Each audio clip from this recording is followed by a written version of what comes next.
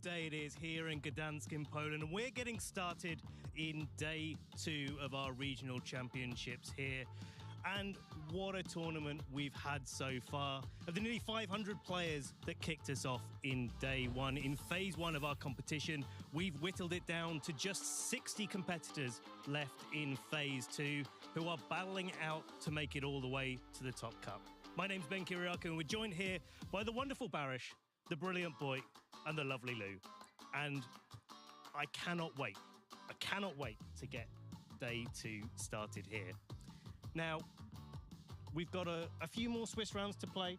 We've got a few more competitors to whittle out. Then we're going to be going into our top cut. And that is where we get to decide who is going to be our Gdansk regional champion and fill in yet another spot on that regional championships graphic.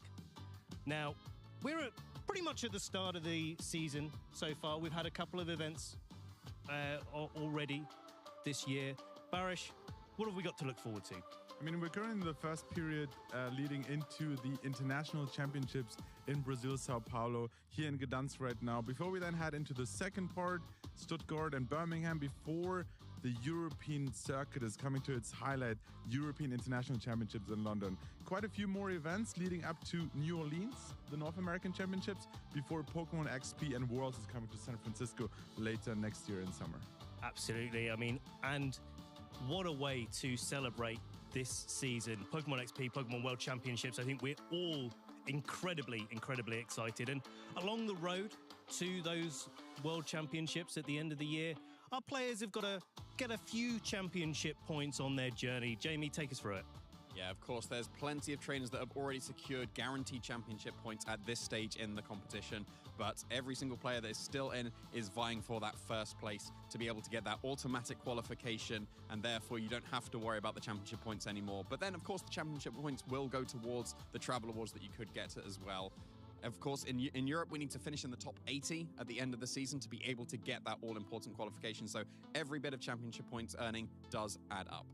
Unless you get, of course, one of those direct invitations, and that is really something that all of our trainers and all the ones that we've crowned champions so far will be able to sit a little bit easier across the rest of their season. Lou, it's not just championship points on the line, though. We've also got a lot of prizes up for grabs. I think that's one of the wonderful things as well. You can get your championship points, you can get your glory, but you can also get some incredible prize money as well. In addition to being able to take home a few pennies, you can also take home some booster packs. And regardless of what game you play, whether it's the Pokemon video game, Pokemon trading card game, Pokemon Go, everybody loves getting a booster pack, opening them up, and hopefully collecting one of their favorite Pokemon. Yeah, it's so many packs. And I think we can all say pretty comfortably that we love a good pack opening session. Oh, yeah. Whether it's just for yourself or whether you're gifting them to somebody else, it's always a fun time. And with that, let's see who of our players have made it into phase 2. Barish, who's sticking out on that list to you? I mean, you mentioned that we already cut it down to 60 players. These are some of the notable players still in competition to take the title on Championship Sunday here in Gdansk. We've seen Juan Salerno yesterday finishing with a 9-0 record, already qualified for the top cut section. All the other players with 8 or 7 wins at the moment, they're still eyeing to get that 9th win eventually to make it into the 8th symmetrical top cut. Yeah, and of course, we've still got Federico Camporesi, our previous Gdansk regional champion in last season, also at an X&1 record, doing very well, and will be one win away from being able to secure his place in that top cut. Yeah, I'm really looking forward to maybe being able to catch some of the action Simone Sanvito is throwing out there on the stage. A trainer who in previous formats, I believe even at international level, has been well versed with Alolan Ninetales. And as I hear it from some trainers who've worked with him yesterday, Alolan Ninetales is going to be a key piece for Simone's potential success, and I want to see how he's working with it. You know, I'm always down for a bit of Alolan Ninetales action, personally. It's one of my favourite Pokemon, for sure. Let's have a little bit of a recap, though. Those are the players that made it into phase 2 of our Swiss rounds. But what about day 1? Barish, what are you thinking as your highlight from day 1? We talked about a few highlights yesterday, but I want to point out that there were quite a few people involved in making sure that we can announce the new regulation on stream. And seeing Boyd, Jamie Boyd actually announce it on stream was definitely one of the highlights from yesterday. That was going to be my highlight. Yeah, no, you can still have the highlight, Jamie. I was very proud that I was given the honor of announcing that we are returning to Regulation F after we have concluded in Stuttgart with Regulation H. And I'm really looking forward to that because that was one of my favorite formats, going through all of them all the way up until J. F was right up there, so I'm really happy. I'm still happy with the current format, I'm not going to lie. And day one, the thing that stood out for me was the inspiration. Because I think once a format's had a couple of events, people start thinking, oh, it's going to kind of mellow out. We're going to just see the same Pokemon again and again because people have figured out the good stuff. But Europe is showing that there's still room for inspiration. We saw a Blaziken, we saw an Executor. And so for me, I'm really looking forward to seeing if that day one magic can carry over and have the consistency in day two. Definitely. And you know, thinking about our players in phase 2 that are going to be trying to take it all the way, my question is, we were talking about this at breakfast, and Juan Salerno has got a little bit of a reputation for saying, hey, this player's going to take it all the way, and that player doesn't quite manage to convert it, but obviously they've had a great tournament so far. So my question to all of you guys, will Juan Salerno at 9-0 take it all the way? Oh, it's a really difficult call to make, but I've seen him play yesterday twice on stream, and his play is just immaculate. He's in top form, so he's definitely a top contender, not only to Top Cut, which you already did, but also take it all the way to the finals. We got one yes. See, I'm going to try and intentionally commentator's curse and say no, he's not, because then when he does, Opa, bom dia! Salve Alexandre! Tudo bem contigo, cara? Desde já um ótimo domingo aí pra você. Bom dia aí. But I think I'm going to say no because I almost want to see the redemption arc then at LAIC. Being like, no, couldn't get it in Europe, but on the Latin America international stage, he can maybe take it all the way. So that's the law I'm trying to make happen.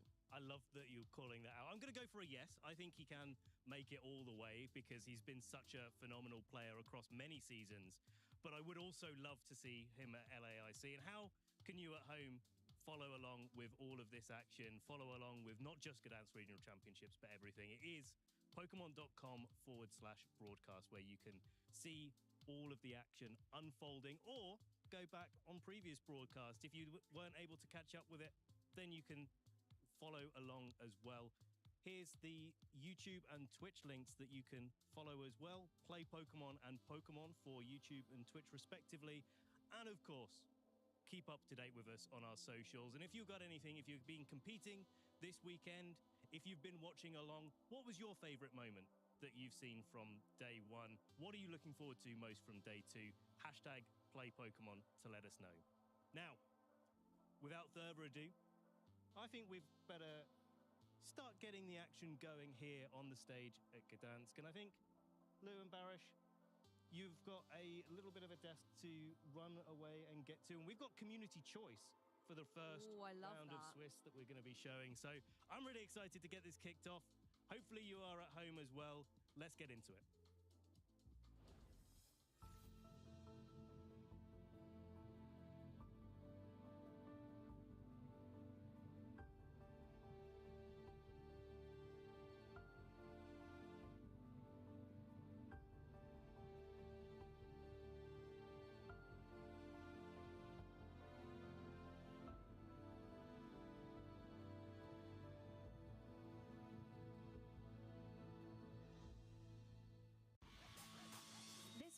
The 2026 Regional Championships are bringing the electrifying action of Pokemon Scarlet and Pokemon Violet to the global stage. Top trainers from across the world have gathered to compete for a share of over $125,000 in cash prizes, travel awards, and the all-important championship points that could secure their spot at Worlds 2026 in San Francisco, California. The journey to the top is a true test of skill and strategy. This two-day event kicks off with Swiss rounds, where trainers face off in best-of-3 matches using an open teamless format. In this format, each Pokemon's Terra-type, ability, held item, and moves are fully visible to the opponent, making every decision crucial. To advance to Phase 2, trainers need to rack up total match points to exceed the threshold for their division. In Phase 2, the pressure intensifies as the remaining trainers face off in more Swiss rounds to determine who advances to the top cut. After all Swiss rounds are completed, the top 8 competitors, plus up to 8 additional competitors with the same number of match points as 8th place, will advance into an asymmetrical top cut single elimination bracket. Win and you move on. blues, and your journey ends. Only one trainer will rise above the rest to claim the title of regional champion. Who will etch their name into the history books this weekend? And who will punch their ticket to Worlds 2026 in San Francisco? Don't miss a minute of the action. Stay tuned all weekend long to watch the battles unfold live. To stay up to date on future Play Pokemon events, visit championships.pokemon.com. And there we go, like magic, we're from the couch to the desk, ready to kick off day 2 and the rest of phase 2 here at the Gdansk Regional Championships. I'm Lou Akjosh-Kromi, and I'm joined by Barish Akjosh to continue all the incredible Pokemon action that we got to see yesterday, and I am sure will continue into today. Oh, I'm so excited for Championship Sunday. Sharing a name, but now also a desk with you here is really exciting. I'm looking forward to bringing all the action to you at home to give the players the stage they deserve. I think that's the most magical thing about Championship Sunday, because as Ben was saying earlier in the intro, we had around 500 players yesterday. Now we only have approximately 60 remaining. And at this point of the competition, every single round counts. That competition count is going to get lower and lower and lower until we finally can crown our champion at the end of the day. Yeah, we're here in Gdansk, and players are currently competing in the 10th Swiss round. Before we will have a community choice for the 11th round. There's going to be a win and in round. The winner is making it into the asymmetrical top cut, and then has the option, has the chance to take it all the way and crown the champion this weekend. And you can feel the change in that atmosphere, right? Coming into day 2, you had a grueling day yesterday, so many Swiss rounds. You had to be able to have that endurance, that resilience, and that strength to be able to keep going through every single battle with your Pokemon by your side. And now it is that final test, a few more hurdles to be able to try and make it into that top cut.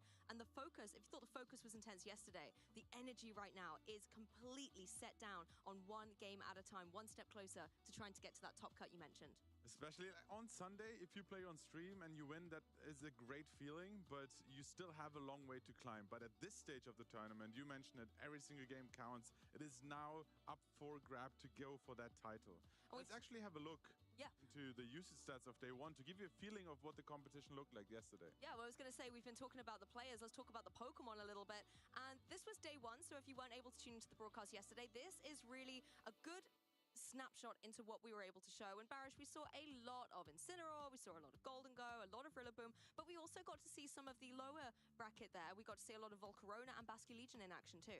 Yeah, I really liked how towards the end of the game, end of the day yesterday, we actually featured a game with the Choice Scarf, Adaptability, Basculegion. And the Volcarona setting up for Quirrell dances, like finding the right positioning against the Annihilate as well. So there was quite some action like beyond what we see in Incineroar, Golden Go, Rillaboom, and also the Dragonite and Blood Moon Ozaluna, of course. But on the other hand, I was just going to mention that we've seen quite a defensive playstyle from like the top 6 Pokemon, but then we've also seen Juan Salerno take on a very unusual team composition in his opponent with the Blaziken and the Primarina, and he showed us that with your Sneasler, and especially if the opponent doesn't have Intimidate, if you position it right and get a Sword Stance off early on, you can actually sweep through the opposing team as well. So you have all the offensive capabilities as well. I think as well, one thing we discussed yesterday in comparison from day 1 to potentially day 2 was the concept of that Pelipper, because we see Pelipper and Basculegion paired together quite a lot in order to have that weather mode set up on the field. But what we noticed in a trend, for example, in Lille, when we moved across to like day 2, Pelipper disappeared, but Basculegion was still reigning supreme. So I'm going to be very intrigued when we're able to get that insight into day 2 about how much that usage stat is going to shift and which Pokemon are going to be able to make it, whether or not they have the right partner Pokemon by their sides. I mean, you can assume that the top row will stay very similar, and then maybe in the lower half we will see a few changes in day 2. Actually, let's have a look at the usage stats. And that's what I mentioned. I think we saw a swap of Dragonite and Sneasler here.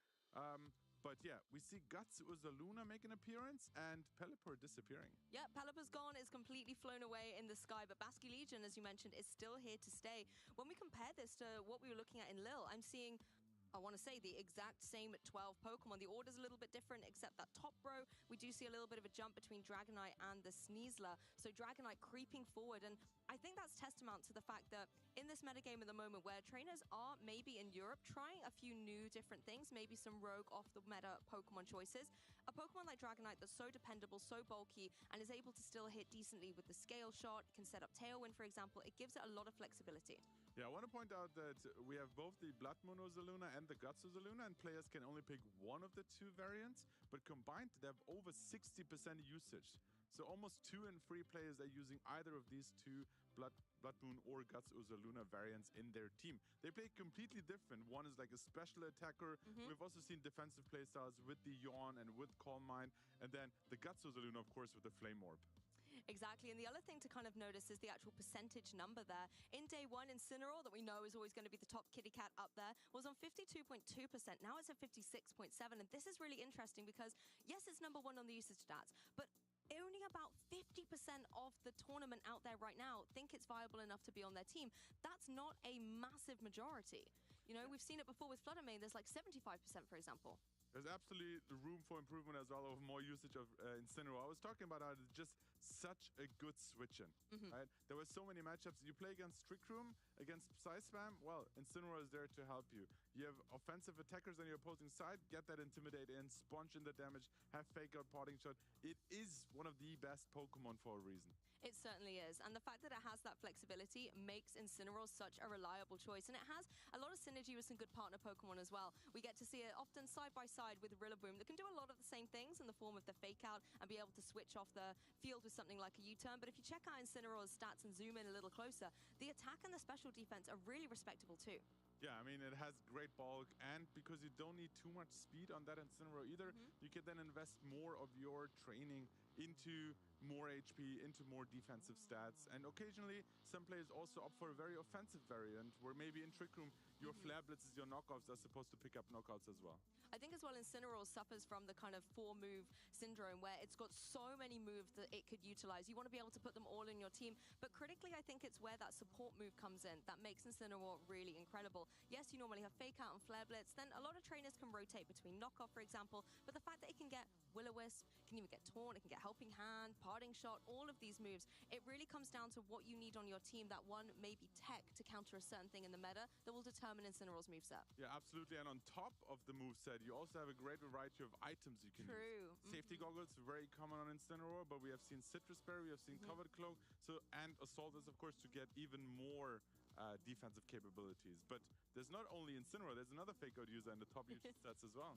Yeah, that Rillaboom, as we said, we often see it side by side, rotating in, out with that Incineroar to be able to keep fake outing the opposing team. And Rillaboom has some really good stats as well to be able to back up its supportive capabilities, that attack stack. I mean, we saw yesterday, Wood Hammer, particularly in the terrain, being able to use that grassy terrain to boost up the grass type moves, could be devastating. I think we saw one go into a Nulla Rillaboom and it did over 50%. Yeah, I mean, what separates the good from the very good Pokemon is on top of decent base stats, you also have a great move pool variety, and of course an ability, Grassy Surge, setting up the grassy terrain, helping you support your whole team by healing every single turn. And Rillaboom is so great at that. Not only does it often have, like you say, the grassy terrain to get that HP recovery, we often see it rocking the Assault Vest to give it extra special defensive support. Critically as well, the synergy it has with Pokemon like Ursaluna, and we saw a lot of Blood Moon Ursaluna with the leftovers yesterday. When you've got the Rillaboom on the field, you can get grassy terrain recovery, you can get leftovers recovery, you can invest naturally into the bulk of Ursaluna, and a lot of players were then keeping Ursaluna on the field, going for protects, alternating, to be able to use Rillaboom's support to get all that HP back up. Yeah, I've seen, I think, one Blood Moon was gonna go down into the yellow, and then over like 3, 4, 5 turns, it was back in the greens easily, and then sponging more hits, especially if you then manage to get a Yawn in, you will naturally want to protect anyway. Opponent might have to switch or fall asleep, and you just keep recovering HP. So that's definitely one of the more defensive play styles. One more thing about Rillaboom I want to point out is how in the past, it was also using pivoting options with the U-turn. Yes. But at the moment in the metagame and how it chased, having Golden Go and Incineroar and also the Sneasler, high horsepower is actually a great choice. That's very true. You want to be able to have that diverse move pool, and having a ground type option on your team is great for those Pokemon you've mentioned. But we also see a lot of defensive terrestrialization, and that often is that fire variant. So being able to have a Pokemon that maybe is a water type, let's say, and would be weak to your Wood Hammers, and then it terrestrializes and they think they're safe, and then you can go for that high horsepower and still get that damage out on the board. Yeah, and also like both offensively with the high horsepower and then your own defensive Terra and Terra Fire as well, taking fire hits, taking the Flare Blitz from opposing Incineroars as well, just has both like offensive and defensive capabilities. Yeah, and you mentioned Sneasler as well, which is another Pokemon I want to highlight, because we've really looked at these supportive Pokemon in the Rillaboom and the Incineroar, but Sneasler is one of those big, heavy hitters. Look at that attack stat, but critically look at the speed stat. Yeah, I think Sneasler is a really interesting choice where throughout the years of using it, throughout the metagame shifts, originally Diaclaw, a new... It was everywhere. It was everywhere. And every player was like, it's such an interesting move. I'm going to roll the dice. I'm going to use Diaclaw. But eventually, players have realized once you actually look beyond Diaclaw, you see that apparently the Grassy Seed, Sword Stance, Acrobatics, and Close Combat seems to be even causing more problems to opposing teams. I mean, we've seen that a lot yesterday as well. You know, a lot of these trainers going for that Terra Flying as well to be able to get the extra boost to Acrobatics as the Grassy Seed. With that Rillaboom we mentioned earlier, another good partnership here, activates that defense boost and then obviously unlocks, you can see it's Unburden ability there, which makes its speed doubled once it doesn't have that item in play. Yeah, Unburden, one of great abilities, especially if you can immediately activate the Grassy Seed with that Rillaboom on the field. Some people also keep it for the late game where they have Rillaboom and Sneasler in the back and then switch them in eventually, get the defensive boost, get the speed boost. If you then also with Fake Out support get a Sword Stance up, you're like boosted like offensively in your speed stats and defensively as well. I'm glad you mentioned boosting stats because that was something that really stood out to me yesterday.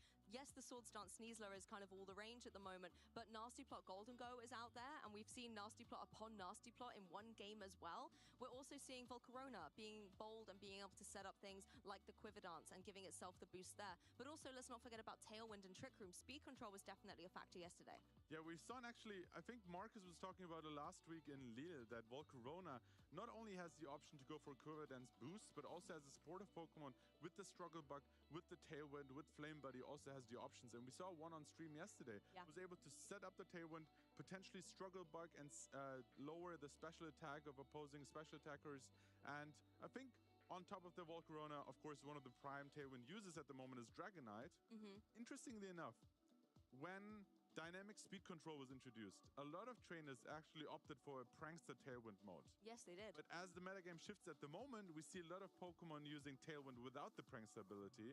But thanks to their like natural fast speed, or maybe after a Scale Shot, they outspeed certain Pokemon. It's interesting to see the development, how non-Prankster Tailwind also plays a big role now.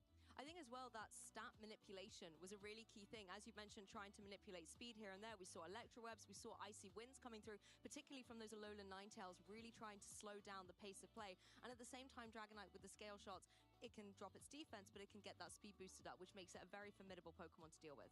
Dragonite very interesting with the loaded dice, with the Scale Shot, 4 to 5 hits, boosting your speed, lowering your defense. We saw how that played a role last weekend as well, where after 1 or 2 Scale Shots, suddenly Wood Hammer from Rillaboom that is double resisted still deals a lot of damage, and with a critical hit managed to actually take out that Dragonite in an endgame. I mean, we're talking about Pokemon that are going from one level to the next. Juan Salerno, a trainer who we were saying on the couch earlier was 9-0 coming into today. Formidable. Guess what? He's now 10-0 as well. 10-0? What an incredible run. We can take a little bit of a focus here. Juan has come over from the Latin America region and is really taking Europe by storm. I'm completely shocked. Especially he was playing back-to-back regionals. He was in Lille last weekend. He didn't do quite as well with a 5-3 record. Being able to bounce back, make it to Gdansk, go 8-0 in phase 1, win your first round of phase 2 on Saturday, guaranteeing a top cut spot. But now he's like, I'm not just want a top cut. I want to make sure that I'm straight into the top 8 competition with a potential bye in the asymmetrical top cut. And look at some of the trainers he's had to go through. And this is actually really impressive. Round 6, Emanuele. Round 8, Federico are 2 regional champions so far on the European scene. He's taking them down one at a time. And I really do think this shows that he's on a tear to be able to put his face on that graphic next to those 2 champions that he's taken down in this tournament. I like the great variety of teams he had to face as well. We see the Sun competition. He just played against another Sun. He actually also played against the Blaziken that was on stream yesterday. Yes. We saw Sun. We saw Hail with the Alolan Ninetales. I think there was a Pelipper in there as well. There was a full Trick Room team that he featured on stream as well. Yes. So it looks like he's well prepared into the whole metagame. Honestly, being able to take down in Swiss Round 10 Federico's team, that is that Charizard and Torkoal combination that Marco Silva was able to win LAIC with, and Federico, the reigning Gdansk champ, is running in this particular tournament, shows, as you said, how well-versed he is with the meta. If he can take down that team that I think currently is tipped to be the one to maybe take it all, that surely puts Juan in such a fantastic position. I want to see how much further he can take it surely throughout this weekend. But there's quite a few other players in Day 2 competition as well that are still looking for that one final win to make it into Day 2.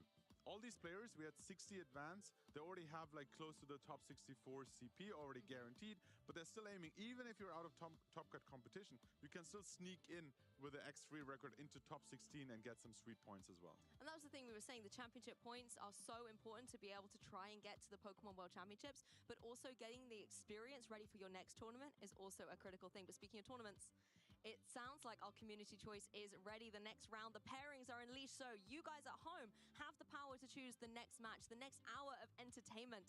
Oh my goodness, I see a Gyarados Barish. That's already just drawn my eyes straight away by Arian's team here versus Robert with that Alolan, not the Alolan Executor, it's just a regular Executor, but really great to see it on that hard Trick Room team. Yeah, we saw, I think, the Executor yesterday on stream as well, so it's really interesting to see that Robert took it all the way to win and in. We have not only the Gyarados, but also Klefki on Arian's team, but we talked a lot about Italian players yesterday. We featured a lot of them, but there's 3 Titans on the left side with Flavio, international champion, Francesco doing really well, and Marco as well, like all still in competition here. I don't think we have mentioned Marco at all this weekend so far. Yeah, Marco kind of went under the radar a little bit yesterday. You know, obviously our Lille regional champion from just last week, already doing incredibly well, and is also rocking that team that he won the Latin America International Championships with. So great to be able to see him having such a throwback to a team that we know he's confident with, he's so well versed with. That might indeed be an interesting one, particularly against April's team. Yeah, April, I mean, rocking that Skeledirge here.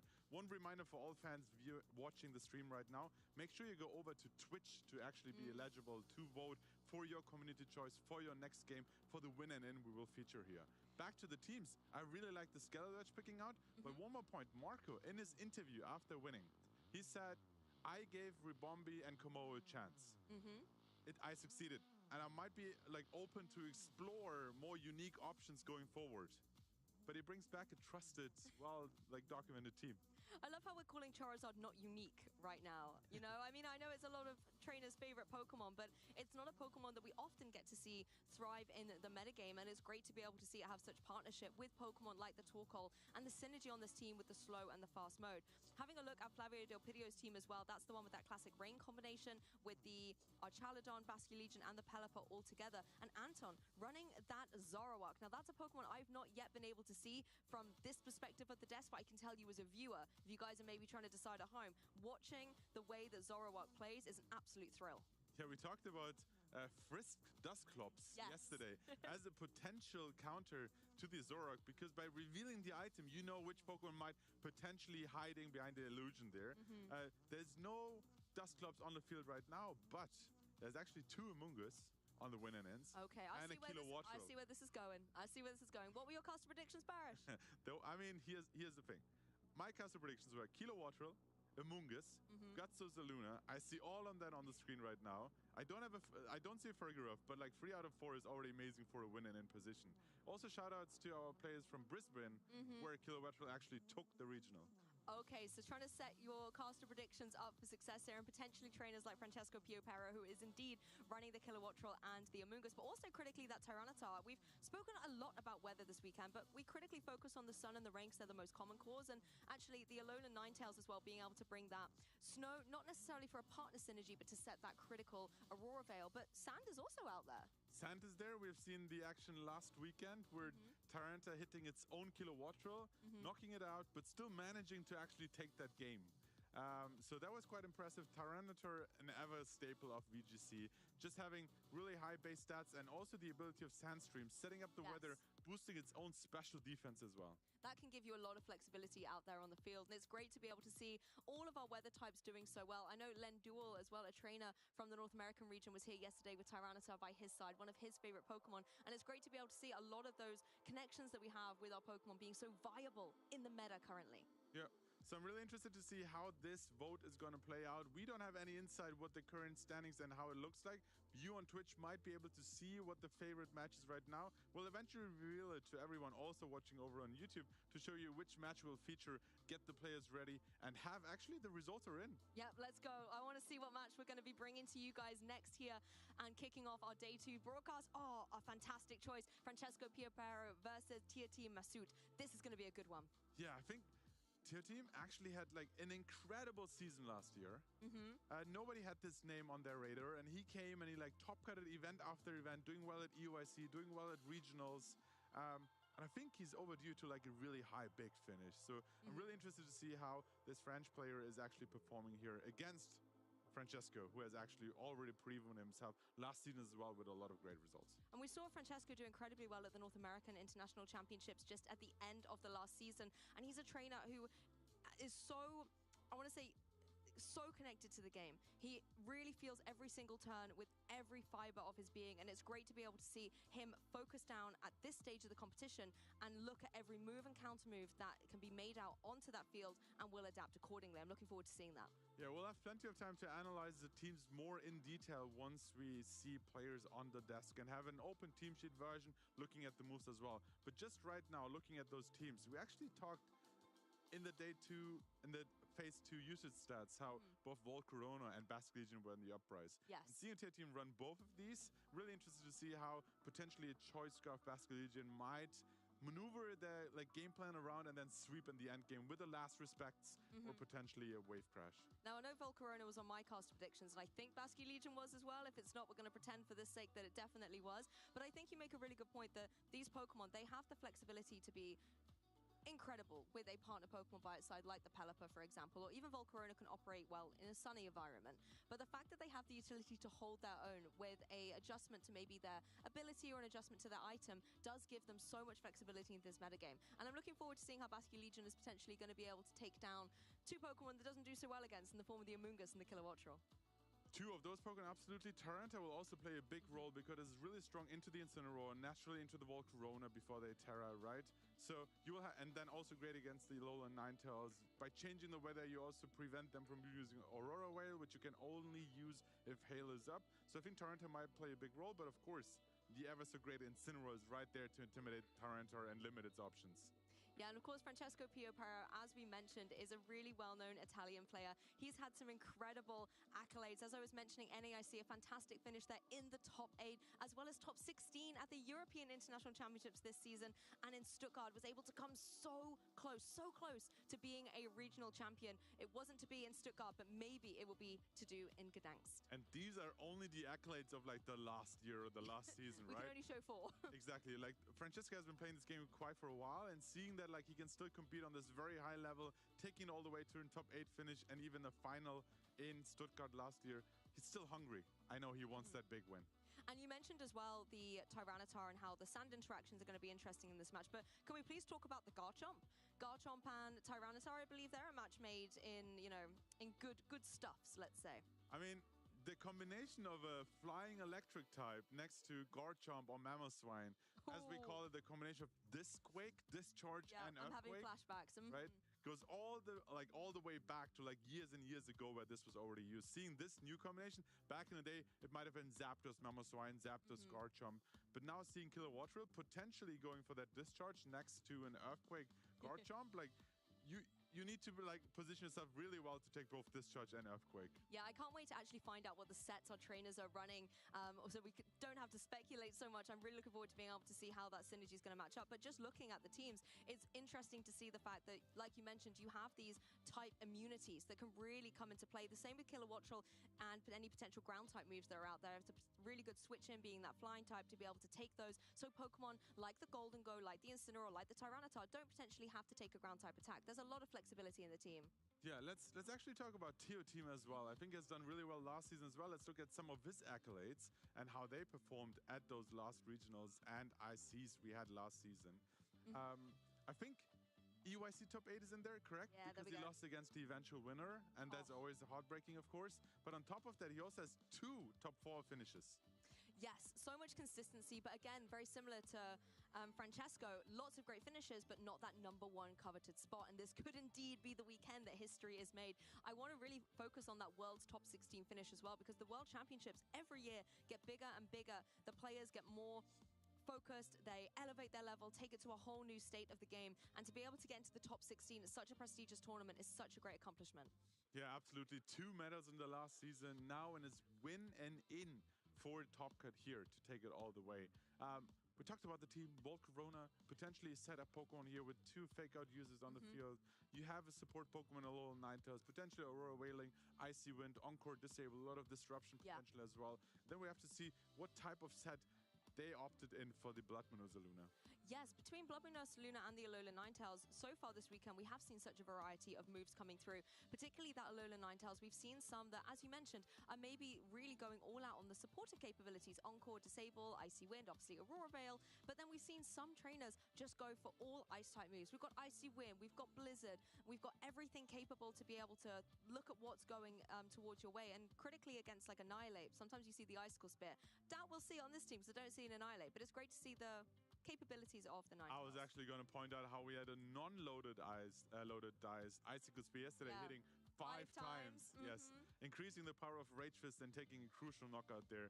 Potentially not on this team, but yeah, there's like a lot of variety of ice moves. Some trainers also go for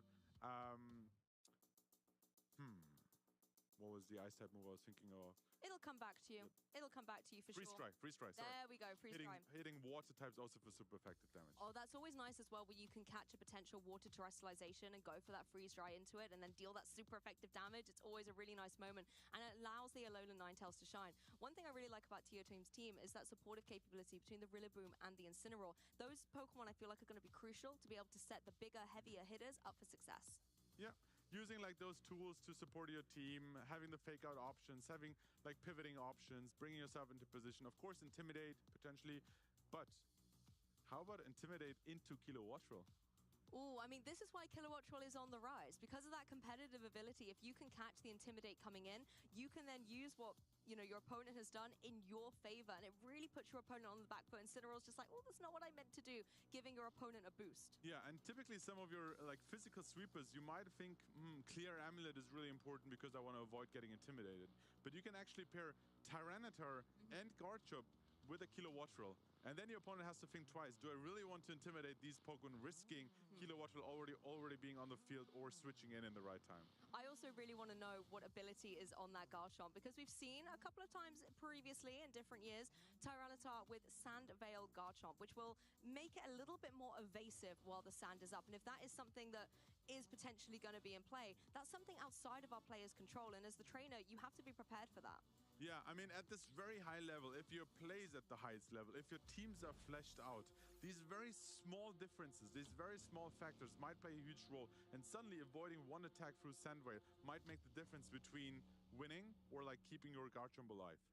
Yes, and both of our trainers, you can see, are now seated and ready on the stage, focused to try and get into this next round match, because everything is at stake for them. They want to be able to keep these records as pristine as they can as they go through the competition. They want to be able to become the Gdansk regional champion. There's a few more matches to go. There's a lot of pressure, a lot of eyes on these players right now as they prepare for their win and in here in the Gdansk regionals. But of course, we have seen their accolades. We have seen that they've played on the biggest stages of the world, at the World Championships, at the ICs, finishing top 8, making sure you've been featured on stream before. You know what it feels like. You know, this calm moment. You know, the casters are currently talking through the teams while you get ready for last thoughts. How do I approach this? Do I play the game? Do I play the player? Buenos dias, chat. Vamos começar aí com o time do nosso mano. Peraí. Aparentemente para mim. Yeah, Life Orb will increase the damage, and if you can avoid any intimidate actions through that competitive ability, you're free to just spam those earthquakes, break claws, and stop intentions. Francisco, né? One of the big winners of characterization. Why is that? Incineroar, Save de Goggles, Goldengo de Metal Coat, Kilowatt de Faculdade, Tiranitar de Assault Vest, Among Us de Citrus Berry e Garchomp de Life Orb. Esse é o time do nosso querido Francisco Piopero. Beleza? Bom dia a todos aí desde já. Um ótimo domingo a todos e vamos começando os trabalhos. Yeah, it's really hard to beat. There might be a potential that Tio Team is like, I will set up my Volcarona. I know you have a very high Agora o time do mano Time Assault. Temos Incineroar de Safety Goggles, Volcarona de Gracide, Basculégio de Choice Scarf, Alola Ninetale de Foxsash, Ossaluna Blood Moon de Leftovers e Rillaboom de Assault Vest. Primeira partida aí do dia, gente. Let's go aí. unleash that Terror Vamos ver o Blast que nos into Pokemon like the espera. Garchomp. Doesn't want to take that damage. Pokemon like Tyranitar and Incineroar not necessarily going to appreciate it either. So it does have a lot of flexibility, particularly if Equivalent is up. Yeah, that's one option. I'm really interested to see Basculegion. I talked about how it's a late game sweeper. You bring it in the right moment towards the end. Last Respect increases damage as your opponent takes out more knockouts, so that's obviously a late game option. But thanks to the new move Flip Turn, you can also lead it Flip Turn out. We saw how on stream yesterday, a Flip Turn crit into an Incineroar actually brought the player in such a driving seat from the beginning. It does give you some flexibility to maybe go, I want to leave with Basculegion, but if it doesn't go right, I have a plan B to Flip Turn out of that. But it looks like our trainers are locked in and ready for this game. Give it up in the chat for Francesco and Tier Team as we kick off day 2. We're going to see the Volcarona, Basculegion front Basculegion, and center out there for Tier Team. Kilowattrel e And Incineroar. the Incineroar are out there for Francesco. I think a phrase you guys coined yesterday was fake outable, and like this Basculegion, thanks to the ghost type, is not fake outable. You can just go forward Flip Turn into either of these Pokemon, potentially break the sash, but also cause a lot of damage despite being intimidated into that Incineroar because you have the adaptability ability as well. Yes, exactly, and that does give the Basculegion a lot of presence on the field right now. If you're Francesco, as you said, if you want to go for that fake out, it's going to have to be down into the opposing Volcarona, maybe try and stop something like Equidance from coming up. But critically, you could also maybe on your Incineroar try and get some damage out here. Yeah, I'm wondering how Tier Team is planning to overcome the potential speed control option in Tailwind and Parting Shot here. They could just set up Tailwind, have the speed advantage, and with Parting Shot, bring in any Pokemon of your choice. But we see defensive play with the Protect here. Yep, Kilowattrel not wanting to take any unnecessary damage in this turn. Maybe going to try and go for some setup in the next one. But straight away, we're actually just going to see the Basculegion get a one-hit KO. Not messing around here in day 2, phase 2, with that Wave Crash. A lot of damage going down on the board. It takes a bit of recall, but I think it was worth it. I mean, oh, what a great turn. You get the KO with the Wave Crash. You don't even use Flip Turn, straight for the knockout and get Equidance up as well, punishing the defensive play here. I mean, that was kind of risky there for the Basculegion. This Kilowattrel's running Thunderbolt. It could potentially have maybe got some damage off onto the Basculegion, but what a fantastic opening play by Tier Team. And now you have to wonder, that Volcarona is boosted. Fire moves into Mungus, not what you want to see. Wave Crash, Fire, like Heat Wave, is a great option to either of those two options and can take out potentially the Amoonguss. It might force it to Terra or even the Kilowattrel. Kilowattrel can't protect this turn either, so it's really susceptible to a double up here. Can't easily switch either because nothing wants to take a Wave Crash Heat Wave combination. The Kilowattrel is also running that Focus Sash, so as you mentioned, it can be doubled up into in order to get the KO, but that does then leave the Amoonguss free to go for something like a Spore, maybe try and put a Pokemon like the Basculegion to sleep. It would be a little bit difficult, but Basculegion, it's locked into that Wave Crash, realizes this isn't the time to use it. I want to maybe come back in and do the late game sweep, as we know it so well first win, and instead Rillaboom's going to come on. This is perfect. We're going to activate the Grassy Seed on the Volcarona. We're going to see how they might convert this early lead into the win. We see a defensive boost, which against Kilowattrel and Amoonguss won't play a big role, but it's always great to start boosting up even your defensive. There's defensive play with the Protect switch in. You're immune to potential spores, and I guess you don't really expect an Air Slash, but there is the read on the Basculegion. Yep, Air Slash comes through, gets some decent damage down onto that opposing Rillaboom, so it is not able to get in unscathed, but that Protect really paying off, keeping the Volcarona in play as the Amoonguss was unable to do anything here. We talked about Rillaboom being bulky, thanks to the Assault Vest. Espera aí, gente, já volto. Rapidinho. 50%, not even half of the damage here, so there's an easy fake out and potential Quiver Dance or an attack here for Tier Team. Let's see how this play turns out. There's the Heat Wave, fake out Heat Wave combination. Brings both Pokemon down to 1 and 2 HP respectively. Honestly, Tier Team and these Pokemon are on a rampage right now. A lot of damage out on the board. Of course, that Focus Sash is going to keep the Kilowattrel in play, but look at the wings slowing down. It's tired. It knows it's on its last legs here, but it is able to get that Air Slash down into the Volcarona. Just put a little bit of dent and damage in there. Of course, Amoonguss unable to move this turn thanks to the fake out, but it's in a very precarious position going into this next turn. This is such dominant positioning, dominant play here, and Francesco sees the writing on the wall, says, there's no way I'm coming back into this game, forfeits, and Tier Team is the winner of Game 1. I mean, what a commanding start. I'm still not over that Basculegion. We kind of spoke a lot about how Incineroar slows down the pace of play with a fake out. We talk about how the Basculegion is in a position where it can flip turn out of there, and it went completely off script, and it was fantastic to see the dominance of Basculegion. I'm still absolutely speechless. What a monumental turn. Was there any way for Francesco to come back into that? that, do you think? I'm thinking at the moment, Choice Scarf, Basculegion naturally not the fastest Pokemon. And I do wonder, is there a potential that this Basculegion is actually adamant and threw off the calculations of Francesco completely, where it's like, thanks to Intimidate and against the Jolly Basculegion, I might be able to take a Wave Crash after Intimidate, but if it's adamant, like, it might throw off those calcs. And of course, then it also might be slower than the Kilowattrel as well. So there was quite a few options how turn 1 could have played out, but that defensive play was punished perfectly. Yes, and I think that's a really great kind of example of how game 1 is still very much an information game. You have open team sheets, but you're not privy to how the trainers have trained these Pokemon specifically in more natural offensive or speed, for example. And if Francesco knows his calculations, he will now have that information to hand and will be able to utilize it going into game 2. Do you think we're going to see a change in the leads?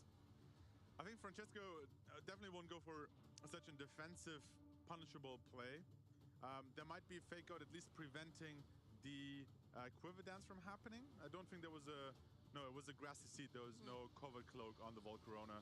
So potentially preventing the setup, because after that Quiver Dance, you were faster than the Kilowattrel, and Air Slash could no longer flinch you. Not only did you take it better from a defensive perspective, but you were also faster and couldn't flinch. That was also a play. So preventing at least a Quiver Dance, and then trading maybe a Tailwind against Incineroar, that already changes the pace of the play. I felt for Kilowattrel there because we know what it is capable of, but we weren't really able to see it utilize those Tailwinds. It couldn't get the flinches, like you said, on Air Slash, but let's see if game 2 is potentially going to be any different. No differences in the leads on Tier Team's side, but Francesco's shaking up, Incineroar's in the back, and Garchomp's out front and center.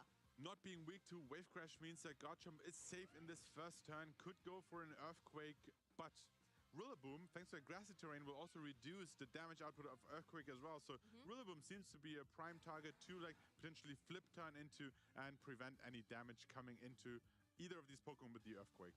Yeah, Rillaboom would be great. You get that grassy terrain set up that activates the Grassy Seed, gives the defense boost to the Volcarona that does have to worry now about a physical attacker in the presence of Garchomp.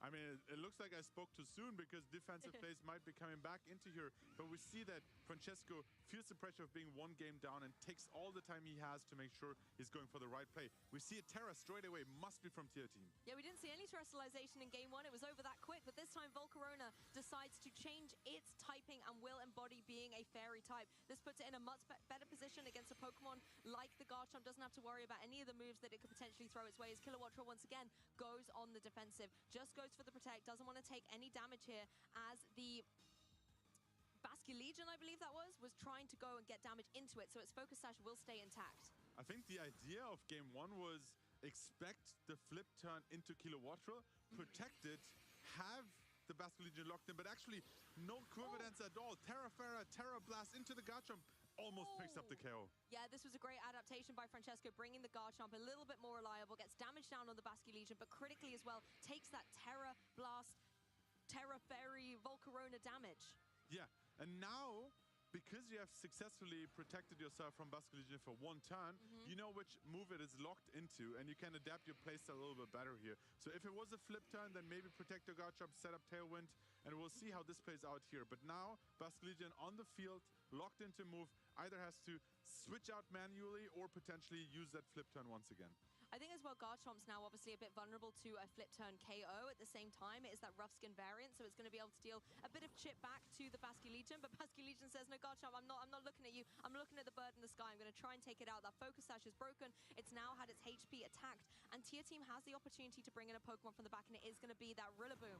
We talked about how grassy terrain will play a big role here in preventing any big damage out from a potential Earthquake. I think the Grassy Seed now, thanks to the Terra Fairy and the Grassy Seed boost, Volcarona is in a prime position against that Garchomp. We see some speed control finally coming to play. Yes, Kilowattrel finally does what it wants to do, gets that Tailwind up as the Garchomp is able to go for another Dragon Claw. There's a decent amount into that opposing Rillaboom. It really cannot touch the opposing Volcarona at all, but that Life Orb recoil is going to be so detrimental.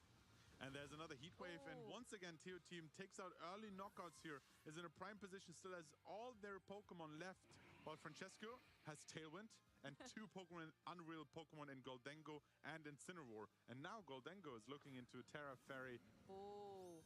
Yeah, I mean, we see this time and time again. You might think, hey, Tier Team's got 4 Pokemon, Francesco's got 2, but this is potentially the tide and turn of the match. Tailwind is up, like you said. Golden Go in a prime position to go for that make it rain and completely rain on Volcarona's parade. Yeah, now the question comes down to, can you make use of your tailwind turns? And looking at the team so far, Rillaboom can protect. Choice-Scarf Basque Legion might be outsped in tailwind as well. So Volcarona has to play defensively. It really doesn't want to take a make it rain. So the question here becomes, can you just go for a fake out nasty plot? And then in the following turn, predicting a protect here, in the following turn, go all out offensive. I feel like you need the nasty plot to be able to keep the momentum, because obviously when you go for make it rain, you lower your special attack by 1 stage. So you need to be able to keep it in a position where it is applying offensive pressure. Yeah, but if Volcarona doesn't go for a protect, just gets the fake out, then it has the option to use protect in the following turn, and then waste another turn off the important tailwind here. Yep, you can then start letting the make it rains lower the special attack and make Golden Go a little bit less of a threat. But we're going to see the adaptation on Tier Team's side, and it does have that flexibility as the fake out does go down into that opposing Volcarona. It's unable to move, and this does enable that Golden Go to go for the nasty plot. It's going to put its special attack at +2. We know it can be hit by fake out in the following turn, but as you mentioned, the protect from the Volcarona could then lower the offensive pressure Golden Go currently has. Yeah, and this is now, like, we're in the mid-game towards the end game, and Francesco really needs to think through his turns to make sure that eventually he can take big knockouts. And I said how you don't protect while you expect the setup, and then you protect to prevent any big actions here. There is the second nasty plot. Oh, Francesco reading this Volcarona like a book, is able to go, you're going to go for the protect. Incineroar can't really do anything to me. I'm going to go for that second nasty plot, because Francesco doesn't have the utility to switch out and reset those drops. You have to go for the nasty plots. Yeah, it's very rare that Incineroar wants to use Parting Shot without being able to switch out, but in this specific scenario, the goal was lower the attack of that opposing Incineroar to make sure that your Golden Go is taking those knockoffs better. Yes, and knockoff, as you can see, Golden Go was able to hang on. It lost its metal coat. That is going to make the offensive pressure of Make It Rain a little bit less, but at +4, I feel like you don't even need the metal coat. Yeah, Golden Go is one of these Pokemon that once it's set up, it ignores the type chart completely. You don't want to face a +4 Golden Go with Make It Rain, even if you're Incineroar. But you know what? Tier Team is like, I like my Volcarona. I want to keep it a little bit longer. Let me switch out here. Yes, and the Rillaboom comes in with that Assault Vest, but let's look at how much damage Make It Rain can do. That's a KO on the Rillaboom, and Incineroar, that's normally able to resist these Steel-type attacks so incredibly well, does go down over 50%. Obviously, the Make It Rain's going to lower the special attack, so Incineroar's going to have to put in some work too to try and enable the KO in the following turn. Yeah, and you see that Flare Blitz into the opposing Incineroar just won't be enough. Going for that knockoff early to get rid of the metal coat to reduce the damage, and now going for a Parting Shot, reset the option to go for a fake out. You can now switch in your Volcarona, potentially use fake out, and maybe set up or go for a heat wave because Tailwind is expiring. Yes, that Tailwind's going to put Volcarona into a better position to apply pressure to the Golden Go. I don't believe Francesco's used Terrestrialization there, though, am I correct? That is correct. Has not used it neither on Kilowatt Drill nor Garchomp, and both Incineroar and Golden Go still have the option to go for that. Let's have a look quickly at what the potential Terras are. Yes, the Golden Go is running that flying Terra type. That could potentially put it into a bit of a better stead against something like the Heat Wave, but the fact that that knockoff still did a considerable amount of damage will make it a bit more vulnerable. I think in a way the grassy terrain from the opponent is helping Golden Go out. Absolutely.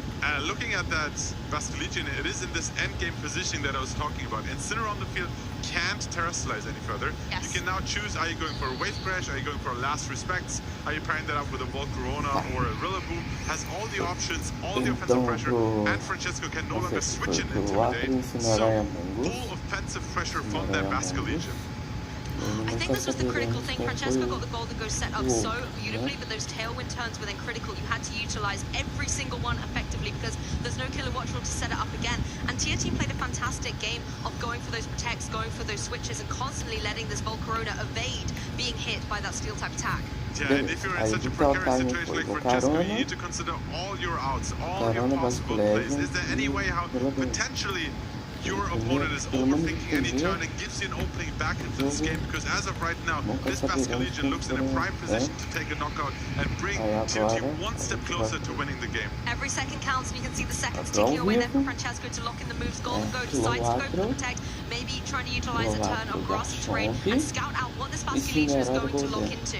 And it looked like it was the Last Respect potentially into the Golden Go, so it was the perfect way because you now have an opening to knock off and take out the the Basque Legion, and you one step Vou closer back parar na into the game. But Basque Volcorona's like, well, if you go for that defensive play, I'm gonna set up Curva Dance here, outspeed you the following turn, and then have very strong heat waves coming into you. Ou seja, Lula Well, nem you said it teve o seu perfectly. The laboratório Incineroar was able de to go for fora. that knockoff. Fell the Nossa, Basque é um Legion. You don't have 2v2, to hein? worry about that choice scarf Pokemon Vamos ver any como é que longer. vai ser isso Tier aqui. team down to the last two remaining Pokemon, but in a similar way to what we saw when Francesco was down to the last two, you've now got the setup on the Volcarona now. It's in a prime position to capitalize on this opening, and you bring in your Incineroar that could go for the fake out to the opposing Incineroar. Here's the opening.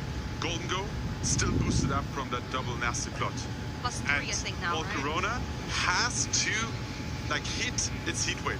Ooh, A okay. potential heat wave avoid just turns the game completely on its head, and thanks to a boosted Make It Rain, it might be able to just take out both these Pokemon and bring Francesco back into the game. We see a terrestrialization.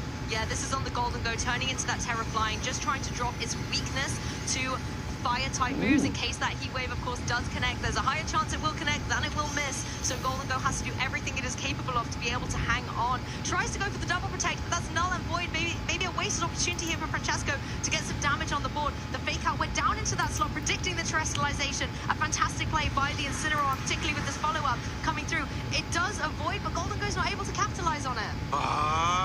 That was A great opportunity missed. such a pain to see that. He went for the defensive play with the double protect into the Terra Flying. Amazing read from Tier Team. Yeah. If there is a defensive Terra trying to not be weak to those fire type moves, I'm gonna fake out that slot, make sure it can't attack.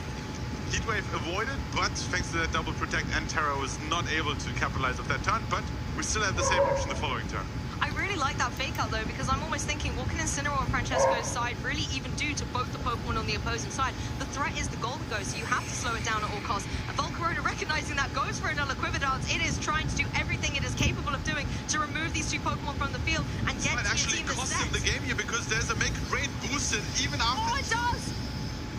It gets the knockout, the double KO, Golden Go reigning supreme. Francesco eating up the energy from the crowd, evening the score. And this Caraca, ele is what conseguiu will bring you empatar. back into a set looking really bad, losing game 1, being behind in game 2. Now the momentum is in Francesco's favor, and he can take this into game 3. But let me talk you through that very end game action. Please do. Francesco failed the double protect. Naturally, one possible play would have been protect again and go for a parting shot to lower the offensive pressure from Volcarona.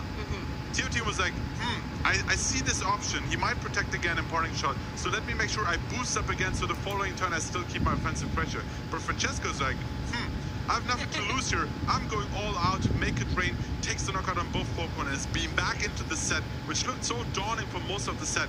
But I think the crucial turns were, what is Basque Legion using? And it went down into protect and took the knockoff to be knocked out. And then how's the endgame playing out? Because keep in mind, Terra Blast might not have been enough to take the knockout, so you needed that boosted heat wave, but that can miss. And then also the parting shot option was there. That came down to one turn in that endgame. One turn decided the match, and you can see exactly what Tier Team was thinking. Hey, Francesco is trying to protect this Golden Go. It's going to go for the protect. I can capitalize on that. But it just wasn't to be. And the Terra Fairy that was, I think, so brilliant in the early game was then so damaging in the end. But I have to admit, I'm so excited because we've got a game 3. I love a game 3. I love seeing these trainers forced into a position where there's one game between them and the next round. And for Francesco and Tier Team, this is it. They're coming out into the leads, sticking with what has worked fantastically for Tier Team, that Basque Legion and the Volcarona. But Golden Go is out with the Kilowatt Roll for Francesco. Yeah, it seems like adaptability on one side and the ability to adapt and change your leads on the other side from Francesco. Changing up the leads with the Incineroar in game 1, Garchomp game 2, and now the Golden Go there. Let's look at this positioning. I think Wave Crash is still potentially causing a lot of havoc here. So you want to make sure that neither of your Pokemon is taking that. So maybe you want to flip turn out first, reposition yourself later. But once again, a potential protect catching that flip turn then allows either Shadow Ball or Thunderbolt to take out that Basque Legion. So you want to make sure you get out if you really want to get out here. Yeah, well, Francesco has protected this Kilowatt Roll in games 1 and 2, but possibly in this game 3 is going to shake things up a little bit. Instead, the protect going on the Golden Go, keeping it safe out there on the field. As the Basque Legion does target down into it. So a Passa fantastic muito defensive play by rápido. Francesco, keeping this Vascular Legion in play as Kilowattrel can go for that tailwind and get the speed momentum up straight away. This is what I was talking about. Setting the right protect, preventing your opponent from switching out might be what is bringing the momentum back in Francesco's favor. There's a heat wave, but Golden Go was protected. Now has a tailwind support. Air Slash is faster than both Pokemon, and you really don't have great switch-ins either. You might go for the Air Slash, predicting a Rillaboom from switching in, but Air Slash and the Make It Rain is going to cause a lot of damage into these Pokemon. Yeah, at least your team was able to break the focus sash on that Kilowattrel and put a little bit of a target on it. But as you mentioned, the speed momentum is so strong on Francesco's side. You can go for that Make It Rain. You then have to even potentially have something like a Shadow Ball to threaten the opposing Vascular Legion. Yeah, so we'll have to see how this offensive pressure now from Kilowattrel and Golden Go is actually playing into this turn and how you want to target. Are you expecting potentially the Vascular Legion to stay on the field and go for another switch, like a flip turn, or is it manually switching out? Kilowattrel actually wants to preserve its option to go for offensive and tailwind capabilities in the end game, so it switches out into Incineroar here. I think this is nice though as well. The Incineroar can get that Intimidate down onto the Vascular Legion and maybe make things a little bit easier for the Golden Go. But Vascular Legion's like, bye, I'll see you later. I'm going to do the hard switch out, and Tier Team can now utilize this opportunity to bring the Rillaboom back into the frame. We've seen this time and time again throughout the set. Rillaboom switching in for Vascular Legion, setting that grassy terrain, popping the grassy seed on the Volcarona to give it that defensive boost. But I wonder if we're going to see some Terrestrialization start coming through. I think there was an opening here because you had so much pressure on the Vascular Legion. You can actually switch out your Kilowattrel, bring in Incineroar, and set up your Golden Go to success here. Yes, and Golden Go is going to take to the skies once again with those balloons and turn into a flying type. It now has the defensive opportunities. It doesn't have to worry so much about those heat waves. It can go for that nasty plot in a safer environment. Francesco would have really loved to see it protect on the Volcarona, but that's not what's happening. There's a heat wave here, not boosted with Quiver Dance, therefore not doing too much damage. One downside of Terra Flying, though, is you no longer get the recovery from the grassy terrain. And it makes you more vulnerable to something like a fake out from that Rillaboom that has just switched in, so you can be slowed down, you can flinch. This could give Francesco the opportunity to go for a defensive play, but at the same time, that enables Volcarona to maybe set up a Quiver Dance.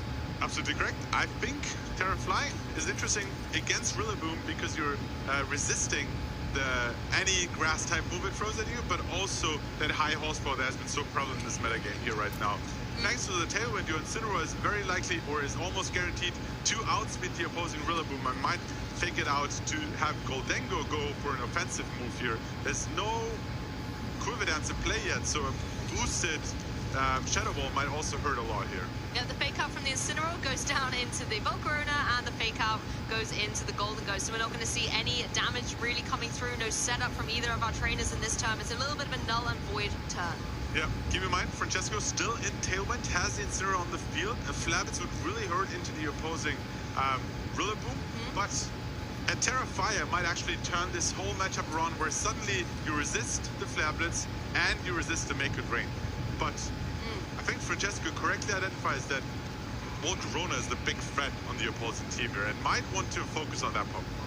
Yeah, well, Rillaboom getting out of there, maybe not wanting to use that Terrestrialization, wanting to preserve it for one of the other partner Pokemon, and Incineroar can rejoin the match. This is a really great opportunity. You can throw the Intimidate down against the opposing Incineroar, and once again a pressure fake out on either of Francesco's Pokemon in the next turn. Volcarona leaving herself exposed to the Shadow Ball that's going to come through. This is going to be a +2, but it's not going to be able to get the KO. Incineroar going to be trying to follow up. Oh, it's not enough! Not enough. That Intimidate paying off so well from one Incineroar into the other. And there's the Quiver Dance now towards the end of Tailwind, getting that Quiver Dance up, getting some recovery, and then being able to boost off those boosted heat waves or potentially Terra Fairy, Terra Blast as well is a great option. Great survival, great switch in from that Intimidate Incineroar as well to make sure that you survive, but at least have a chance to survive the Flablets. Yeah, teamwork, making the dream work for sure, enabling the Flablets to not get the knockout onto the partner Volcarona. Now Volcarona once again in a prime threatening position.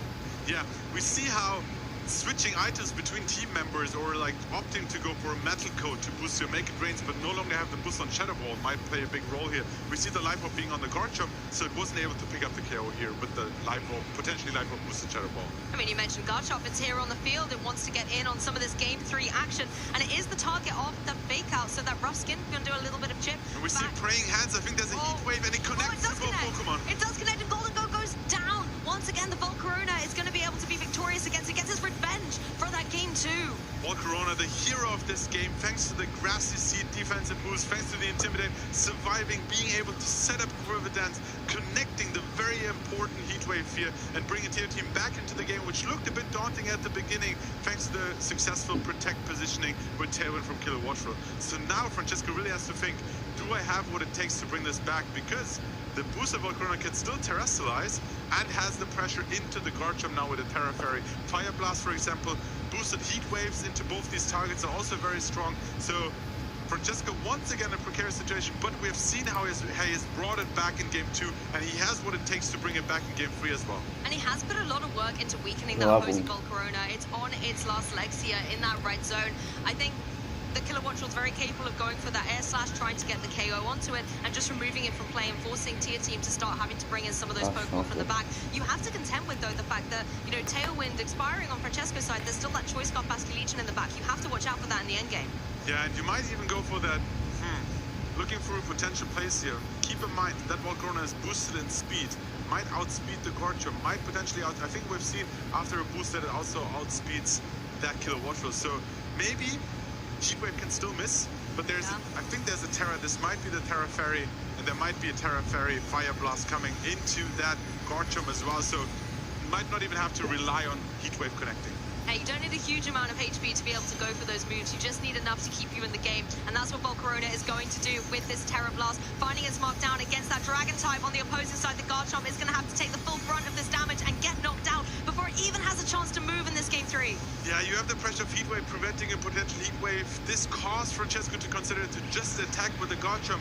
But perfect read from TO Team, going for the Terra Fairy Fire Blast into that Garchomp, knocking it out, and knock off on top of that, Kilowattrel out as well. Francesco down to his last Pokemon in the Incineroar, and this is a very steep hill to overcome.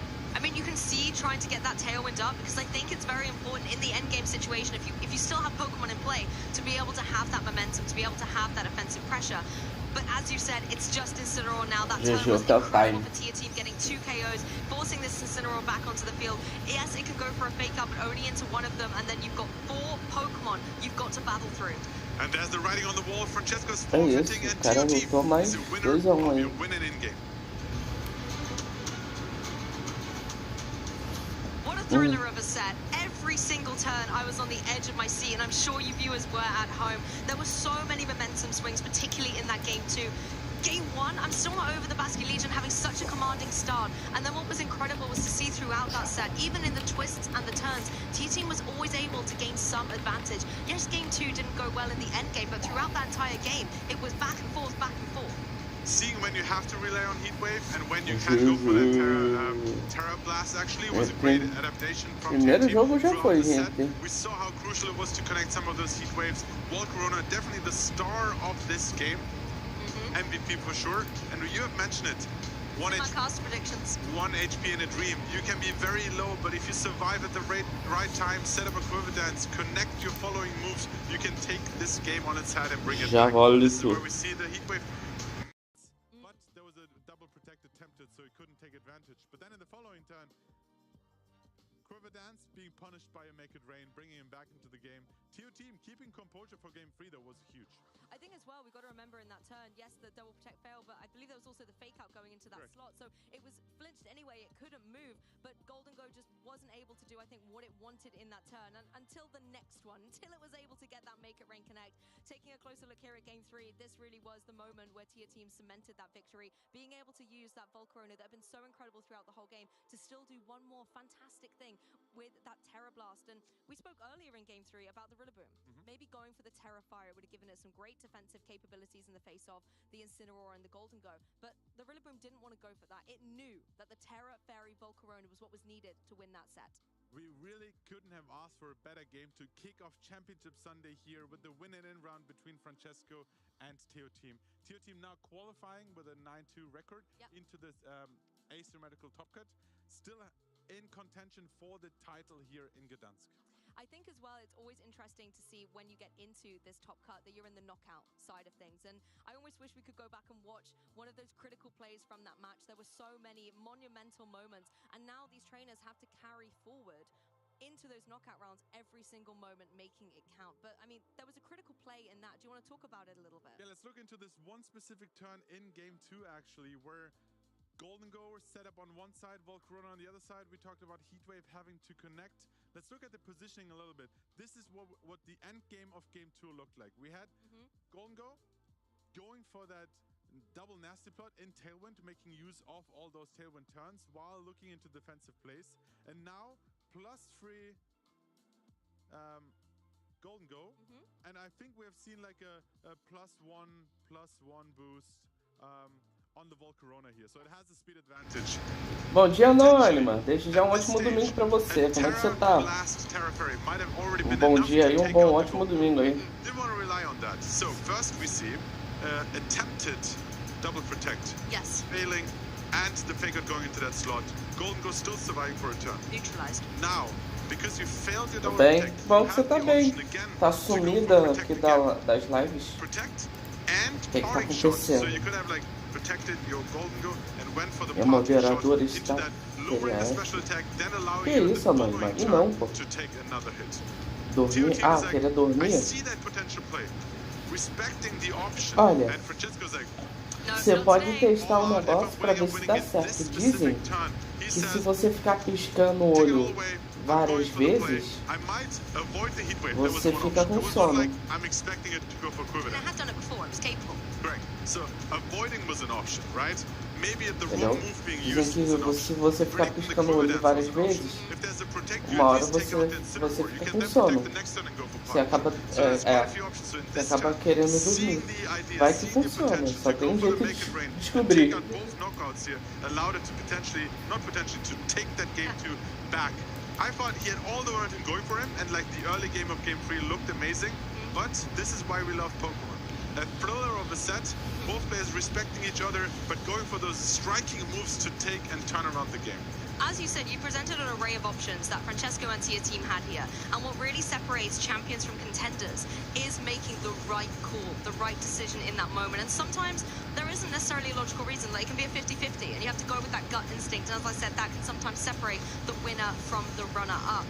I find it so interesting that in the set as well, the setup was so critical on both sides of the field.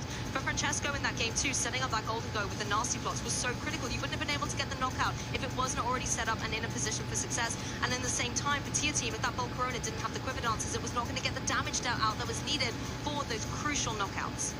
And usually, Volcarona is a great answer to Golden Go because you resist the Make It Rains, and after Quiver Dance, you look really great into Shadow Ball as well. But using the combination of Eu também queria estar dormindo agora, mas tem regional, né? Fazer o quê? Offensive option with the Terra Blast there as well. To then have Golden Go in the back and be like, hey, I can take those knockouts in the end game. Mas tenta dormir, Anônimo. Espero que você consiga bom descanso pra você. There's so much more to discover this weekend. Honestly, that has, I think, really already set the tone for our tournament, and I'm looking forward to seeing every single match we're going to have coming forward. It was great to be able to see Pokemon that we're well versed with, like Incineroar and things like that, but also some of the talking points of the weekend. Basque Legion and Kilowatt Pro, Volcarona really showing what they're made of, and a trainer who was able to showcase what they are capable of doing was Tia team. So I think it's time to hear from him. Let's kick it to the interview. Here we are with our winner of round 11 and guaranteeing their place in the asymmetrical top cut, Tia Team Maso. Congratulations, how are you feeling? Félicitations, comment tu te sens? Je me sens extrêmement bien, surtout que la route d'avant avait quand même assez mal commencé. Et donc revenir et finalement passer en top cut, ça... Ah là je suis très content. I feel extremely good, especially Ah, o since cara last fala, round o cara was fala em francês, a faz bit sentido, hard. né? And now going into top cut, I feel very good. Yeah, you should feel very good indeed. And speaking of very good, your first turn of the game, that was a very good first turn. Like, how are you feeling after getting such a good read on that first go? En effet, tu peux te sentir bien. Et d'ailleurs, en parlant d'être bien, le premier tour, qu'est-ce que ça fait de faire une read comme ça?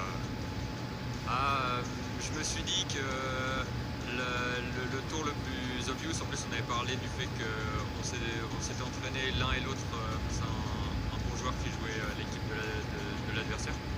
Et donc je m'attendais à ce qu'il fasse il couvre complètement le play le plus obvious.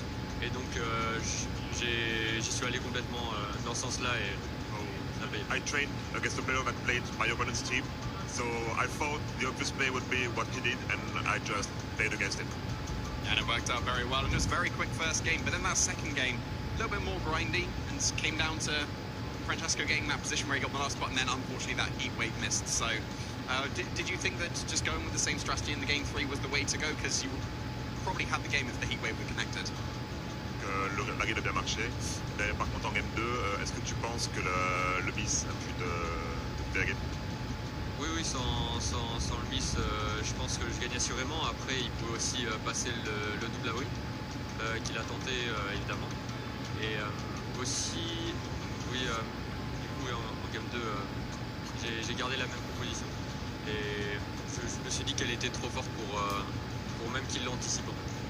So yeah, I chose to keep the same 4 Pokemon for game 2 because it was very strong against this team.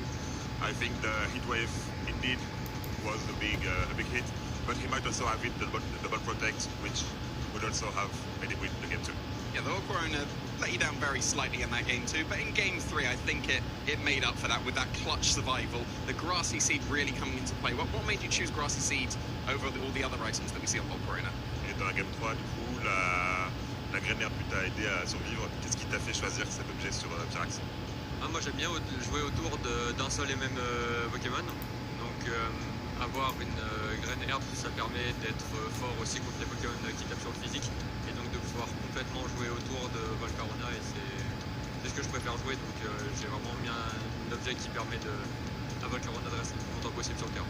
I like to play around one Pokemon, so the Grassy Seed allows me my Volcarona to survive against physical leaders. So that's why I chose it in order to build around Volcarona, because it's the Pokemon I really enjoy to play. Yeah, and it absolutely clutched it for you in that game 3 and got you into the top cut. And congratulations once again. We want to let you go and get ready for that top cut game. So just before we let you go, are there any shout outs that you want to give?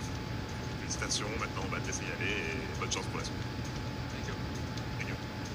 Yeah, and congratulations once again. As mentioned, that concludes our rounds of Swiss here in Gdansk. We're going to the top cut very, very shortly. My name is Roger Ball, and I'm from Washington, D.C. The World Championships were in Washington, D.C. in 2014, so I wasn't competing then, but I participated, and after that I was hooked. I saw some of the friends that I'd known online. It was right in my backyard. I took the metro there. I did go to the 2015 World Championships in Boston. That was my first actual tournament. And my friend Nick Navarro já é o top. Caraca, já é o top cut já. And then I just remember thinking, man, this game is really, really easy. It's not that easy. Mas já? I've come to find out. He's come so close to winning regionals in so many different years. This might be his chance to secure his first championship title. The times in the tournaments I've done the most poorly have been when I felt tepid, when I was playing scared. I have never again watched the stream set of my previous finals experience. I started tunnel visioning on the win. I was thinking, I'm so close, but unfortunately that compromised the quality of my play. I started to really think about stream being man, I lost my mojo then. It's just been downhill from here. And this time, each stream set, each round today, it was just wins. I was competing pretty actively as a full-time lawyer, and I just wasn't sure I could justify continuing. Folks are trucking more, they're playing better, they're just smarter, they're better players now. But if I quit, I wouldn't have as many lifelong friendships as I do. This weekend especially, I didn't mind falling on my feet, and I didn't mind messing up something because I was playing to win. I was not playing to not lose. Identifying the things that are costing you games, lean in on what you're good at, and then bring everything up to the extent that you can. It's been my goal for a very long time to win a regional championship. I'm over the moon. He's made it to the finals, and now he's claimed his first regional championship victory. I had high expectations going into this tournament. The prep was coming together very well. The weekend could not have gone any better. I went 9-0 day 1, won the tournament day 2. I've been wanting this for a long, long time, so this just feels really good.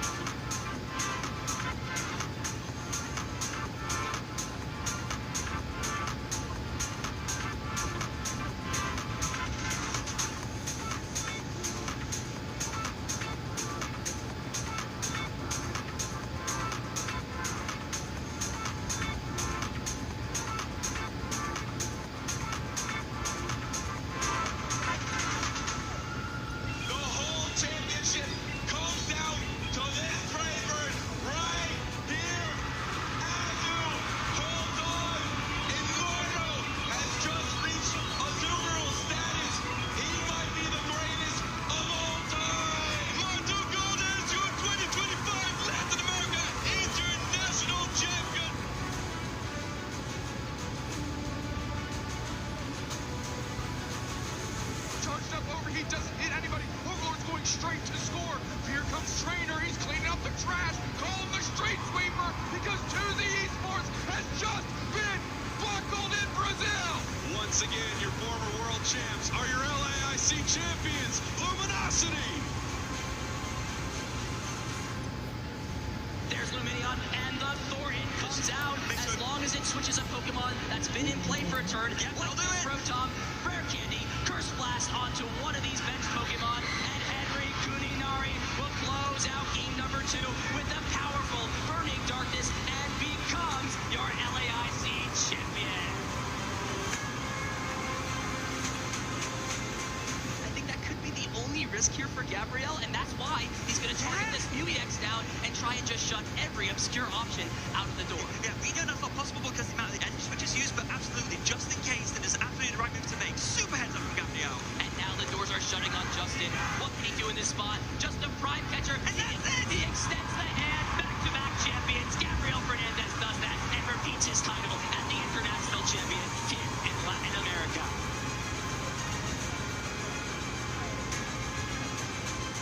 It's just going to be the Haxorus going for a big knockout here with the Dragon Pulse. Yeah, I've got to say, Kyle, this feels like check. Prince is going to take one last look, but I think he knows the situation. Miloslav with a grin on his face. He is so close to becoming our champion. And Prince doesn't think he can do it, extends the hand, and Miloslav Posletny becomes the Latin American international champion.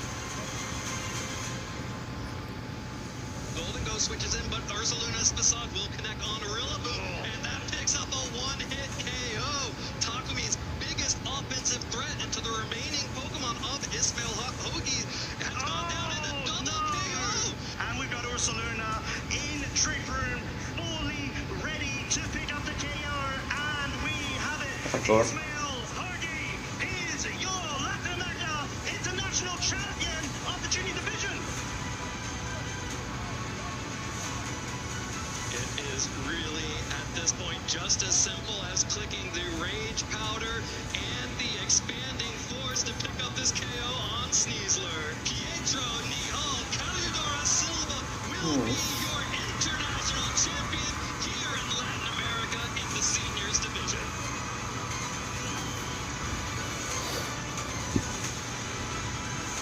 Heatwave is going to connect onto both of these Pokemon, and so our Chalona does survive with this Assault Fist. A fake out, but it's just Heatwave. Single target connects. It's just a one-hit knockout. Heavy in the crown as Marco Silva defends his LAIC title and makes history as the first 3-time international champion in the Masters division. Feeling great.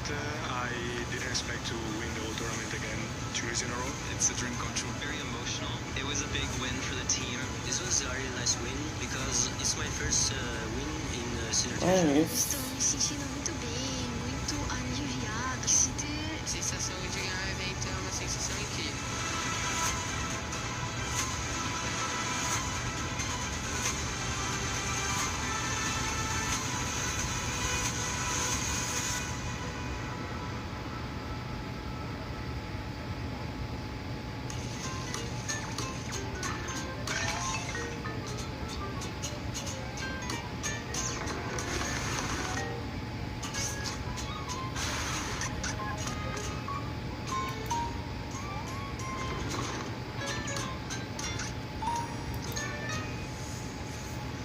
Trainers, welcome back to the Gdansk Regional Championships, where we have finally made it all the way into our top cut bracket. My name is Ben Kiriakou, joined here by the wonderful, if not slightly shorter than I remember, Jamie Boyd.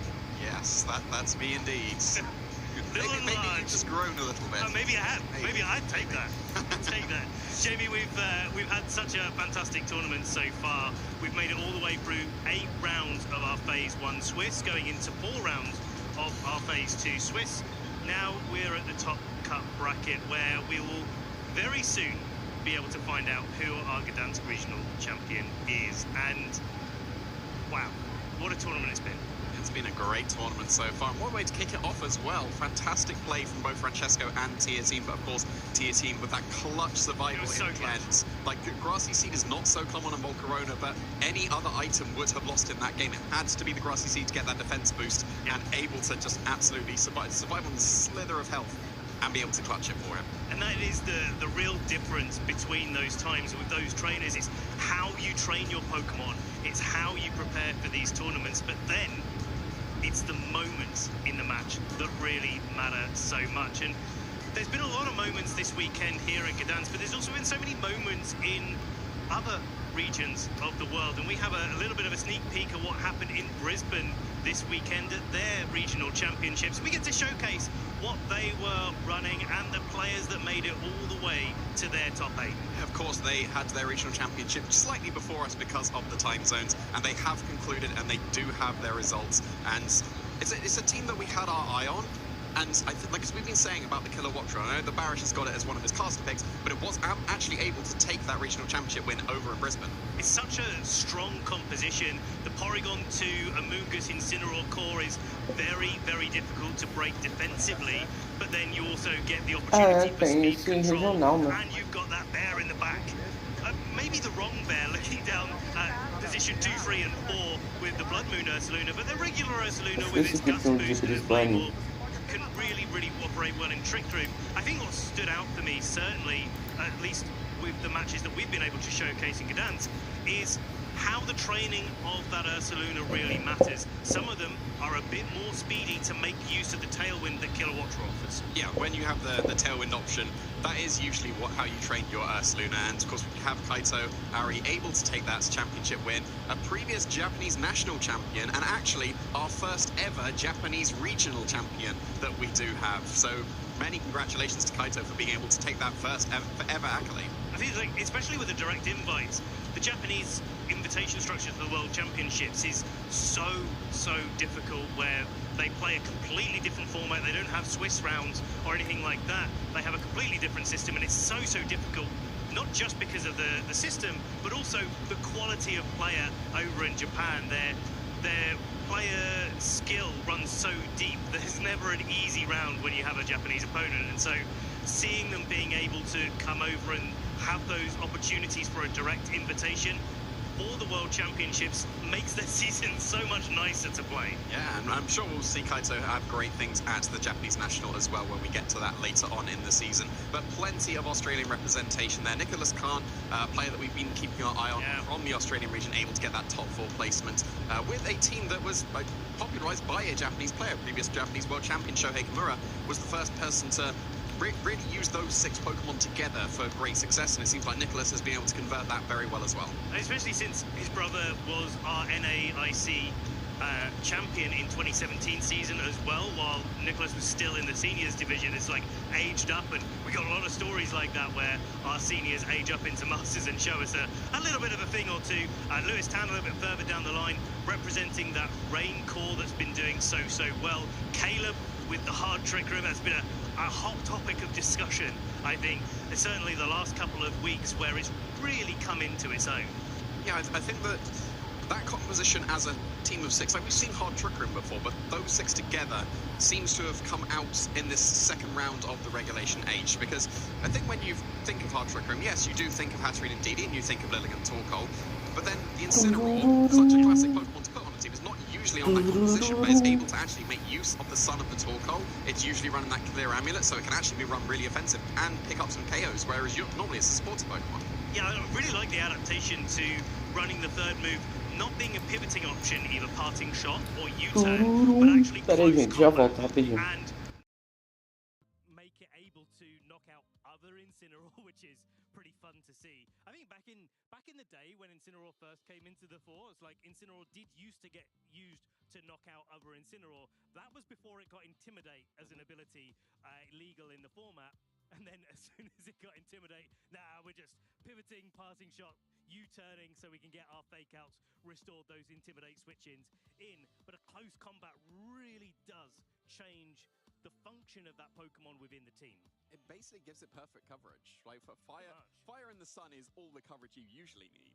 But then when you got the Dark and the Fighting as well, the only type that would resist that is Fairy, and then obviously Flarebits will hit that very, very hard as well. So yeah, I think the adaptation of the Clear Amulet Incineroar with close combat was a really nice change for the hard Trick Room compositions, and then we saw that pick up. Quite a few trainers have opted into that for that team now. And as quickly as that, from Brisbane, we're coming back all the way around the world for our Gdansk Regional Championships, where we've got a bracket ready to show you of who is it that's made it into our asymmetrical top cut this weekend. There it is. There's the top 16. So we've got both Juan Salerno at many wins.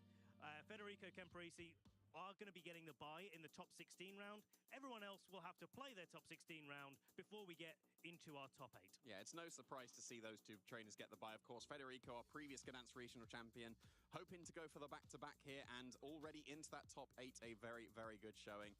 Juan was 10-0 going into the final rounds. Do we find out if he won his last round? Has he got the perfect run going? I'm hoping we're going to find out very soon because, yeah, Juan Salerno has been on an absolute tear this weekend. Looking a little bit further down the bracket, Marco Silva versus Lewis Markle. That's going to be a match I really want to see. Lewis has been so prevalent. He's been leveling up so much over the past couple of seasons. I'm looking forward to seeing that. We got a showdown between two international champions, Simone Sanvito and Flavio Del Pidio as well. And then Salvatore versus Lucas. The Blaziken made it through. Blaziken made it. Excellent. It's really, really nice to see. Mihao versus Robert Brewer from the UK. And Robert's running...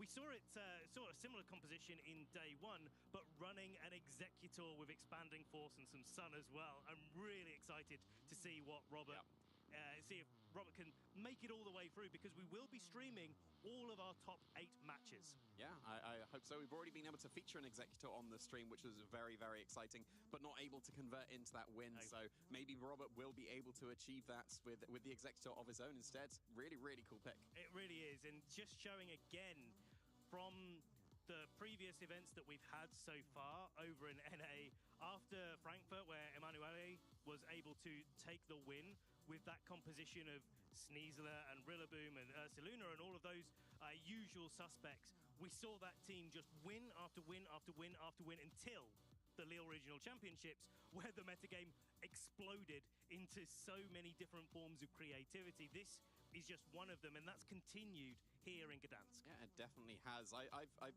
appreciated seeing all the niche picks. Well, we had a Manda Buzz and a Chestnut on stream yesterday as well. We've got that Blaziken we've already mentioned that was 8-0 and did make it into that final bracket as well. So, yeah, we've had some really, really nice creativity. Of course, we had the Rabombi and the Smeargle in the finals of Lille, and that was just, I think, opened up the possibility for people to realize, well, yeah, there are these teams that are very established, and these are probably the ones that are the most consistent, but these picks have actually been quite successful, and that's what we like to see. And what else we like to see is who we have for our notable matches.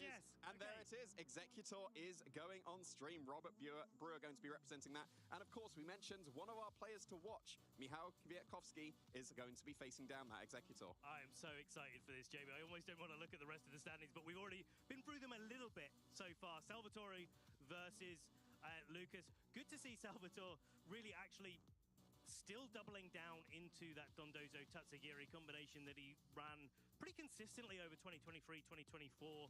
Marco versus Lewis. Marco coming back to the Sun team that he won LAIC with as well. Lewis using those tried and tested Pokemon. I feel like that is the trademark of Lewis, using the best Pokemon, using them better than everybody else. Simone versus Flavio, our 4th notable match. Yeah, as we mentioned already, 2 international champions facing down themselves. There's actually 3, I was going to say there's 3 international championships. No, there's not. There's 5, because, of course, Marco's won 3 of them. But there's 3 international champions. Several, yes. Many. So even just the matches we can't feature will be fantastic. But, of course, we're going to have Michał versus Robert here. That's already going to be great. Michał had a really good showing in that round 2 that we're able to feature him on. Really, really consistent. And I believe he's been using this team a lot throughout Regulation 8 and has been perfecting his play with it.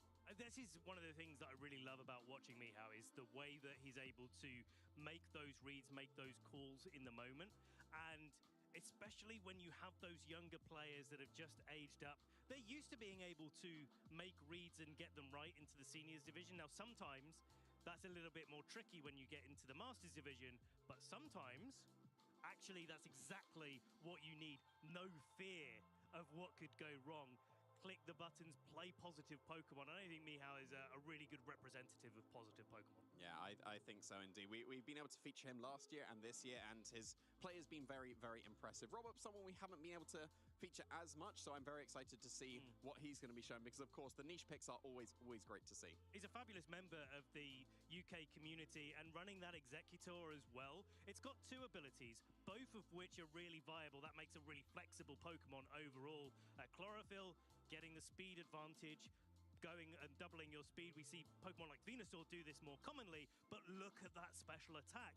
It's one of those Pokemon that can really hit hard, and it's access to both Psychic typing and Expanding Force with Indeedee and some sort of Sun setup. Even just Indeedee and a Trick Room setup, depending on how you train it, its speed is kind of in the middle. You can really make it flexible and work for you. I think its speed stat ends up being basically perfect, because when you run a Focus Sash, you usually just invest in special attack and speed, and when you invest fully in its speed, it only just by one speed stat outspeeds Dragapult, the fastest relevant Pokemon that we have in the meta game. So yeah, it's quite relevant, and the fact that you can do that while also just having your maximum special attack for the biggest damage output that you can go for, the stats work out just perfectly, because it's also slow enough that if you don't activate the Sun, it can benefit from the Trick Room as well. Definitely, especially against a lot of faster picks. And I do want to call out, actually no, I tell you what, let's call it out a little bit later on, because our players are sitting on stage. Mihao on the left, Robert on the right. Now Robert, I was going to say earlier, is a really strong member of the UK community. He's done so much work to build up the UK community, making lots of grassroots team tours and other events for people to benefit from. He's way up in Scotland, so a little bit more isolated from the larger UK community, but up where he lives and around where he lives, he's always involved in the local scene up there too. Yeah, I've been able to take part in one of his locals back in the day as well. I can't believe I've said that to you, because you're the back in the day person. You're the old man. We've established that. Thank you, Jamie. Thank you for reminding me, because sometimes when I get so old, I forget these things. And of course, Mihao, we've just spoken about how good Mihao is as a player. He was able to get top 8 in Gdansk last season, so he's close. One more win, and he's going to be able to either equal or improve his record from last year. Yeah, we'll have to see if that is the case, but of course Robert is going to be standing in his way with that really cool hard Trick Room team with the Executor. So yeah, I'm really excited to see what this matchup's going to be, because you usually see hard Trick Room game plans established amongst the common team, like the meta teams. Yes. I would argue that having just Executor there as well will completely throw those game plans out the window, and you have to adapt. And that's I think going to be the story of this match. Like, how are these trainers going to implement it? Will we see a great showing of this Executor Trick Room team? It didn't perform as well yesterday, but maybe Robert's got what it takes to take it all the way. Yeah, and so we see here the accomplishments as mentioned. Mihao was able to get top 8 last season in the Gdansk Regional Championship with some very consistent results as well behind him. Then looking over at Roberts, this is going to be his first accomplishment that he's going to be able to add onto there. Very, very nicely done from Roberts. Can he improve this even further? I think, all of the eggs are in the basket, because I think once you get to this stage of the tournament... Executors are in the basket. Ah, you got it. Yeah, okay, love that. All the Executors are all the Executes maybe are in the basket. Let's have a deeper dive into Mihao's team. We saw it yesterday, but if you didn't catch that match, Basque Legion, King Gambit, Sneasler, o time do nosso querido Mihao. Basque Legion de Choice Scarfs, King Gambit de Black Legends, Sneasler de Fox Sash, Magma de Violite, Alola Nanite de Life Orb, Rillaboom de Assault Vest. Of the Regulation H, but there are trainers that still believe in it and still are perfecting their play with it. Especially seeing the adaptation with the Ninetales, we saw how much damage that did when Mihao was on stream before. That Moonblast, Mihao was able to double target into the correct slots at the correct moment to pick up key KOs, carve out an advantage, and I'm wondering if that's going to be something that he can continue doing in this top 16 match. The Ninetales might be A little bit of an awkward pick when you're going up against a Torkoal. Of course, if you lead with it, then Torkoal, whether it's led itself or switches in, will overwrite that snow immediately. So I wouldn't be surprised if Ninetales is left on the bench here, unless you are really trying to counter those weather wars. But then if you do actually end up in the snow, well then Executor, as we're about to see here, will not be able to get his chlorophyll boost, and you'd be able to do that massive damage with those blizzards. Robert, Torkoal de Charcoal, King Gambit de Assault Vest, Galade de Clear Amulet, Indeed de Psycho Seed, Executor, Fox Sash e o Salona Life. We usually see the Swords Dancer with the black glasses, or maybe a safety goals just to keep it safe. Maybe. Yeah, potentially as well. But when you've got an Indeedee on the team, Sucker Punch is a little bit more awkward. It's still on the moveset, and when you're not in Psychic Terrain, it can still be used. But then the focus becomes on just the coverage that you're able to get. You've got to see the King Gambit.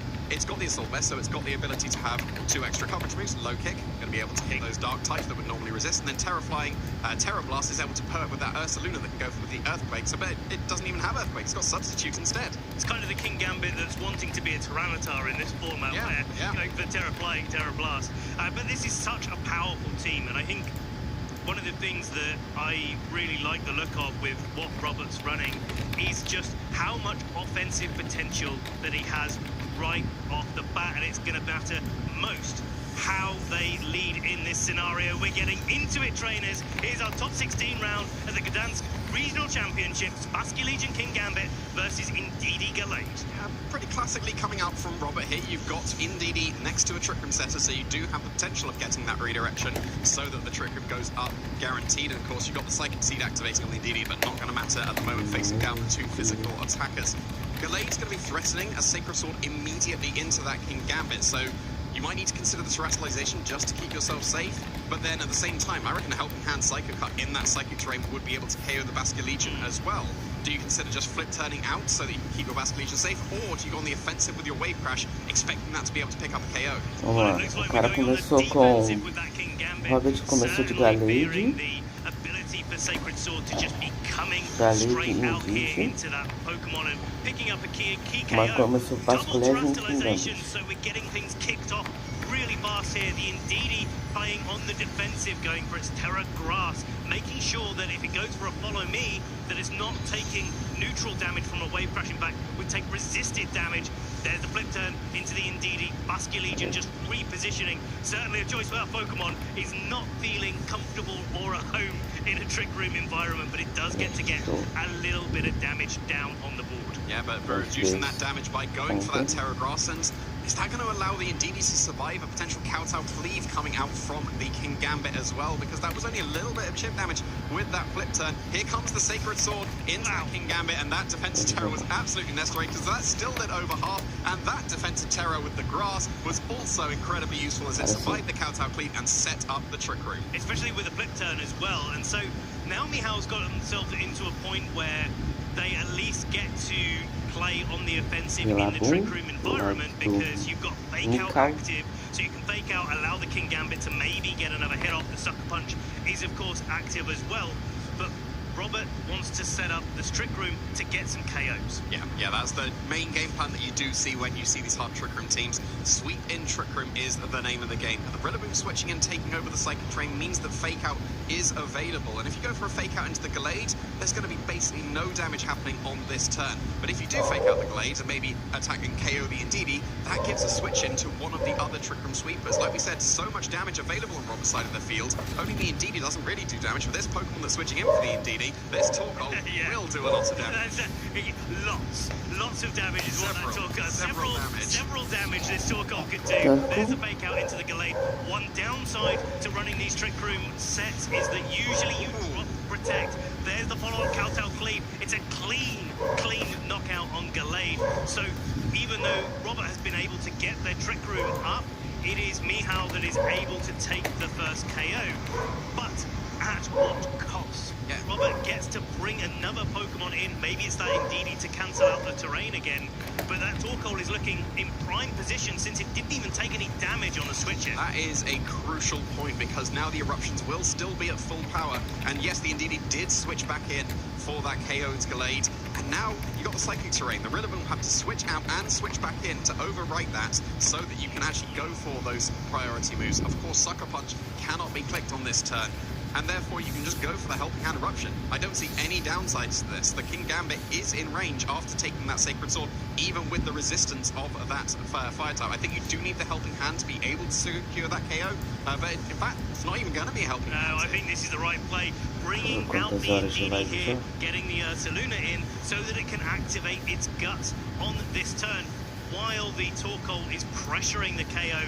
Certainly on the Rillaboom, if not on the King Gambit. Now, because it is that black glasses, actually, I wouldn't be surprised if it actually did pick up the KO, but what Robert has done here is made sure that they're preserving the terrain for later.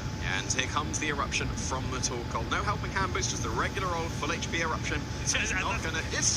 Usually that's enough though. But into a Magmar that's got that EVO, like to boost its special defense, able to shrug that off quite comfortably. But of course, this Ursaluna, like we mentioned, did get in for free, got its guts going, and its Headlong Rush will absolutely be able to KO either Pokemon. In fact, even Facade will KO any Pokemon on the field at the moment, and you wouldn't have to drop your defenses. You'd only have to concern yourself with the potential of a Basculegion switch in, so maybe you do go for the Headlong Rush and accept those drops just in case there happens to be the correct Basculegion switch in. But then if it does, then it's still taking the Eruption as well, and that would still do absolutely massive damage. I don't think Eruption's going to be able to KO either Pokemon here, so you do need the assistance of the Ursaluna. So that means that Mihao might be able to make it through this turn with one of these Pokemon still surviving. Do you know what? I actually think that King Gambit could be in KO range. I know that it's only a Charcoal rather than a Choice Specs. That really does change the damage calculations, but I'm going to be fascinated to see. Here's Rillaboom coming back in, though. It's going to overwrite the Psychic Terrain. That's going to activate the King Gambit Sucker Punch, and maybe that'll take the edge of the Eruption. Here it is, Sucker Punch into the Torkoal, doing a good chunk of damage. That's also reducing the damage of Eruption here. Let's see, King Gambit, looking like you were right, Jamie, looking like it would have knocked out the King Gambit on that turn, but Ursaluna here is the tech going for the Substitute. Yeah, very, very nicely done. And it has become unfake-outable because Substitute does protect you from the flinches from that move. It still doesn't have access to a spread attack. It dropped the Earthquake for that Substitute, which is really, really nice here, but it can only KO one Pokemon. It's going to be able to pick up that KO. You can go for a Facade or a Headlong Rush if you're concerned about the Basculegion switch in, and I think you probably aren't too concerned about dropping your defenses while you're behind that Substitute, so it might be safer to go for that. Like, Rillaboom is surely in range of Headlong Rush as well. We know how strong Ursaluna is. You can even consider switching out the Torkoal here into the Indeedee just to stop any of the Sucker Punches that can come out from the King Gambit, so that Ursaluna is guaranteed to pick up at least one of the KOs. Because the King Gambit Sucker Punch would go first, and then the Rillaboom might be able to attack into the Ursaluna with a Grassy Glide, and after that Substitute Recoil, maybe it's in range. It's unlikely. Ursaluna's pretty bulky, but at least it's some amount of damage coming through to the end game, because we're not long for Trick Room expiring. No, we're not at all, and it seems like Ursaluna is not going on the offensive here, going for the Protect, as we get that from the King Gambit as well. So it looks like the Torkoal is the one that's going to be going on the offense here. Rillaboom did try to break that Substitute with the Grassy Glide, so a nice Protect there coming out on Robert, but Torkoal is able to go for a Weather Ball, but not into the Rillaboom. That could have been a knockout, but instead targeting down the King Gambit. There's no KOs at all. That's another turn of Trick Room gone, and I think it's going to expire now. I think it is, and Indeedee is on such low HP in the back, it's going to be quite difficult for Robert to be able to set it up. I think the changing gears here is to use that Indeedee rather than as a Trick Room setter to be able to maybe go for a Follow Me instead and take either one of these brilliant attackers that Robert still has on the field and use that to their advantage. Like, you can still attack with both Pokemon, even out of the Trick Room here. Facade will KO the King Gambit, and Weather Ball will KO the Rillaboom, and Woodhammer will definitely KO that Substitute. Yeah, to say the least. That's about 6 Substitutes that have just been broken there, but Ursaluna does not take any damage at this point. Now, this is not the Assault Vest King Gambit. This is one that only has access to Kowtow Cleave, doing a good chunk of damage. Facade into the King Gambit, so this is looking like a double KO that Robert's going to be able to take, even out the scores. In fact, give themselves the Pokemon advantage. But now out of Trick Room, you're wondering whether or not Robert has enough gas in the tank to be able to take these big attacks, especially from that Choice Scarf Basque Legion that is going to be supported by Magmar coming in. Yeah, you can't lock into last respect here. You're facing down 2 normal types, so it does have to be your water moves, and that Torkoal can reduce the damage output on those water moves. It's not in the sun at the moment, but if you just switch it out for the Indeedee, then you'll be able to reset that, and Magmar's not really going to be threatening too much damage into that Torkoal. In the sun, it would probably actually be able to KO the Ursaluna from here, because it's taken a lot of damage already from that Kowtow Cleave. So it does probably have to be a Wave Crash here and a Burning Jealousy, and the Indeedee's in range of Wave Crash or Burning Jealousy as well. So, yeah, I don't think that Robert will be able to get back into that Trick Room safely enough, and that might have been necessary to be able to get those KOs, because Ursaluna's in range of Wave Crash. Yeah. Probably not in range of Burning Jealousy. Not quite, but it probably would be in the sun, and you kind of need to get back in the sun so that your Torkoal would be able to survive the Wave Crash. So it's kind of a lose-lose situation for Robert here. It's really tough, isn't it? Because the Wave Crash is so strong, especially with that adaptability boost on the Basque Legion, making its same type of attack bonus double instead of a 50% boost to its Wave Crashes. And I think that really does change the game here. The only thing that Robert's got is a call to be made. Ursaluna going on the defensive, going for a protect. Basque Legion attacking into it, so that's wasting 1 turn of the Basque Legion going on the offensive. Now, Burning Jealousy outside of the sun is not going to be doing too much damage to this Torkoal, and Torkoal manages to get a move off here. Yeah, well, and there's a little bit of a critical hit, but that doesn't particularly matter. It's a Torkoal going for the Eruption. It's taken a load of damage, and it's not in the sun anymore. That's just really not the damage you need. Again, a revenge critical hit, but yet the Magmar shrugs that off the Basque Legion. Like, where's the damage into this Basque Legion? It kind of has to be Headlong Rush to be able to get that KO, but you're not in the position to be able to go for that. You either need to have the Indeedee next to it to be able to redirect, or you need to be in Trick Room. And because the target of the Wave Crash went to the Ursaluna, not giving that switch into the Indeedee that maybe Robert was hoping for, then this Ursaluna is just in such an awkward position. It might need to consider the double protect here so that it can either get that Indeedee next to it or attempt to get that Trick Room going. Because a Follow Me would have been so crucial in this situation where if the Wave Crash was redirected away from the Ursaluna, at least the Ursaluna gets 1 attack off. And even if that's just KOing Magmar, it actually changes a lot of the endgame scenarios. Potentially gives Robert a way back into this game, but without having the Indeedee to redirect those attacks easily, it's very, very tough. Yeah, and it's actually the Ursaluna switching out here, so the sun is still not going to be reset, as that Torkoal must stay on the field. In comes the Indeedee and gets that Psychic Terrain going, so maybe his Psychics will be able to threaten some reasonable damage here. But this Basque Legion still went for the Wave Crash and that switched in Indeedee, and we can't get into Trick Room anymore. We don't have redirection available. It looks like this Basque Legion is probably going to be able to sweep through this game now. This is the story of Mihal's previous game on stream as well. The Basque Legion coming in the end game and just being able to Wave Crash without having any real opposition overall. Burning Jealousy doing that little bit of damage. Torkoal getting another Eruption off. We're going through the motions here with the Torkoal just doing that little bit of damage. I think we've got to call out how good Mihal's targeting is here. Even though there is the option for Ursaluna to protect itself, Mihal is staying firm and targeting down that Ursaluna. Yeah, there's no reason to target down the Torkoal here. The only way that you would be able to lose is if a Headlong Rush is able to connect with that Basque Legion, so Mihal is just playing very smartly and not allowing that situation to happen. The Torkoal is not going to be able to take this game on its own, so yeah, no reason not to target that Ursaluna with the Wave Crash. No protect this time. It is KO'd, and this will be game 1 for Mihal. Okay, so Ursaluna's going down. We're going to see a Burning Jealousy coming out from the Magmar. That's going to do a little bit of damage. Eruption is whittling itself down in power as these Burning Jealousies and no grassy terrain stack itself up, but they are Robert's only chance of taking this. And at the least, this is a great amount of thinking time for both of these players thinking about game 2. Wave Crash into the Torkoal. Mihal takes game 1.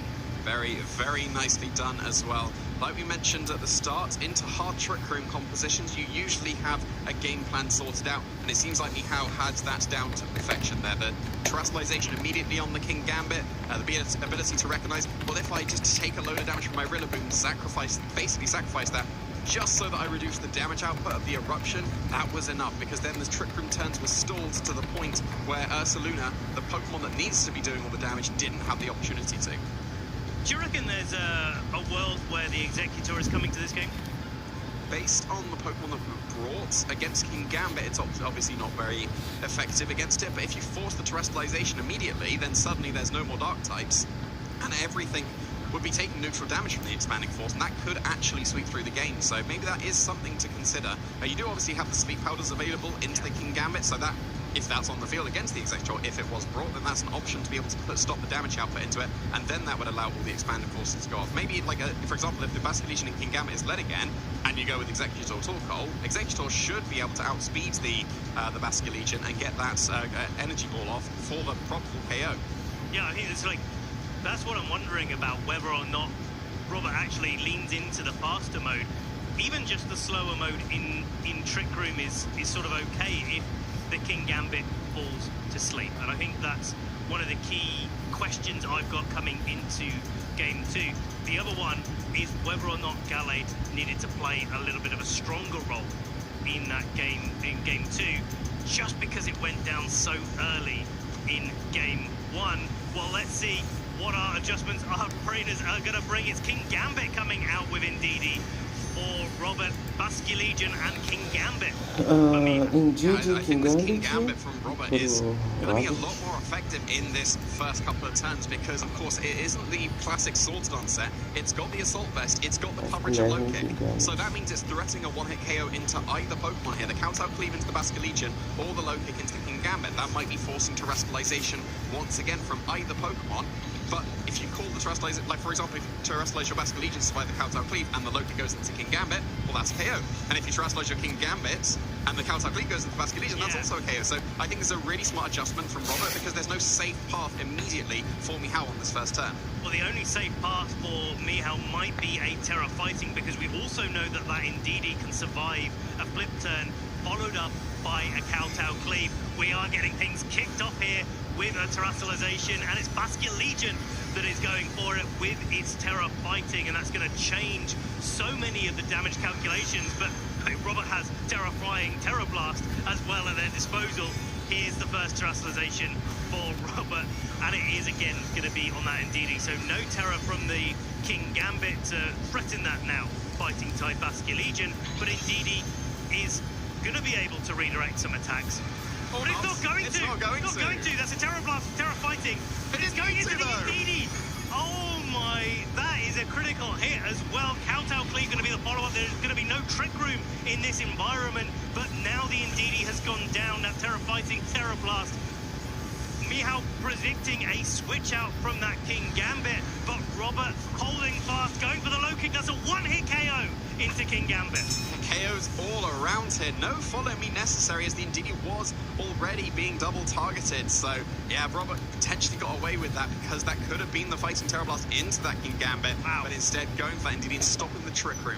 That might still be enough, because the King Gambit in the Trick Room would be able to threaten a lot of damage here into the opposing Pokemon. But now, because the Ndidi was KO'd, Rillaboom gets to come in, and there's no Psychic Terrain for the rest of the game. It's been overwritten by this Grassy Surge, and Torkoal was the Pokemon that Robert has just brought in here outside of the Trick Room. So that means that Mihao is still going to be outspeeding both of these Pokemon here. We saw the terrestrialization used immediately on the Ndidi. That means that you can very, very safely just go for Fake Out into the Torkoal, and it's an unstoppable Terra Blast fighting into that King Gambit. You can't tear it out of it anymore. Yes, you could switch into something maybe like a Gallade if that's waiting in the back, or if it's Ursaluna, you can't switch that into the Terra fighting. So yeah, Executor could switch in as well. So there is definitely options. We don't know what that last Pokemon is for Robert, and depending on what is the switch in or what isn't, maybe Robert's happy that King Gambit has done what it needed to do in that match. Now that there's a Terra Fighting Basilican there, maybe King Gambit loses quite a lot of its value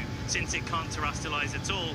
Here's the fake out, no switch out coming from Robert's side. Terra Blast completely free, as we say, into that Torkoal, into the King Gambit, apologies, and it will pick up the clean one-hit KO.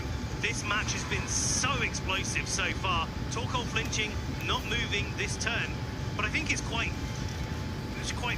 poignant to note at this point in the game that the Basilican is no longer going to be resisting any type of fire type attacks. Já volto, gente, rápido.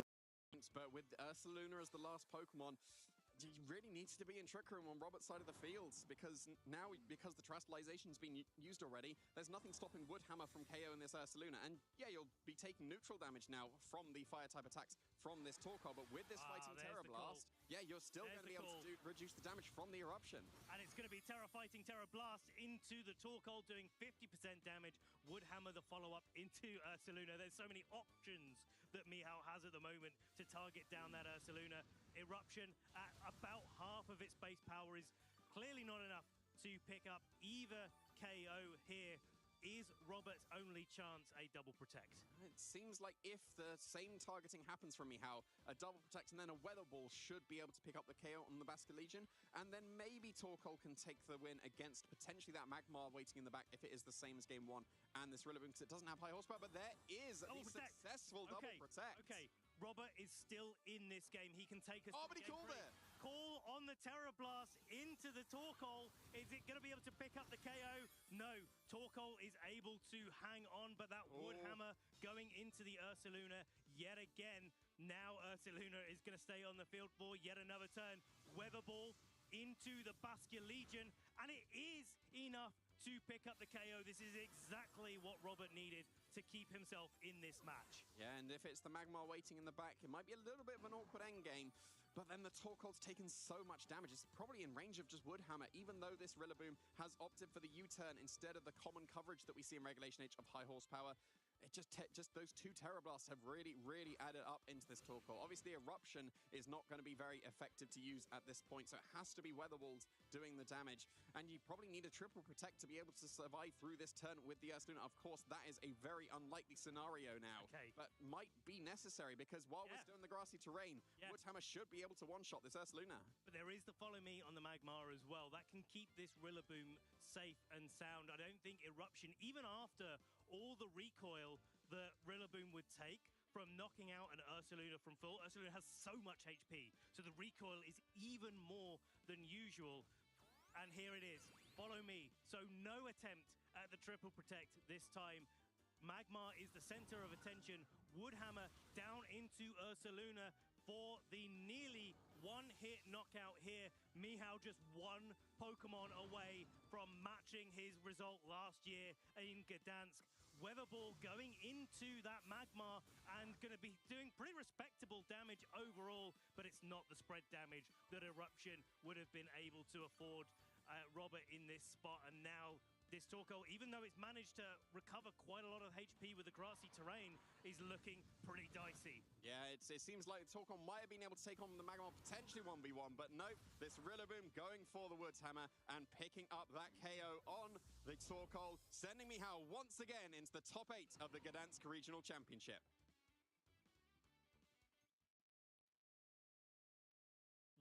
You can see the relief. You can see the relief on Mihao's face right now. That matchup is such a tricky one to be able to play consistently, because it's so powerful. There's so much offensive potential that Robert had that he was able to threaten to bring to bear, but Mihao just had that solid game plan. In Game 1, he was able to change the terrain, slow things down, attack into that Gallade, pick up key knockouts. There's the Gallade going down at the start of turn 1. In Game 2, he was just able to knock out that Indeedee turn 1 and give Robert no opportunity to get into Trick Room. Yeah, bringing only one of your 3 Trick Room setters to the game and losing it immediately was not what Robert really wanted to see there. If there was Executor waiting in the back over the Ursaluna, I think there would have been a very reasonable potential to be able to take that game. Yeah, because you would have been in the sun at that point, so Executor will be outspeeding. In fact, fun fact, if Executor is not investing completely in its speed and that Basket Legion is as fast as possible with Choice Scarf, they speed tie. So that might, because they both only just outspeed a Dragapult. So yeah, that might have been the thing that was putting off the Executor on Robert's side of the field, just in case that was the case. Wow. But a lot of these Choice Scarf Basket Legions tend to not be trained as fast as possible. But maybe that's something for a different match that Robert can take into the future. For now, Mihao was able to take this match here. The final KO on the Ursaluna, the main damage dealer that Robert still had available. There it is. Rillaboom putting the hammer down and sending Mihao into our top 8. here in Gdansk. Who needs the coverage of high horsepower? Yeah. You got the U-turn. Like, we see U-turns so much already, so... Yeah, high horsepower is the most common thing in Regulation H, but yeah, who needs that? Woodhammer doing all the damage. Absolutely, and this is one of those really good examples of how you can just play consistent into a little bit of a matchup that maybe you're not as familiar with. And one of the great testing grounds for playing against teams that you're not familiar with, it's going to local tournaments in your area. And we've got a little video to show you about what you can expect at local events.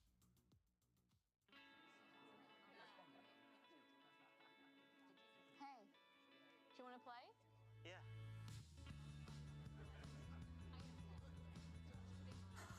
Nice. One shot? Wait, that card, yeah.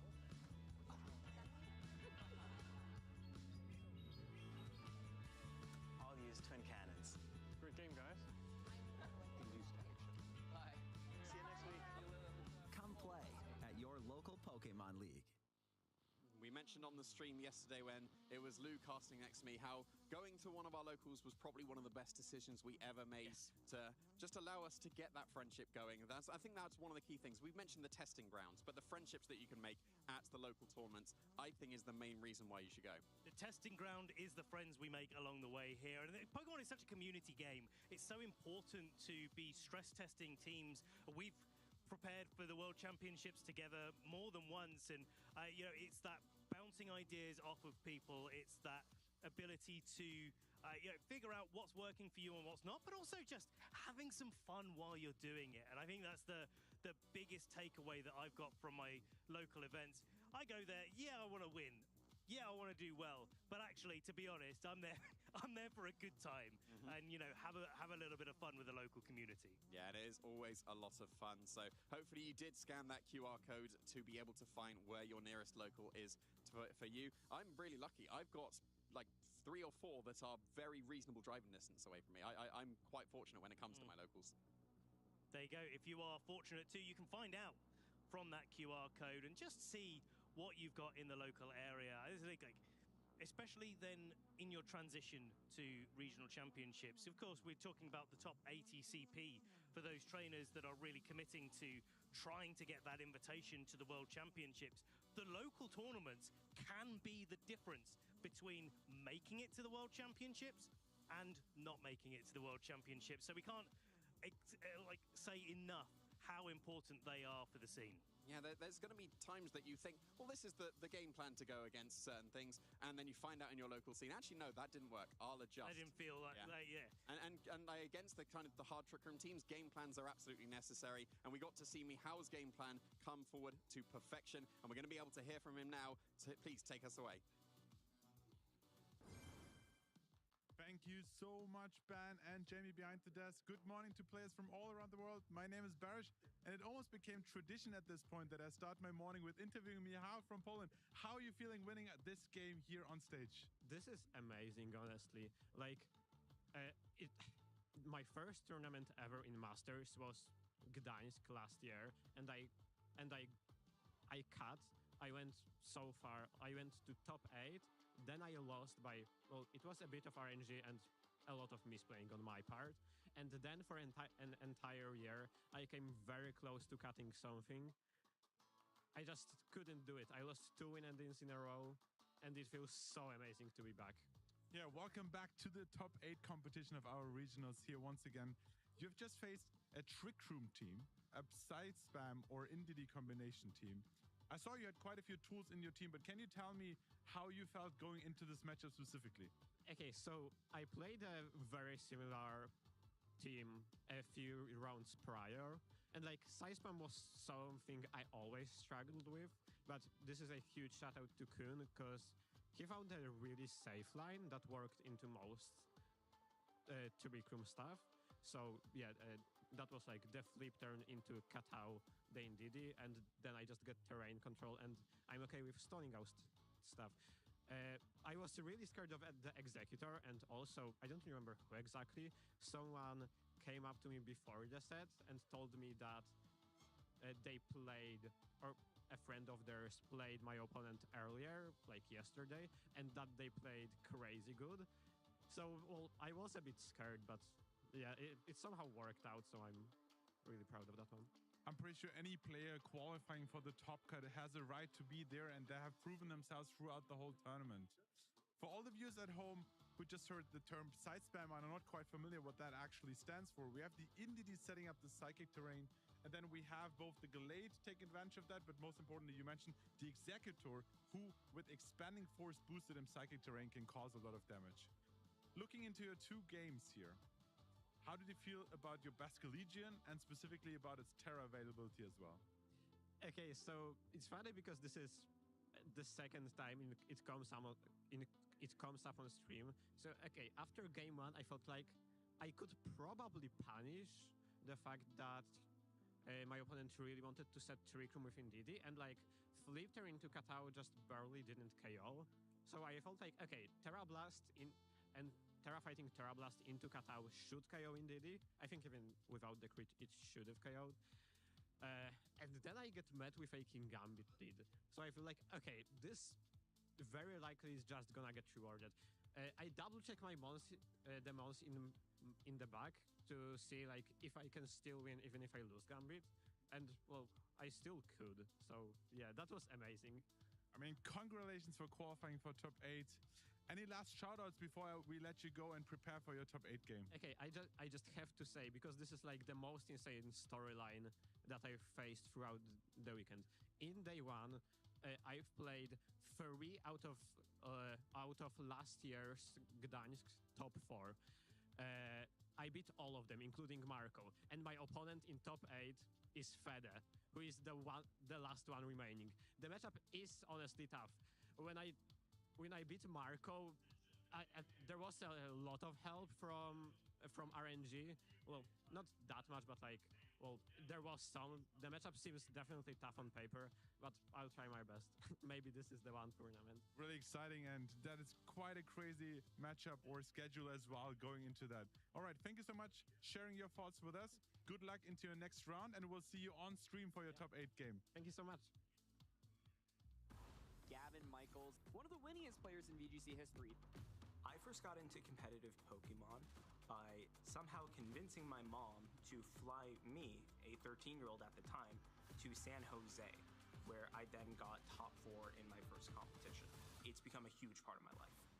If I was a Pokemon type, I'd be a Steel type, just because I'm sick like that.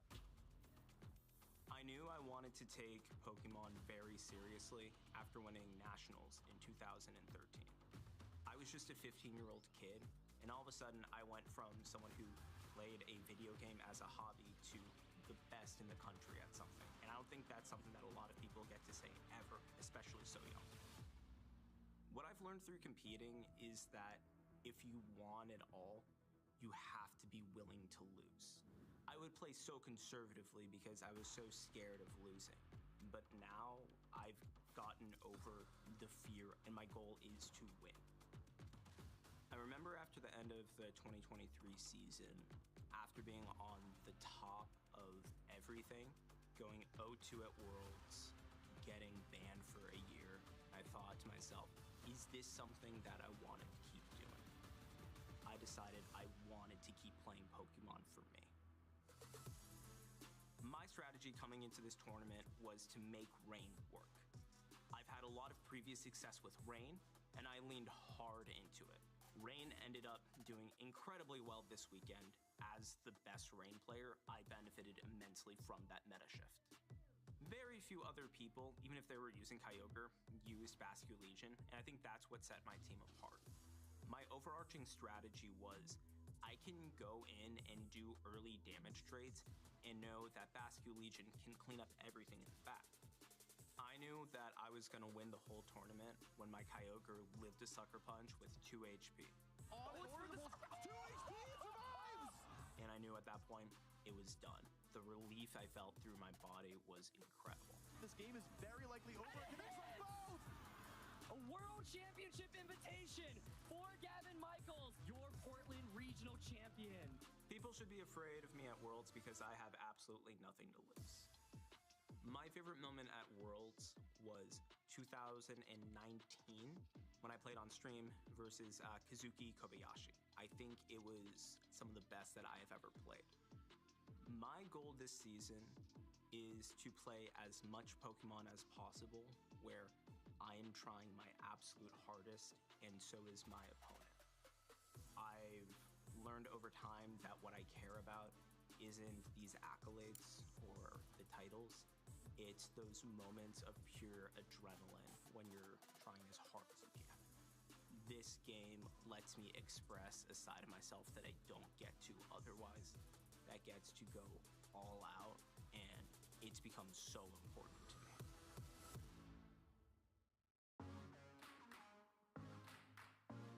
So I started playing in 2017. My first event was at Hartford Regionals. First competitive event was actually a PC or Premier Challenge in... Yeah, it was in New York, in Brooklyn. I still remember this because it was like my first tournament ever, and I got to meet a ton of people. It was a lot of fun. It was, well, it went okay for your first tournament, I think. So my favorite Pokemon, it's kind of been contentious over the past couple years. I think my favorite right now has to be Lunala, but King Gambit and Yveltal are kind of up there for me as well. I think I look up to everyone who's able to really perform consistently. One person this year who's been really impressive to me has been Riley Factura. He's had a lot of consistency, and like I definitely respect that a lot because I understand like how hard it is to be consistent. Even like having to do that myself in previous years, it takes a lot of work and effort, and it's just something that I think is really cool when players are able to show they're consistently good at the game in a game where there's a lot of chance. I would be a Dark type gym leader for sure, like no question about it. I think Dark types have like some of the coolest Pokemon by far. So this has been kind of a tough question because there's so many good like players you'd like to play versus. I feel like the one player I haven't gotten the opportunity to play versus that I want to is Naoto Mizobushi. He's actually a really insanely good Japanese player. He won in 2019, so I'd love to get the opportunity to play him at some point. I think my favorite part about Pokemon events, so I've been going for a while, and the competition was always the main driving force for a while, but I really do think the friends that you make and the ways that you can learn things in ways that can impact your own life outside of the game are really important. I think Pokemon's actually really good in a lot of cases of teaching you life lessons, how to get back up when you have a bad tournament, how to keep pushing through, how to get through adversity, and I think it's actually really, it's a really useful ability to be able to take these lessons and kind of take them into real life.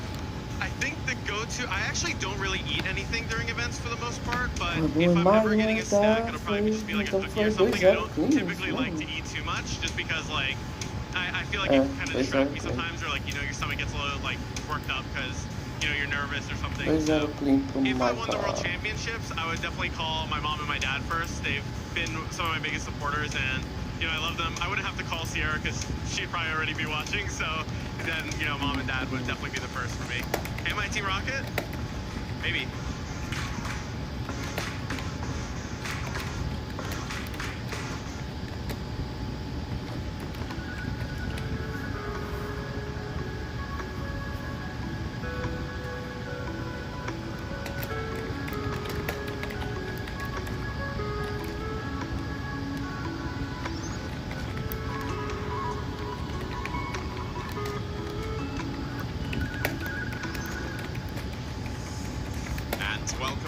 Trainers to the top 8 of the Pokemon Gdansk Regional Championship in 2026. My name is Jamie Boyd, and I've used Volt Cup, and I'm joined by Ben Karako, and he's now used Minimize.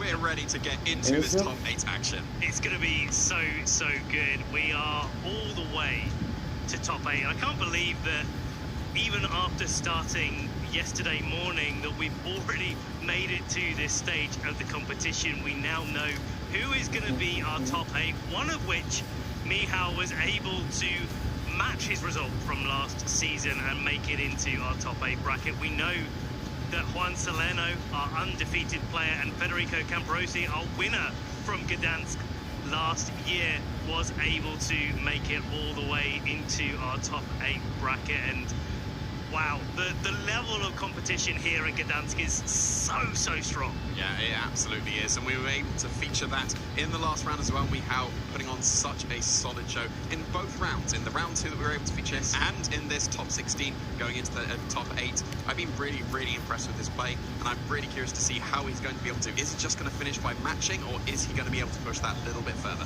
One more match. That's all it's going to take. One more match, and of course we do have our previous Gdansk Regional Championship here, or to be able to have an opportunity to defend their title. Not many players have been able to do that in the past. Michal Kelsch is the one that comes to mind, being able to win back-to-back Stockholm Regional Championships in 2023 and 2024. Is Federico going to match that achievement? I'm trying to think of any other back-to-back that we've had in the European region. Well, Marcus Silva was able to win back-to-back Latin American International Championship. And you had Joseph Ugarte being able to do back-to-back Portlands. Yeah. So there's been smatterings of it about, but it is a very, very difficult achievement.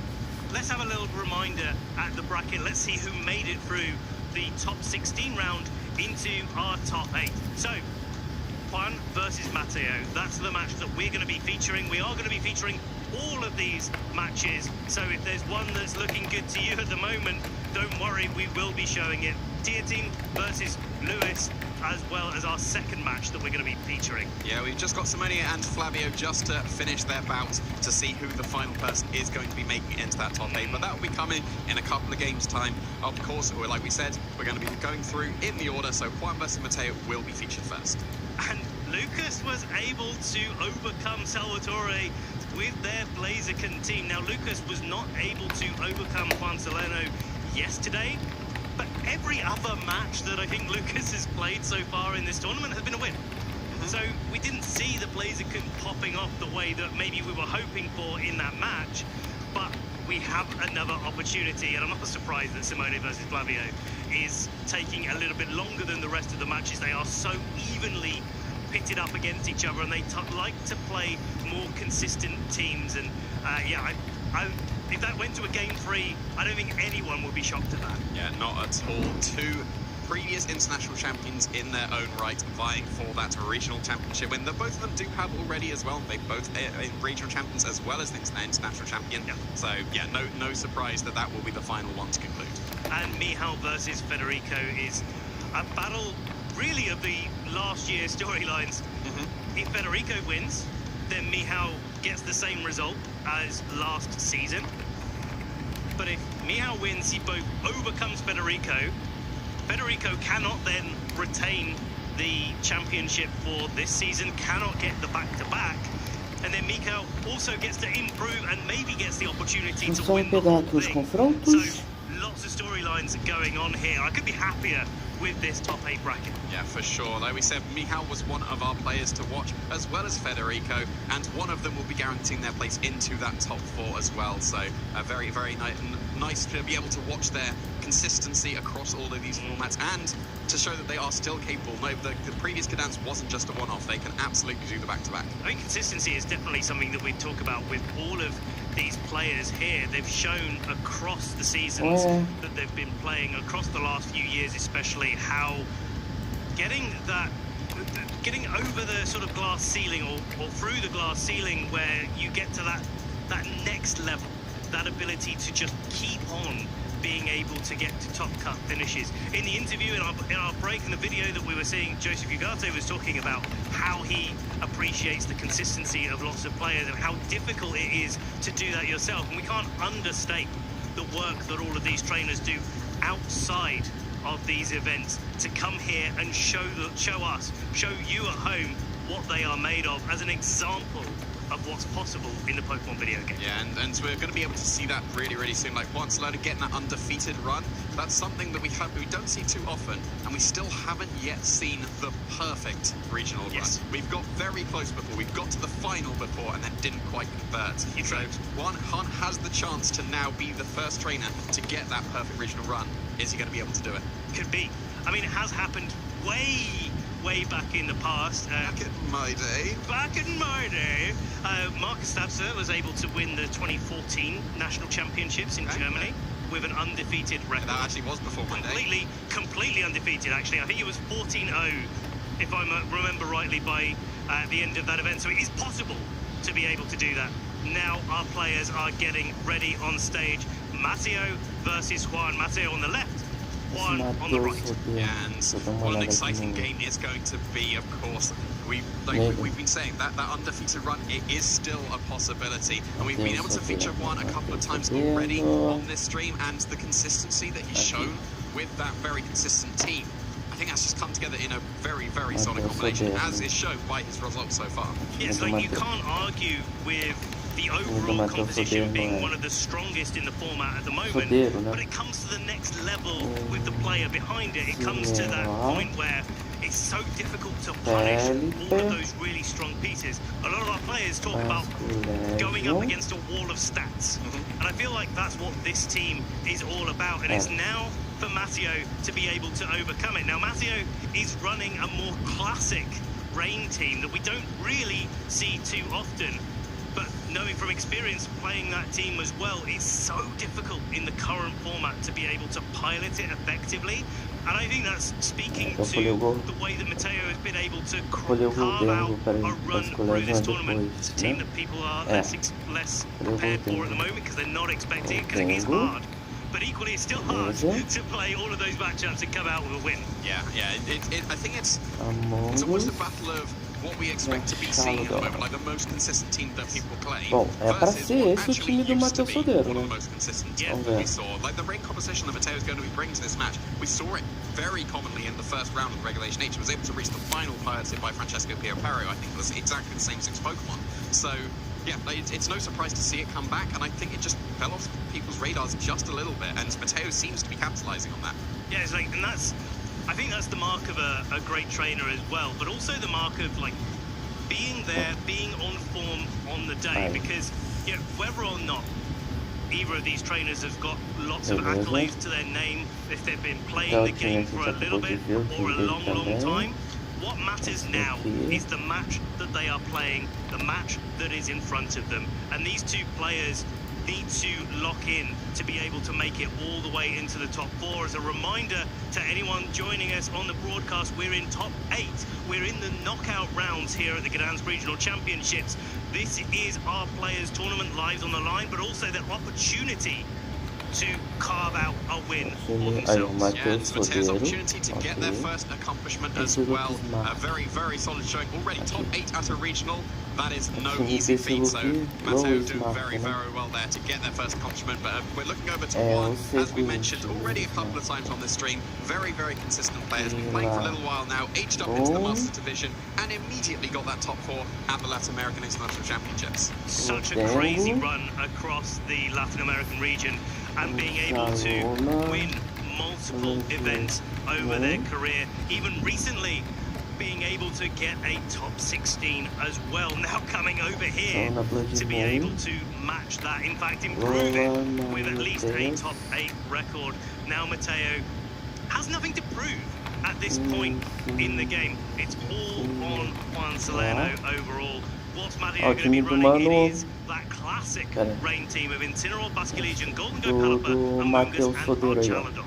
Incineroar de Safety Goggles, Basque Legion de Charles Band, Golden de Life Orb, PLP de Foxsash, Among Us de Citrus Berry e Archaladon de Southwest. And it's working out very well for Matteo here. You've got the standard sets, you've got the focus sash on the Pelipper because it is very, very frail, and you've got that choice band on the Basque Legion to make use of the rain and do absolutely massive damage. And you can absolutely do that as well with the Golden Go and the Archaladon. They're able to set up, whether that's through the nasty pots or through the stamina boost and the electro shots, and then you've got the very classic supporting duo of that Incineroar and the Amoonguss. The one thing I'd point out on this Amoonguss, and even though it's dropped off in usage overall, the Amoonguss is a really key component of this team. It's running 2 offensive moves, Clear Smog to deal with boosts, Pollen Puff to be able to do a little bit of damage but heal up your partner, and the Terra Psychic for those hard triggering teams that we've been seeing. Now on the other side, Juan Salerno, Incineroar's Dragonite, Golden Go,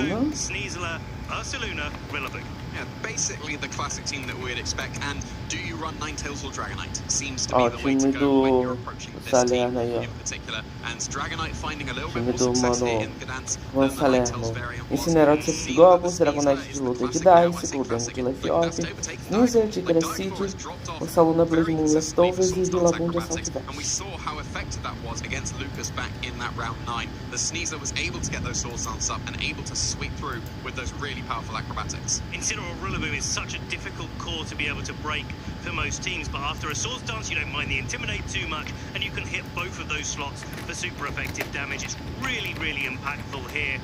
Dragonite gives you speed control, gives you scale shot. It's a really powerful move, and all the other components, especially that Ursaluna, grassy terrain, leftovers, recovery. That Ursaluna is something that's really, really difficult to take down, especially with a Terra Electric. Now, looking at our matchup, Jamie, what are you thinking in terms of strategies for these two players? Well, we've seen before when the team that Juan's been using, going up against rain compositions, Ursaluna is important, and you wouldn't initially expect that based on the fact that it's going to be weak to the Pelipper and the Basilica, but as soon as you go for the Terra Electric, that flips the matchup completely in your favour. And we're going to be flipping into our first top 8 match here at the Gdansk Regional Championships. It's Incineroar and Golden Go, Ursaluna and Dragonite. Yeah, there we go, there's the Ursaluna led immediately.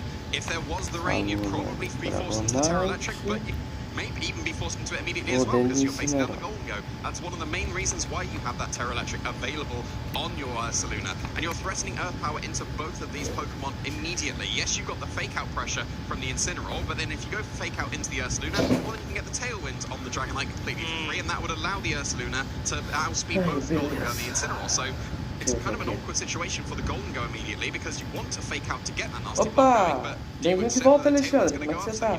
Lembrando que eu consegui um dos meus itens favoritos no design de dentro. Nice, boa. Well, let's see how these trainers react to this situation, because it can be quite nice in this matchup to knock out the Dragonite as quickly as possible, take away any option of speed control, and Golden Go is taking any option for that Ursaluna to pick up a key one-hit knockout with an Earth Power on it, going for its Terra Water. There's the fake out, breaking the multi-scale onto the Dragonite, and a nasty plot. This Golden Go is getting set up and ready to go. Now it's down to the Ursaluna. What move is it going to be locking into? It is that Earth Power, doing more than 50% to Golden Go. I think more than 50% is very, very relevant here. Yeah, it definitely is. The Golden Go getting set up is very nice, and the multi-scale has been broken on the Dragonite, so you would expect now the Make It Rain to be able to KO that Dragonite, and Golden Go is naturally faster just by a little bit than the Dragonites, and usually train faster, so you probably can get away with no Tailwind coming out on one side of the field, or even stopping a Haze to get rid of the nasty block as well. I think this turn you probably are forced into your Terra Electric, because if you don't go for that, then the Make It Rain is likely to pick up a double knockout. We still don't know the speed interactions for sure on the Incineroar and the Ursaluna. If the Incineroar's faster, Make It Rain and Knockoff might be able to pick up the KO on that Ursaluna, but if not, and the Ursaluna would be faster, then it'll be able to get the Earth Power off first. One is going for a Protect on this turn, so just putting all of their eggs in the Dragonite basket, but there's a Shadow Ball into the Ursaluna, did not go for a Terra. This is the opportunity that Juan needed to set up a Tailwind here.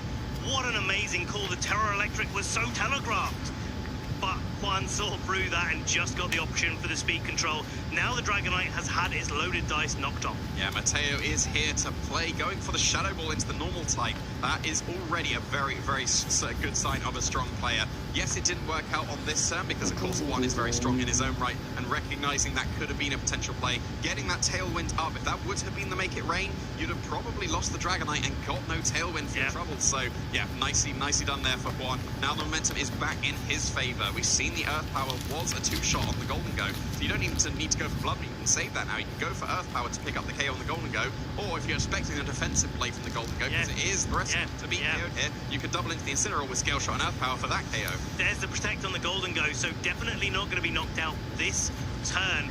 But Scale Shot coming into the Incineroar. If this hits multiple times, 4 or 5 times, then the Earth Power could maybe pick up the knockout. Yeah, now because of the loaded dice, is not guaranteed to hit at least 4 times. But there is the Blood Moon, I believe. Yeah, I saw it, so that must have been the Blood Moon. Blood Moon into the protecting Golden Go, and a parting shot into the Ursaluna. Now this is pretty big, right? Because these Ursalunas with the leftovers tend to invest much more in their defenses and maybe a little bit of speed to take advantage of the Tailwind environment. And so typically they don't really hit that hard at all, and now it's going to be hitting even less hard with the parting shot. Yeah, you would expect now the Golden Go would not be able to be knocked out by this Ursaluna, because we saw it was the Blood Moon on the last turn. Can't use it on this turn. Might have been enough to be able to pick up the Golden Go, but now you're forced into just Earth Power as your offensive move. Golden Go should be able to survive that, so you need to now consider the double up with the Scale Shot as well. And while it's intimidated, and also the loaded dice knocked off, so it's much more likely to get a 2 or 3, it's probably not going to be able to KO the Golden Goat as well. So that means you need to consider the double up. But then that would allow this Basque Legion completely free reign to go for whatever it wants on this turn. And especially if the Pelipper comes in here, sets up the rain, because of the fact that the Basque Legion has Swift Swim, and depending on the training of this Basque Legion, whether it's trained to be the maximum in its speed or not, it could even outspeed the Dragonite. Certainly will outspeed the Ursaluna, maybe not after a scale shot, actually. Yeah, and it seems like the Golden Goat is going to be switching out here. Here comes the Pelipper, and it is completely free to switch into this Ursaluna because it can't be hit by a Blood Moon on this turn. So if that was Earth Power, that's a completely free switch in for that Pelipper. Yes, it could take a scale shot for its troubles, but then it's got the Focus Sash and has decent bulk. Got an intimidated Dragonite, probably not going to be able to survive. Ursaluna going for its Terra Electric here, having a bit of a light bulb moment and making sure that it's not going to take super effective damage. Here's a scale shot into the Pelipper. Now, how many hits is it going to get? Only 2. And as you said, Jamie, the Pelipper is not going to be taking any damage this turn from the Ursaluna. Now a flip turn into the Dragonite and picking up a KO here. We know that this move is going to be an Earth Power because Blood Moon and Earth Power are the only offensive options. Could also be a Yawn, but Mateo does need to pick here what Pokemon that they bring in to take this attack. Yeah, if it was Earth Power into the Basque Legion or Yawn into the Basque Legion slot, then this is not a very safe switch in for either Pokemon. The Golden Goal against Incineroar might be knocked out to this Earth Power. Yes, it was parting shotted as well, so yeah, the Golden Goat should actually be able to survive that Earth Power if that was the target, but it was into the Pelipper slot. It was where the Golden Goat was previously, so that Pelipper did get in. Its Focus Sash was broken, but it did manage to get in basically for free there. This is what I love about this level of competition. We've got to the top 8. Previous records mean almost nothing when all of these trainers have proved time and again this weekend that they are so on form. Yeah, for sure. And now we've got one more turn of Tailwind on one side of the field, and the Golden Goat just joined the field for him and can't Terra anymore. So if you do protect with the Golden Goat on Mateo's side of the field, then you'll be able to threaten the KO with the Shadow Ball into the Golden Goat, and then you'll be able to get the Tailwind going with the Pelipper. It could very easily just be a double protect here to be able to stall that last turn of Tailwind to try and get that speed advantage. But then if you go for the double protect, we're in Golden Goat speed tie territory.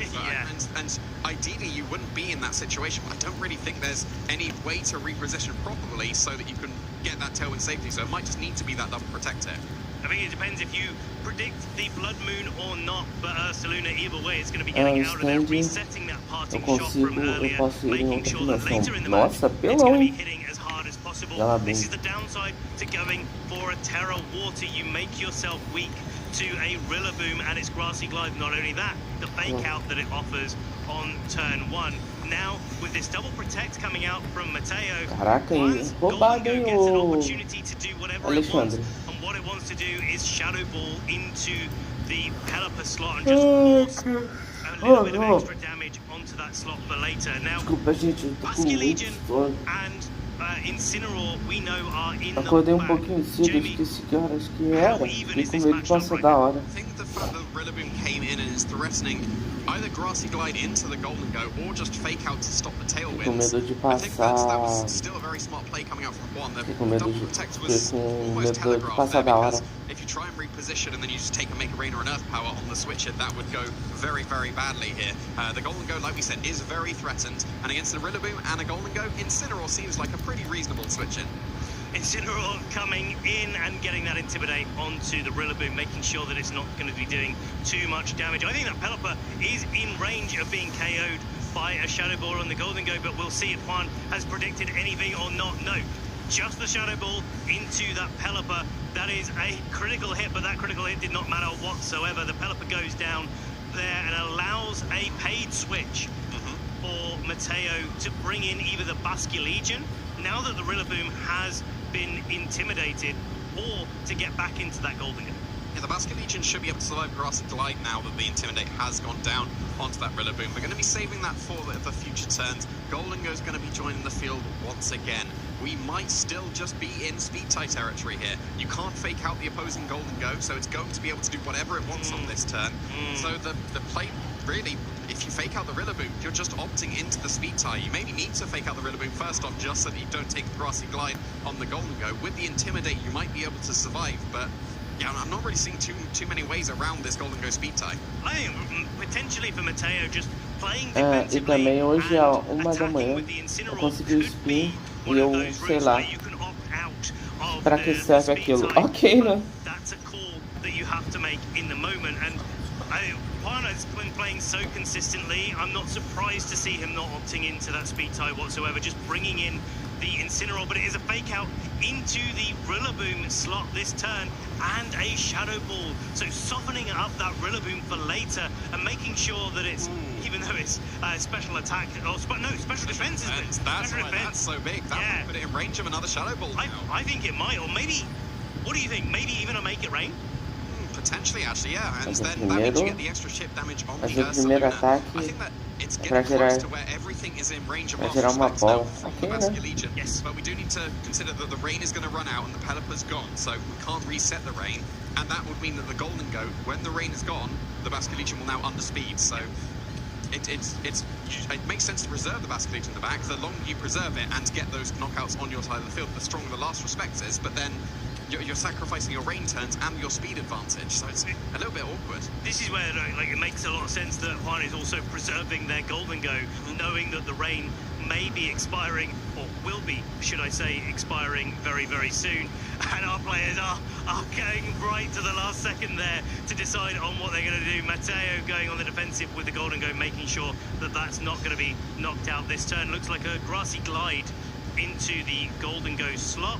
And now we see the speed interactions between the Incineroar and the Ursaluna. The fact that Incineroar went first is pretty big here, going for the passing shot, getting on out of there, but also dropping the special attack at the same time, making this switch into Legion much, much more palatable. Yeah, if there's enough power into that slot, it won't be taking too much damage, and it is going to be that. And you can see that, that's respectable damage, but pretty good. Yeah, well, that might allow this Rillaboom to still be able to KO this Legion with the grassy glide now. If the Incineroar switches in for the Golden Go, you'll get a second Intimidate, and that probably allows you to survive that attack. But the rain has disappeared here, but you should still be outspeeding both Pokemon with the Legion, and the Golden Go is not yet on the field, so you are allowed that opportunity to go for that last respect. It's only at 100 base power at the moment, because you only have 1 KO on the Pelipper, but that might still be strong enough, because you've got that choice band helping you out. I don't think a Wave Crash would be that useful here, because you wouldn't be hitting the Rillaboom very hard at all. But maybe you do consider that, because I was going to say, maybe you go for the Make It Rain and attack into the Ursaluna, but not going to be happening this turn. The Golden Go's switching into that Incineroar, getting that Intimidate again. Yeah, I feel like this does make sense as well from Mateo's side. You've got to kind of be thinking, I think if you're Mateo, about how you soften up that Ursaluna. Grassy Glide did need those 2 Intimidates to be locked down into it before the Legion was going to be able to hang on. There's the Wave Crash into the Ursaluna, but not enough to pick up the KO. In fact, the recoil is knocking out the Legion. So Last Respect's got more powerful, but unfortunately, Mateo doesn't get to use it anymore this battle. Now Incineroar taking the Blood Moon into it and hanging on with a good amount of HP. It looks like Mateo's resources are dwindling here, and Juana is getting themselves into a O stand que eu tenho é fazer os negócios para ficar mais tempo na dimensão. Legal. The Ursaluna has gotten its stats dropped as well. It's really, really difficult to KO them, and then this team just recovers off all of that damage and just keeps on whistling their opponent down. Bem quebrado, do jeito que você tá falando aí, parece ser bem quebrado. And the Golden Go coming in when the Rillaboom is still got its special defense drop. Like we said, that might be in mid-range of Make It Rain. I'm not sure anymore. Yeah, it's taken a load of recovery. I think it might have been before, but it might be able to survive just on the slope. We're going to be able to see on this turn, it is going to be able to shrug off that Make It Rain and survive in the red. Okay, so now, because we know that the Incineroar can go first, here's the high horsepower into the Incineroar. The Incineroar is hanging on with just 15 hit points. There's the knockoff to get the KO onto this Rillaboom, and now the Ursaluna gets to attack. It can only go for Earth Power this turn, and it's going to be into the Incineroar, picking up that key KO that paves the way for Golden Go in the back for Juan to have a endgame scenario that at least Juan is happy to be in. Now is the time that we have to opt in to those speed tiers.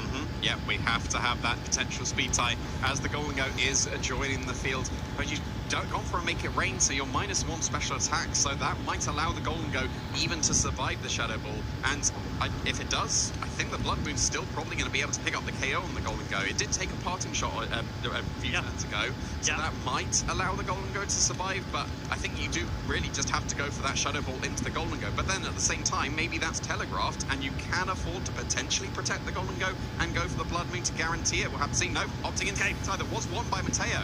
Shadow Ball into this Golden Go, not quite enough to pick up the KO, not even going to be a KO after the Life Orb recovery. There is the responding Shadow Ball, and Juan Solero has been on an absolute tear so far, is continuing that streak, winning the first game here at top 8 in our Gdansk Regional Championships. Yeah, some really nice positioning coming out from both of these trainers. Some really nice calls as well. I think maybe going for the wave crash to KO yourself for the Basque Legion. That could have been an opportunity for the slightly weaker at that point Last Respect, but then you still keep your entire Basque Legion. Yeah. We saw the grassy terrain disappeared on that turn, so that would have meant that you can't be threatened by the grassy glide on that turn, and you get a guaranteed Last Respect into the Rillaboom, and that might have been enough to swing the momentum just in Mateo's favour. I think it's tough, isn't it? Because in that end game, you want Incineroar, if you're Mateo, to be able to deal with the Golden Go on one side.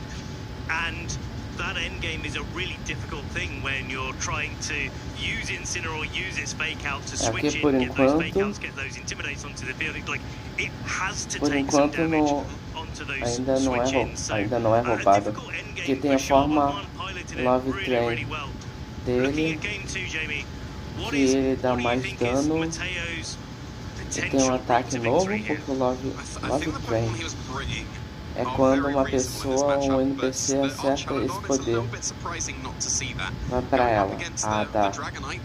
When you scale shot on Archaladon, that's not a good time, because then you just give it 4 or 5 defense Tirando boosts. os It would only be really the Ursalume that would be threatening that damage. Against the Rillaboom, that's not going to be doing too much damage, so maybe that Archaladon is something to consider, and so long as you can deal with the Ursaluna, the other Pokemon that brought to the match, maybe the Archaladon will be able to power through. Do you think the Basque Legion should be out a little bit more in the early game? Yeah, one of the things you mentioned, as soon as the rain runs out when the Pelipper was KO'd, you didn't have the opportunity to put yourself faster than the Golden Go, and then that just puts you at threat of being KO from the Shadow Ball. So, yeah, maybe it does need to be used a bit. Like, you save the Basque Legion for the end game, makes perfect sense. As Last Respect keeps getting stronger and stronger, the more Pokemon that you lose, and the further into the game, the more likely that is to be the case. But we've seen how powerful just in the rain, choice banded wave crashes can be. There's nothing wrong with just going on with a Pelipper Basque Legion lead and just turning on the offense. So if the Basque Legion wants to be brought very quickly, it could be putting on that offense straight away, and there it is, immediately brought in that for his second game. We are picking up the offense straight away here, match 2 here in our top 8. And yeah, Basque Legion and Golden Go, the option for Mateo to either switch in the Pelipper in the back, get that rain going, get the Basque Legion on the offensive straight away, or to play defensively para with the Basque conseguir essa Legion, forma bring in dele, maybe an eu preciso ir para uma corrida. Só conseguir ir para essa corrida quando eu tiver prestígio 2 e no final da corrida eu ganho o coração do cara. Pera! É aquela lá do dinossauro lá, ou Alexandre? Tem alguma coisa a ver com o dinossauro, né?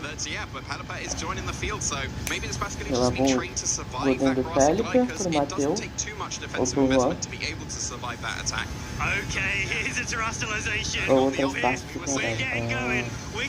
Turn 1 here, this Basque Legion going for his Terra Water, and that's going to be boosting up the damage. A lot of these Basque Legions are, as you say, trained to be able to take eu sei que é alguma corrida de dino, sei lá, né? Alguma coisa assim. With a terrestrialization of his own. It is into that Golden Go. It will be the Terra Water that resists the wave crash that Mateo is threatening right now. But choice band, Terra Water, Basque Legion in the rain is so powerful, but no! Eu acho que alguma coisa assim, não lembro agora. That is Rillaboom taking a key grassy glide knockout on Basque Legion. That's Mateo's Terra option down and bringing Juan one step closer to getting into top 4, because a Shadow Ball bringing this Pelipper down to just 14 hit points. puts Juan in the driving seat. That is a devastating turn one for Matteo there, committing the terrestrialization even.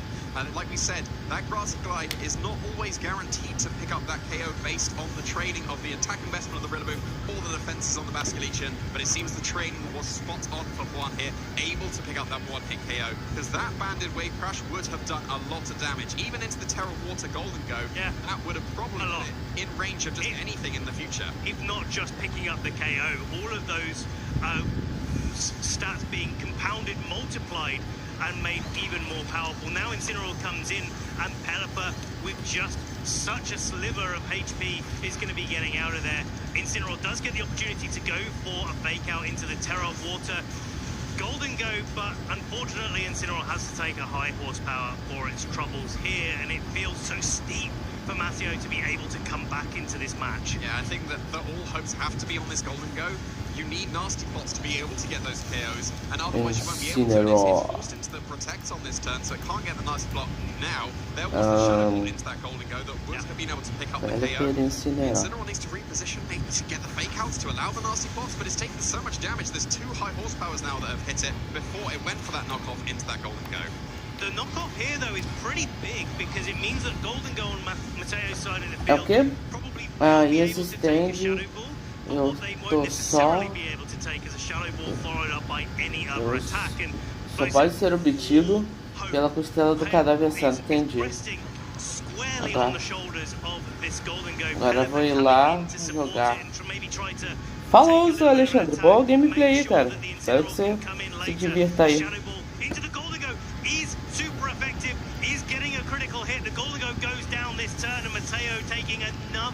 KO against him. Juan is playing this absolutely perfectly, and everything is going in Juan's direction. It's looking like he's very close to carving a path into top 4. And just with the lead of the Golden Gun, the Rillaboom as well, just being able to do so much damage here. The Pelipper's so low, it's in range of Grassy Glide. The Incineroar, usually a really good answer to this Golden Go. Well, it's not going to be able to do that. Like, it's got caught into the fake out on this turn, but then Rillaboom's free to just KO this Pelipper. And the fake out going into the Golden Go is the Hurricane in response from the Pelipper. Pelipper gets one opportunity, but high horsepower into the Incineroar, softening it up, getting ready for a Make It Rain to pick up a double KO next turn. Yeah, and then both Pokemon are in range. Golden Go outspeeds. This should just be the straight-up match win for Juan. Very, very nicely done. It was a very close game, game one, that was really back and forth. But then Juan stepped on the accelerator and here it is, all the damage. Make it rain, double KO, and Juan Salerno with that will be getting into top 4 here at the Gdansk Regional Championships. And his undefeated streak continues. 12-0. 12-0. Into the semi-finals, just 2 matches stand between him and a perfect regional championship run.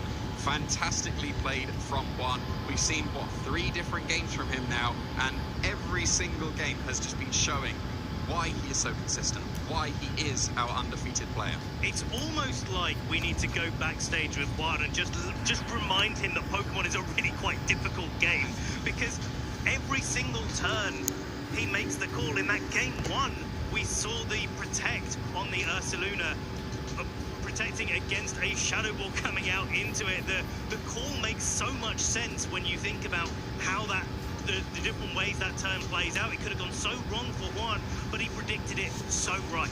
Yeah. Terra Electric is usually telegraphed on Ursaluna, so very, very nicely done there. And that reads Terra Electric in the future allowed this Ursaluna to be able to put on the pressure with all those Earth powers and allowed that Golden Go to position to take that first game for Juan. And then, that is such a big KO. That is not guaranteed. No. There's not guaranteed the slightest. So, no. Yeah, that is a very, very big pick up the KO, because it used the terrestrialization immediately. That meant that this Golden Go wasn't able to defensively Terra against this Shadow Ball, and also it was picked up with a one-hit KO, and that just allowed the Golden Go on one side to sweep through this game. Yeah, I mean, it's so crazy, isn't it? At this stage of the event, you can have those games that go so well that you don't even need to switch. You can just come out with your leads, take 4 KOs. Good job.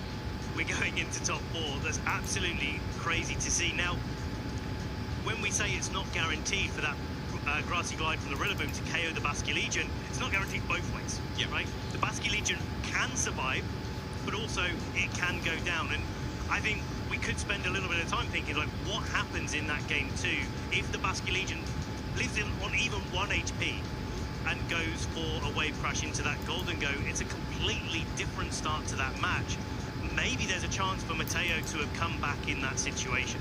You'd have got massive damage. You probably wouldn't have got KO, but even into a resistance, a rain boosted, Terra water boosted, choice band boosted wave crash does so much damage and would put either the Rillaboom or the Golden Go in range of the Golden Go that was waiting in the back from Mateo. And that allows it not to have to get a nasty plot or any point. It can just go on the offense and pick up that last little bit of HP and then could potentially sweep through, because the terrestrialization was committed on the Golden Go. If the Ursaluna was waiting in the back, it couldn't have gone for its Terra Electric. Maybe the Golden Go on Mateo's side of the field would be able to do something. So that KO on the Basculegion was massive. Really, really big. And this is the thing, it's not just about whether or not it goes right or wrong for you. It's about how you capitalize on those situations, because we have no control over what happens once we lock in those moves. All we have control over in VGC is what we do with those opportunities, and seeing how well Juan piloted that second game was so nice to see. I was like, even just the small things, like the high horsepowers into the Opa, salve Marlon, bom dia, como é que você tá, cara? Desejar um ótimo domingo pra você, como é que você tá? E aí, meu lampião favorito? Oxi, lampião. Any form of fake out gone for the little bit of repositioning that was possible in that end game, but also so easy to pick off the Pelipper later. Like, you can do it at any point in the game. Maybe it protects itself, maybe it doesn't. But when you're so ahead, just making sure that every single turn that you have has the opportunity to improve your board position just that slight amount is a real testament to Juan's skill as a player. Yeah, for sure. We were able to see the repositioning in that game one. We were able to see just the explosive damage in that game two. So we had two very different approaches to the game, and like from Mateo's side as well, like we were mentioning, Basculegion should it come early to the game to do some explosive damage, and it did. Like, he listened to us, and he probably should listen to us in the future. Just to clarify, he can't hear us back there. Of course. Just to fully clarify that. Yeah, it seems like Basculegion could have done some nice things. It's a good adjustment, and it makes sense. And, you know, if we're thinking it, Mateo, with all of his experience in the team, is probably thinking the same sort of thing, and clearly he went for it. But let us hear now from Juan Salerno, our winner and our first aqui já esperando the top 4 here at the Gdansk Regional Championships. Esperando os jogos aqui. Eu queria falar nada não, Marlon. Mas esse Juan Salerno, esse argentino aí que tá na tela, cara, só pra tu ter noção, Marlon, ele terminou a primeira fase 11-0, o cara não perdeu uma. Top 16 agora, o cara acabou de passar pro top 8.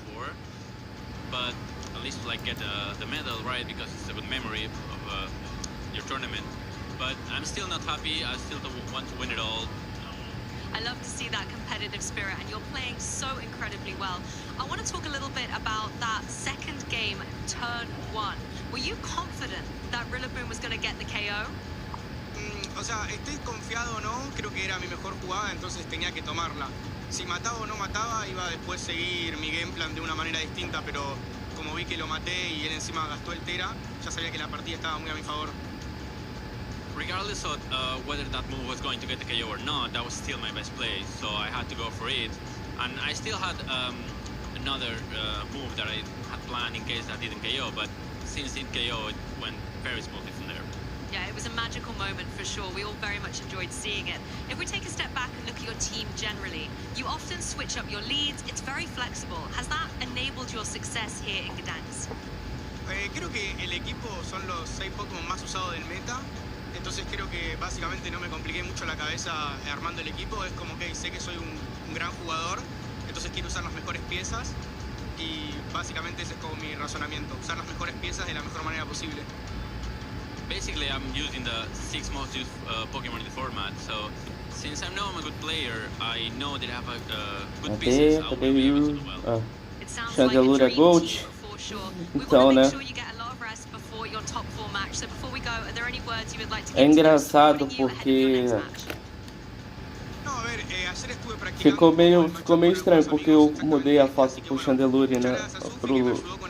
Na verdade pro Lamped, né? Ayer que me ayudó en la planeación del partido y bueno, también a mi amigo Nico de Chile que siempre me apoya y bueno, por último a Konya y a Rodri que son a mis amigos de Argentina que me hicieron el equipo in-game.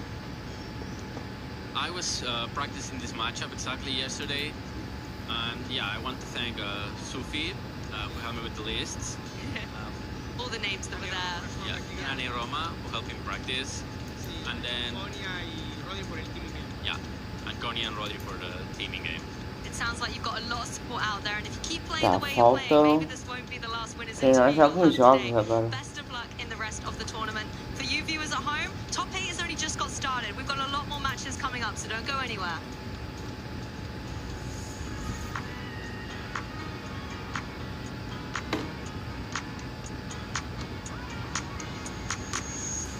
Eu acho que para mim as principais ferramentas para você melhorar como treinador seria ter vários amigos para jogar, pesquisar bastante, entrar em grupos e treinar principalmente. Quais ferramentas que eu acho que um jogador competitivo tem que ter? Primeiro é paciência, tem que repetir várias vezes, várias coisas. Então, primeiro é paciência. E a segunda de tudo é, cara, é anotar as coisas. Anota bastante porque você vai anotando e vai gravando mais fácil. Então, é persistir e paciência. Eu acho que a gente tem ferramenta até de sobra, porque é uma comunidade muito grande, a gente consegue compartilhar a experiência um com o outro e ver onde cada consegue melhorar se ajudando. Bueno, mira, lo más importante en este juego es caminar, caminar y atrapar. Todo el tiempo estar atrapando y siempre revisando en las mismas páginas de Play Pokémon cuáles son los Pokémon que están destacados y buscar de esos Pokémon los mejores IVs para poder traer el mayor rendimiento en las batallas. Primero que nada es ver el meta, qué Pokémon son los mejores, un poco más avanzado, aprender a contar los básicos. I think the players need to always look at meta, check the meta. I think this is really important because in Pokemon the game is always changed. The first thing I always gravitate towards too is recording my matches and then looking at it afterwards. Not only just looking at it myself, but also like with friends for feedback. Just like really dissecting, like what am I thinking through this turn? Like, did I make the correct play? Am I thinking about the high level game plan correctly? Am I accounting for potential risks depending on what my opponent is doing? I think it's really hard to get stuck in the moment when you're actually playing. So looking at afterwards has been like really helpful for me. In the game, you don't have a lot of time to think. You just do the best you can in the moment, but afterwards, when you can actually pause and slow down, you can analyze what is actually going on. La mejor oportunidad que tienen es ver las transmisiones de los campeonatos regionales, internacionales y del Mundial de Pokémon. A pesar de que el meta puede llegar a cambiar mucho, no significa que no puedas ver cómo juegan otros entrenadores, qué es lo que están pensando, qué es lo que dicen en las entrevistas, ver cuál mindset tienen. Entonces, ve lo que piensan, ve cómo juegan, imítalos y supéralos.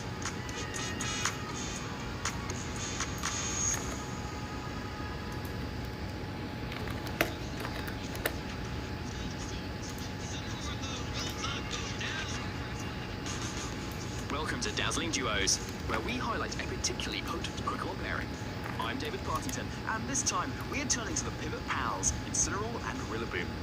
So why does the metagame seem to always revolve around these two? Incineroar is a fire and dark type, giving it 6 resistances, 1 immunity, with only 4 weaknesses. This enables it to take a myriad of attacks thrown its way. Alguma coisa, cadê? Porque sua alma é sugada quando você tá perdendo e acaba. Ô louco, mano. Você é lampião que rouba a alma. É preciso igual Clash Royale. Entendi. Enter Rillaboom. As a pure grass type Pokemon, it has more weaknesses than resistances, but that doesn't stop Rillaboom from being incredibly versatile. Its ability Grassy Surge sets grassy terrain Gente, eu já volto rapidinho. Grass type moves, making them incredibly strong, and Grassy Glide becomes a priority attack. It will also override other terrains, and so puts a stop to strategies like those involving psychic terrain, which can shut down priority moves. Put Incineroar and Rillaboom together, and you have a duo that excels at disrupting almost any strategy your opponent has. Both of them move Fake Out, which prevents one Pokemon from moving that might otherwise KO your teammate. but this move can only be used on the first turn the Pokemon is on the field. And coincidentally, both also have an ability that activates upon switching in. So top trainers will make the most of this combination by pivoting each one on and off the battlefield repeatedly. This can be done even more effectively with pivoting moves like U-turn and parting shot, allowing another Pokemon to switch in after the opponent has moved, therefore entering much more safely. So how do you jam this revolving door of Pokemon? Incineroar loves to lower your stats, so using a Pokemon with the Defiant ability, such as Annihilate, turns those annoying stat drops into handy attack stat boosts. Alternatively, Farigiraf can lend a helping hoof with its ability Armor Tail. Like Psychic Terrain, it blocks priority moves, but can't be overridden by Rillaboom's Grassy Surge, ensuring your attacks keep coming. And using Dragon or Fire-type Pokemon can resist the powerful Grass and Fire-type attacks this duo dishes out. So whether it's Incineroar switching into Fake Out, or Rillaboom U-turning back to your party, the Pivot Pals are always around the corner. By the way, make sure you're prepared for this dazzling duo at your next event.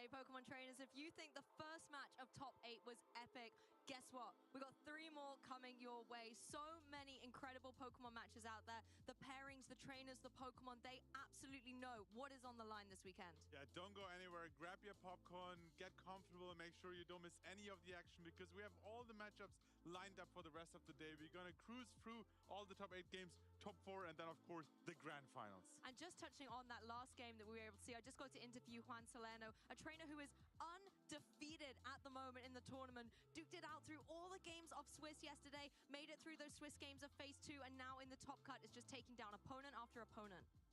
Please correct me at home if I'm wrong, but I don't think we have seen a player win a regional undefeated. We have quite a few players because, first of all, you can qualify for the top cut section without going undefeated. So it's very rare that a player actually makes it through undefeated like Juan did this weekend. Yeah. And then for the rare cases where this happens, I don't think we have seen anyone take it all the way, become the champion undefeated. So Juan can make history this weekend. But let's have a look at the top 8 bracket to see what else is coming up. Yeah, because we haven't got our champion yet. So let's have a look at the bracket and see who else is still within contention of that crown. As you can see, Juan won his top 8 game against Mateo. But coming up, we've got Tia Team and Louis. That is going to be a great match. And the winner of that will be facing Juan in top 4. Yeah, we had 1 regional in Germany, 1 in France. And now we have a clash between Germany and France in our next top 8 game. We have just featured Theo Team earlier in his winning into top cut. So it's really interesting to see. He not only won the next game, but he's now back on stream for his top 8 game. Another top 8 finish to his accolades. Amazing so far. We've basically been tracking Tia Team throughout this tournament because that's going to be our next matchup on the broadcast. But then if we go down to that second part of the bracket, Simone Sanvito, a trainer who has been so well equipped with their team that gave Justin success yesterday as well in those Swiss rounds. I'm looking forward to seeing what Simone, a previous European international champion, is cooking up. At the same time, Lucas, speaking of throwing a few new ingredients into the mix, that Blaziken, a team that we got to feature in our last round of Swiss yesterday, it will be great to be able to see how they've been able to maintain that confidence with the team. I was actually talking to them after the game yesterday, and they were like, they felt so sorry that they couldn't bring their A game. They were quite nervous going on to stream, but we told them, listen, 2 more rounds the next day, you can still make it into top cut. And I think they started with a loss this morning, but then caught themselves, made it in top cut, won top 16, and really excited to see what Blaziken, Primarina, Rillaboom can bring to our stream game right after the current top 8 match. Yeah, I think everyone's looking forward to seeing every single top 8 match. So guess what? The trainers are ready on the stage. I'm really thrilled to be able to see this Basque Legion once again. But not only that, the Volcarona that was so pivotal in that match we had at the very beginning of today's broadcast for Tia Team was exceptional. Both these players had an amazing season last year, both in grassroots tournaments, Luis is actually one of my local players from my area, so I've seen him in the last 1.5-2 years grow, develop to such a strong contender, making a mark, make a marker, you could say, into the scene.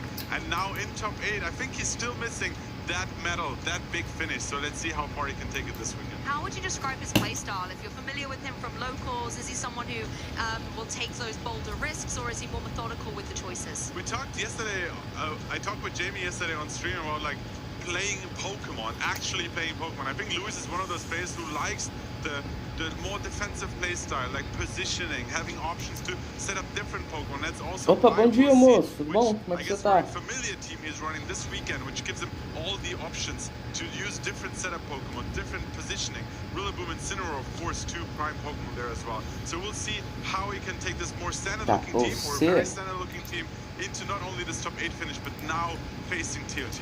I think that's an important thing to note, though. Being a trainer who is thinking turns ahead, has moves and counter moves adapting to the board state in play, can give you such an edge over any team that you face down against. There'll be an option, there'll be a game plan, there will be a path to victory. And if you are that trainer destined for greatness, then you will be able to pilot the team perfectly. Let's have a little look at the accomplishments. Tier team there on the left-hand side has been able to get a world's top 16 finish in an incredible tournament last season, as well as getting top 4 at the Special Championships in Bologna. Yeah, I stand corrected. Luis actually won a medal last year, of course, when he made finals. Tô bem, com sono, mas bem. Eu também, moço. Tô com sono aqui. So he's still out for another one, of course. Também estou com top 8 sono. finish in Stockholm, a top 16 finish. So Stockholm seems to be one of his favorite places to play Pokemon in, but also the top 32 finish. And we talk how big Worlds is getting and how much even a top 32 finish at Worlds means these days. Absolutely incredible, considering the way that you have to qualify. Pretende fazer live hoje, moço? Ó, o time do Tel time. Incineroar de Safety Goggles, Volcarona de Glacier, Basculégio de Choice Scarf, Alola na NT de Fox Sash, Ursaluna de Leftovers e Rillaboom de Choice ou Assault Vest. Disable and Encore. Free status moves, free supportive moves, especially the combination of Encore and Disable. Sometimes you face any Pokemon that is using the item choice band, choice specs, and being able to like disable any of the moves that they're like struggling on the field, struggling throughout the jumps. Also, whenever you have one of these fake out users, if you Encore them into fake out, they're also Aí, moço, como se não bastasse isso. Yeah, it's difficult for finding the right positioning. Eu ainda tenho que lhe falar. Eu vi em 5 canais. Eu vi a série de 5 canais. Nenhum deles mostra o Strider também, ou Charger. Eles não usam, definitivamente eles não usam. Eles usam qualquer outra coisa, mas não usam. O time do Lowe's é Incineroar, Incineroar de Safety Goggles, Golden Life Orb, Misla de Grassseed, Alola na NT de Fox Sash, Ursaluna Blood Moon de Leftovers e Rillaboom de Assault Vest. Quase o mesmo time.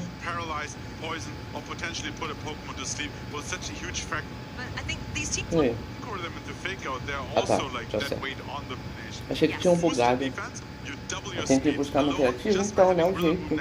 Or even abusing your opponent's Rillaboom if they have one, which is the case in this matchup specifically.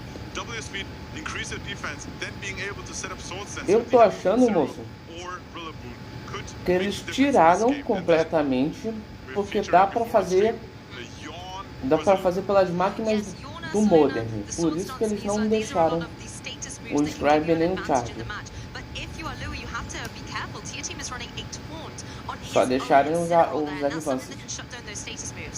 Yeah, that is one option, of course, the taunt.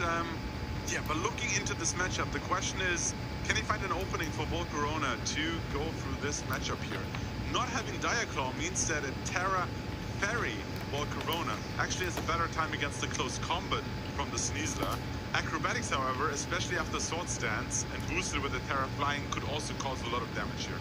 I want to see if Basque Legion's going to get up to any shenanigans as well, with that Choice Scarf being nice and speedy on the field. But let's jump into it. This is top 8 at the Gdansk Regional Championships, out straight away in this game 1. We're going to see an Incineroar apiece, but Tia Team has opted to partner it with the Ursaluna and Louis with the Golden Go. Yeah, the only thing we can tell so far is that Lewis is, or more so that Tia Team's, it Incineroar was not faster.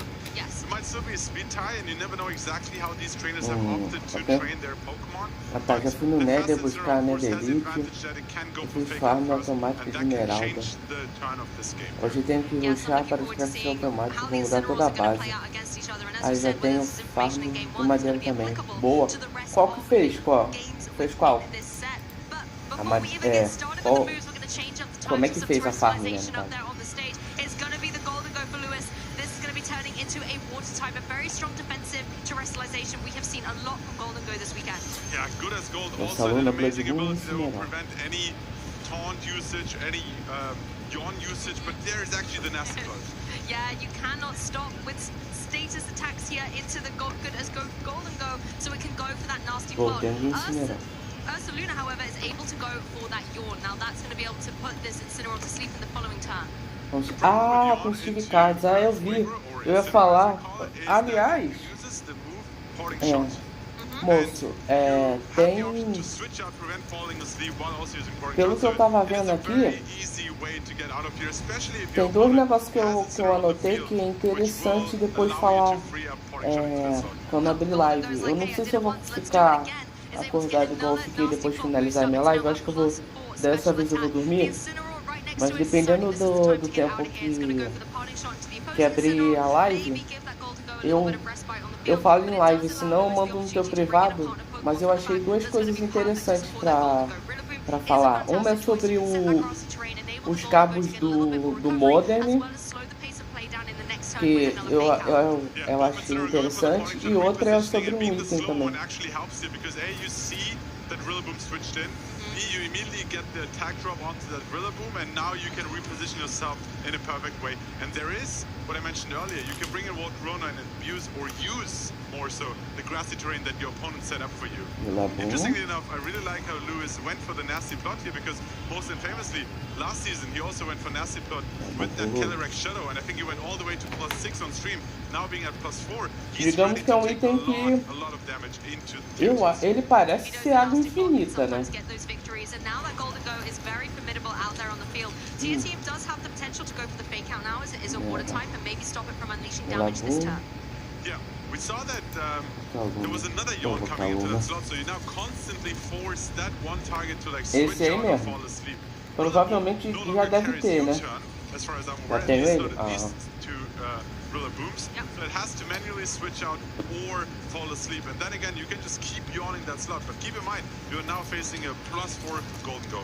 And if you're targeting down that partner slot, sure, you're forcing Lewis to have to switch. Uma coisa que eu achei engraçado, moço, todas as séries que eu vi, enquanto tu tinha uma máquina só para fazer uma coisa, o pessoal das outras séries já tinha uma parede com mais 9, mais 20 máquinas da mesma para fazer várias coisas. The effectiveness type chart just on its hat, and then it doesn't matter if you're an Incineroar, it doesn't matter if you resist that make it rain, you go down all the way down into low rats and almost being knocked out as well. And the thing is, it was a +4, it's now at +3. That is still so formidable out there on the field, and I love the jump of joy that Golden Go does when it gets that KO. Mas não sei até que ponto não vão no criativo buscar.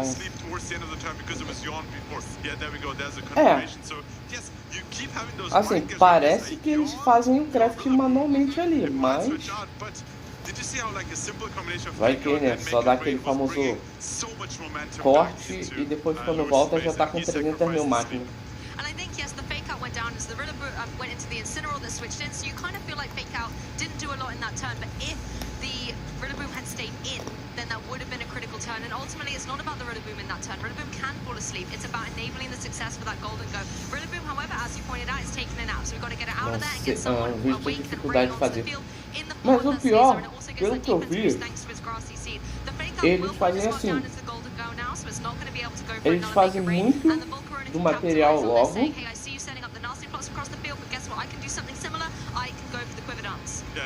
eles fazem muito do material, fazem 300 mil máquinas da mesma e deixa dedicada, Que aí, quando ele precisa, já tem as máquinas prontas, entendeu? Eu quero fazer tudo no manual. Quando eu falo, vou farmar em off, vou criativo, vou escada, então. Não, o que pode fazer, teve agora eu tô com as máquinas elétricas, vou começar a farmar tudo a rodo. Eu ia dar ideia, mas eu acho que mesmo assim não dá. Teve um vídeo que eu vi que o cara foi fazer a máquina, eu não lembro a máquina agora, mas a máquina não tava fazendo craft de jeito nenhum. O que ele fez? Pegou os itens, ele tinha os itens para craftar. Entrou no criativo, pegou a máquina e jogou fora todos os itens que ele usava na receita. Não sei se dá para fazer isso com o Scribe e com o Charger. Não sei se tem a receita dele. Acho que não, né? Senão até já teria feito isso.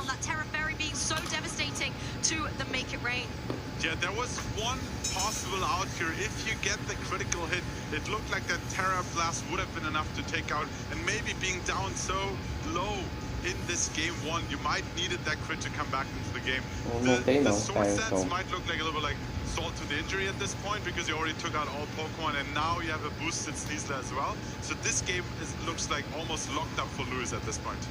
Yeah, I mean, Sneasler's in a great position. It got the Sword Stance boost. It can go for the acrobatics. There is not a lot that Rillaboom can do. But, trainers, this is why we play a best of 3. And Tier Team had a lot of utility. Mas pretende pegar o quê? Um Scriber, né? Ou Charger no criativo para tentar fazer o Village. Segundo o deles, a única forma é através do Armadrão. Então, eu vi o pessoal mexendo com pneumático, mas não com Armadrão.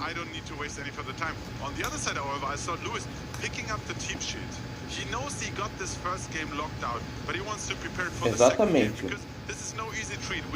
Exatamente esse número, viu? Eu falei ontem, eu sabia. Aí já pensou? Já pensou, moço? Tu pega, sei lá, o Charge ou o Scriber.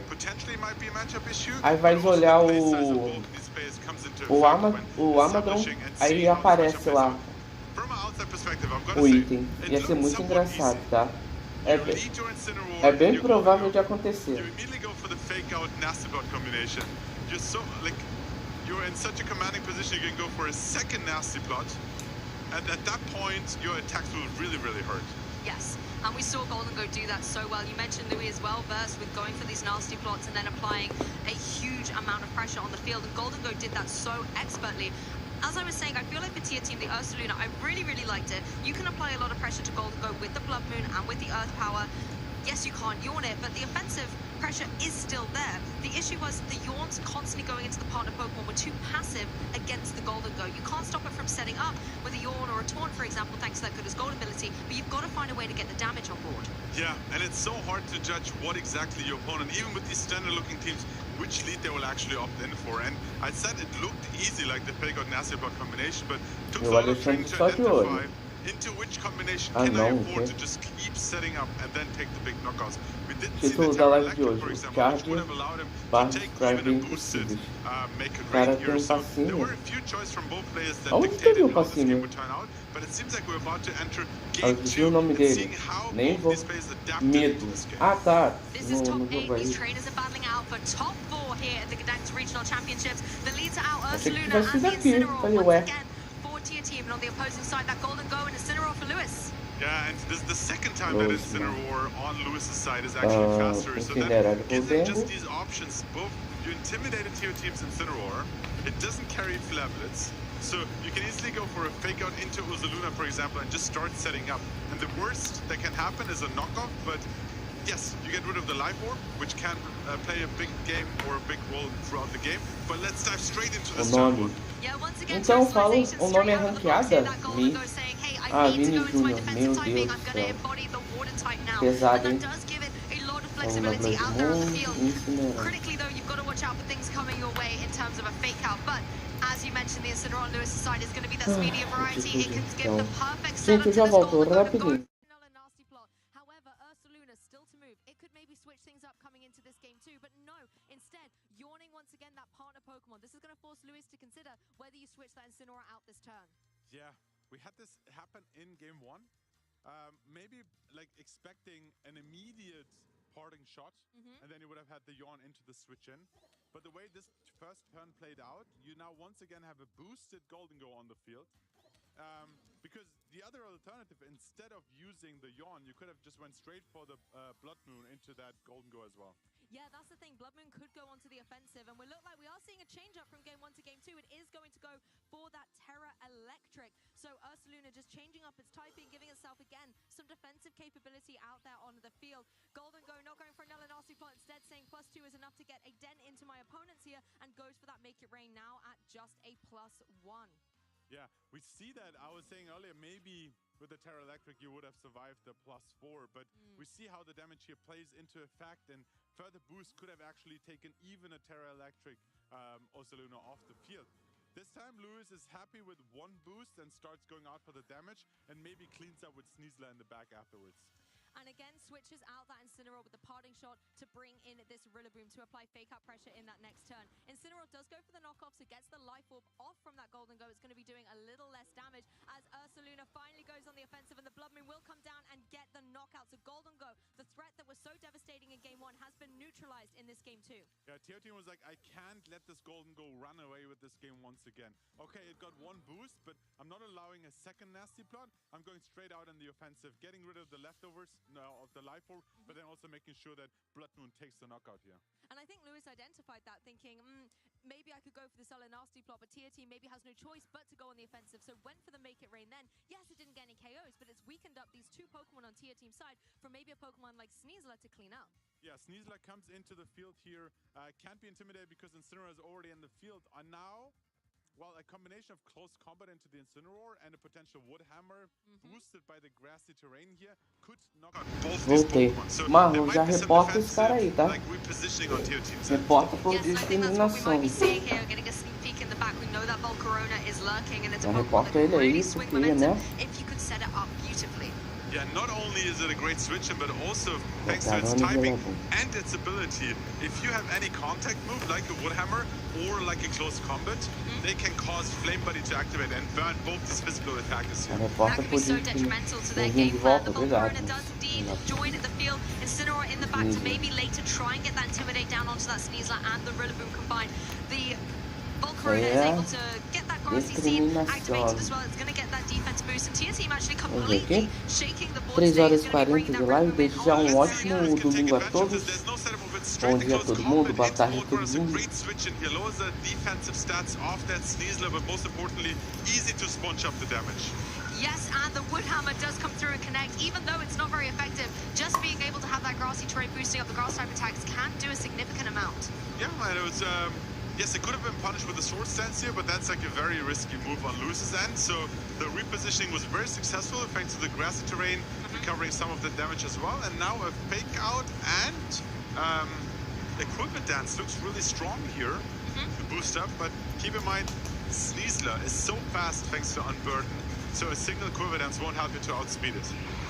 Yes, at least the fake out will slow it down a little bit, and there isn't too much that the Volcarona is fearsome of on Rillaboom's side. You know, the grassy guard, the Wood Hammer not going to do too much. High horsepower will be a little bit annoying, but you've got that grassy terrain recovery as well, and that could be what Volcarona needs. It can take a little bit of damage, get that Quiver Dance set up, and even though it will still be slower than the opposing Sneasler, it might still keep it in the game. Yeah, it looks like Teo Team went for an all-out offensive move here with the combination of Heat Wave and the high horsepower, but amazing switching of Incineroar once again.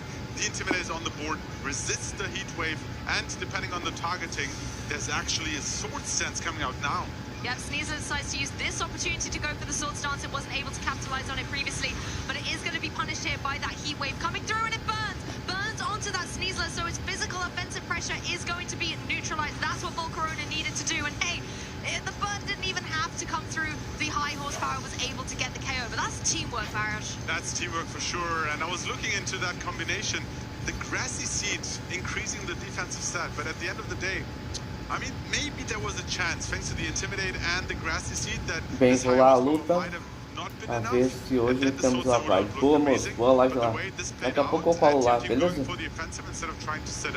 Lewis sees the writing on the wall and is like, nope, we're going to game 3. I mean, when there's a Volcarona, there's a way. That's all I'm going to say. It's done so incredibly well for Tier Team today on the broadcast we showcased it earlier, where it was in the perfect position. In Game 1, it wasn't able to get the momentum needed, but in Game 2, it didn't even need that terrestrialization. It was in a prime position to get the damage down. The way these games played out is like a reverse of Tier Team's last stream game, where he won the first game, very closely lost the second, but then came back in Game 3.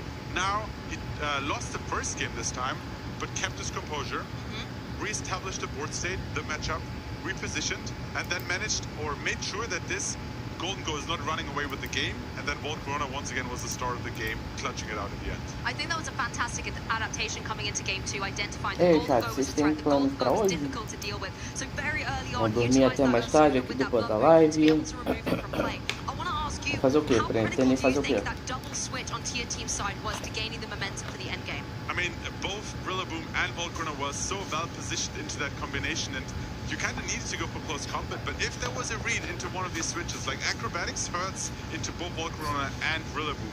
So predicting the right switches, the right attacks, and Volcarona taking that close combat was crucial, but ready for Game 2, Game 3. Game 3, let's jump into it. We've got a Game 3 on our hands here in Top 8 at the Gdansk Regional Championships. We've got a Mirror, we've got an Ursaluna, a Peace, and an Incineroar there as well.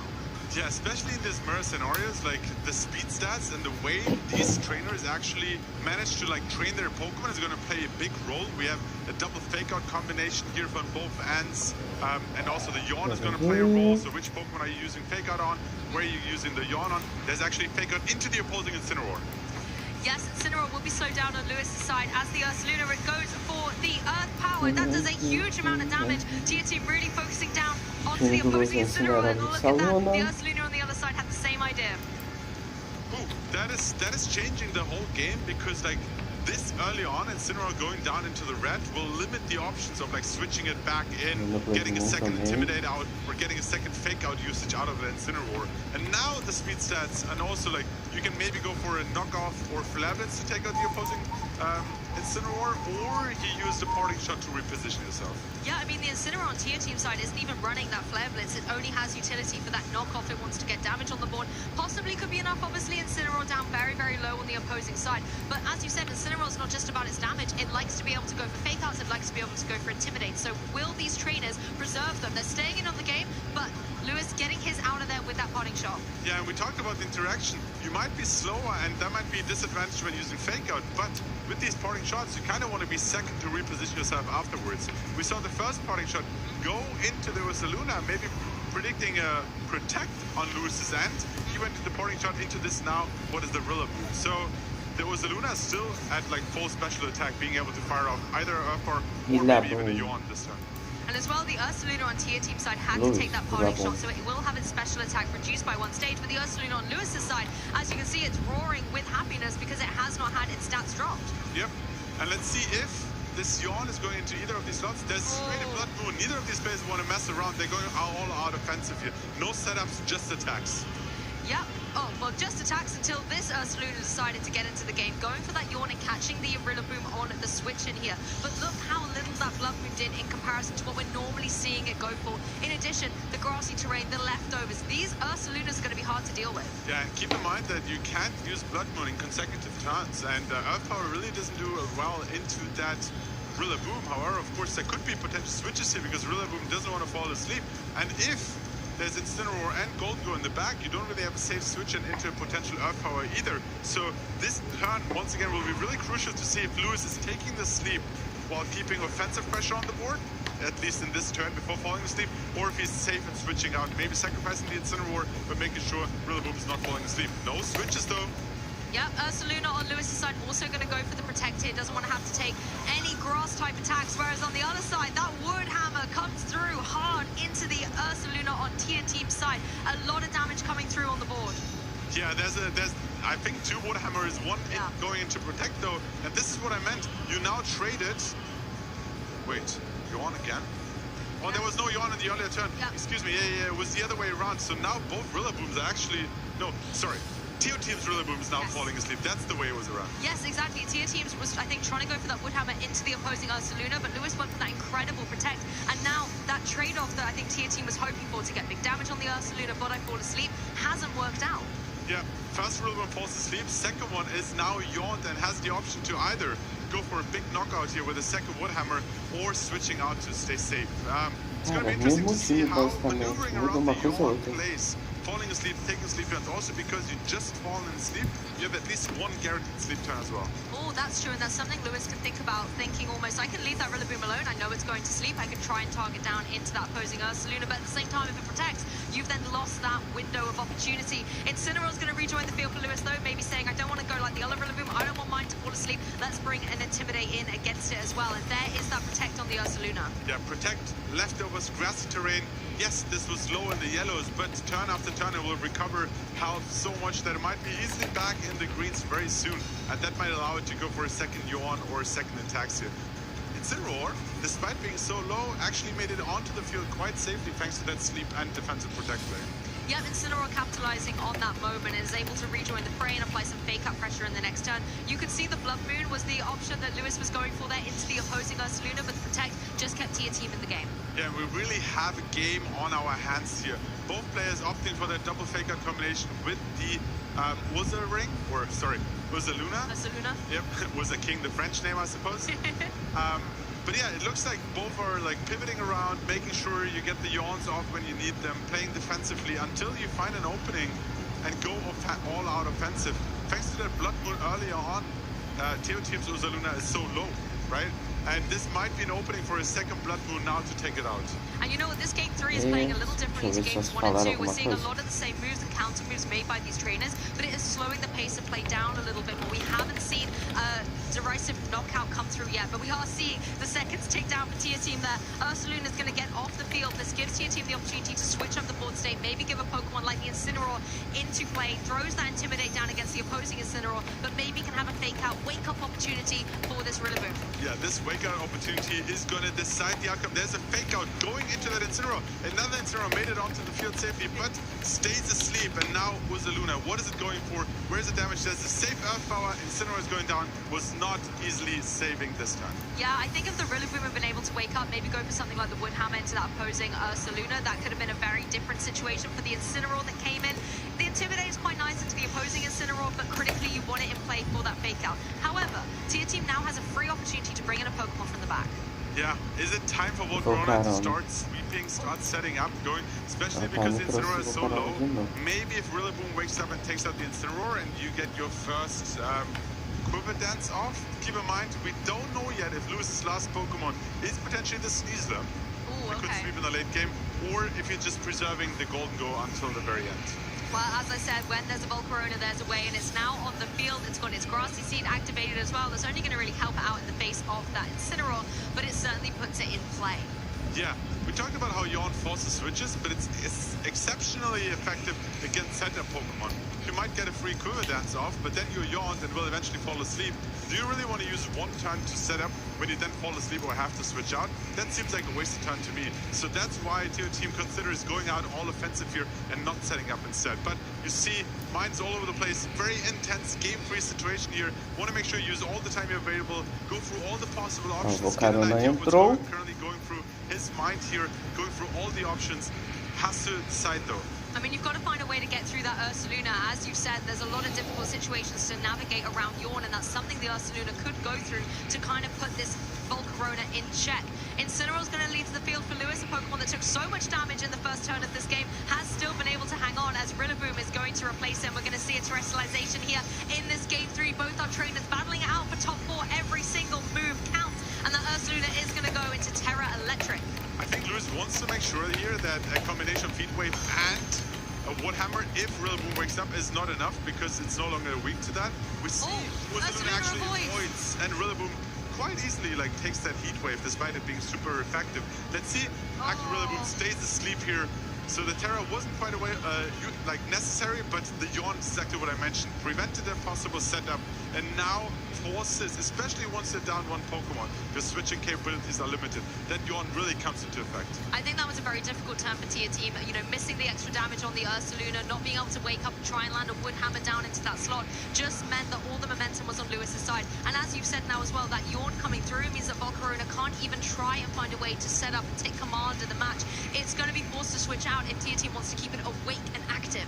One option though, you can opt for the sleep, because you say, if I start setting up and my opponent doesn't really have a way to like cause a lot of damage into my Volcarona, eventually I will wake up and then I will have my boost ready. So this seems to be the option that Tia Team goes for with the Quiver Dance here. Sacrifices or like is okay with falling asleep, but says I am like against both Ursaluna, which is a special Pokemon, and Incineroar and Rillaboom. Like it's in a quite good position. Well, the Rillaboom is back in action, but as you can see, that does negligible damage thanks to all the Intimidates Incineroar's been able to throw its way. In return, the Volcarona is going to have to take that Blood Moon, but the Quiver Dance is going to help it out a little bit. Ursaluna recovering thanks to its leftovers. I wonder when we're going to see Grassy Terrain rejoin the field. Yeah, Rillaboom was like falling asleep, I think intimidated twice in that cycle, so even a super effective high horsepower was not dealing a lot of damage into that Ursaluna here.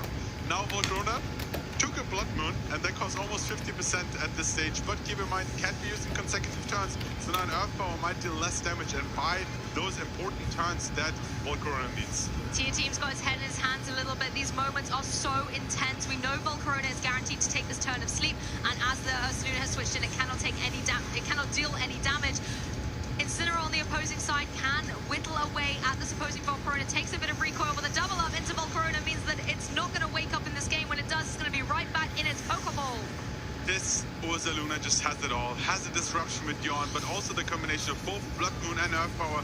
Very powerful moves here. So even though you don't have the Life Orb, you just are so powerful, manage to like direct the game, cause the opponent to fall asleep or have to force switches while just firing off really strong moves. This is why Ursaluna is one of the best Pokemon in the current format and is here to stick and just perfectly maneuver from loose. Didn't even have to like reveal his last Pokemon so far. Just a combination of Incineroar, Rillaboom, and the leftovers Ursaluna was enough to disrupt and cause enough damage.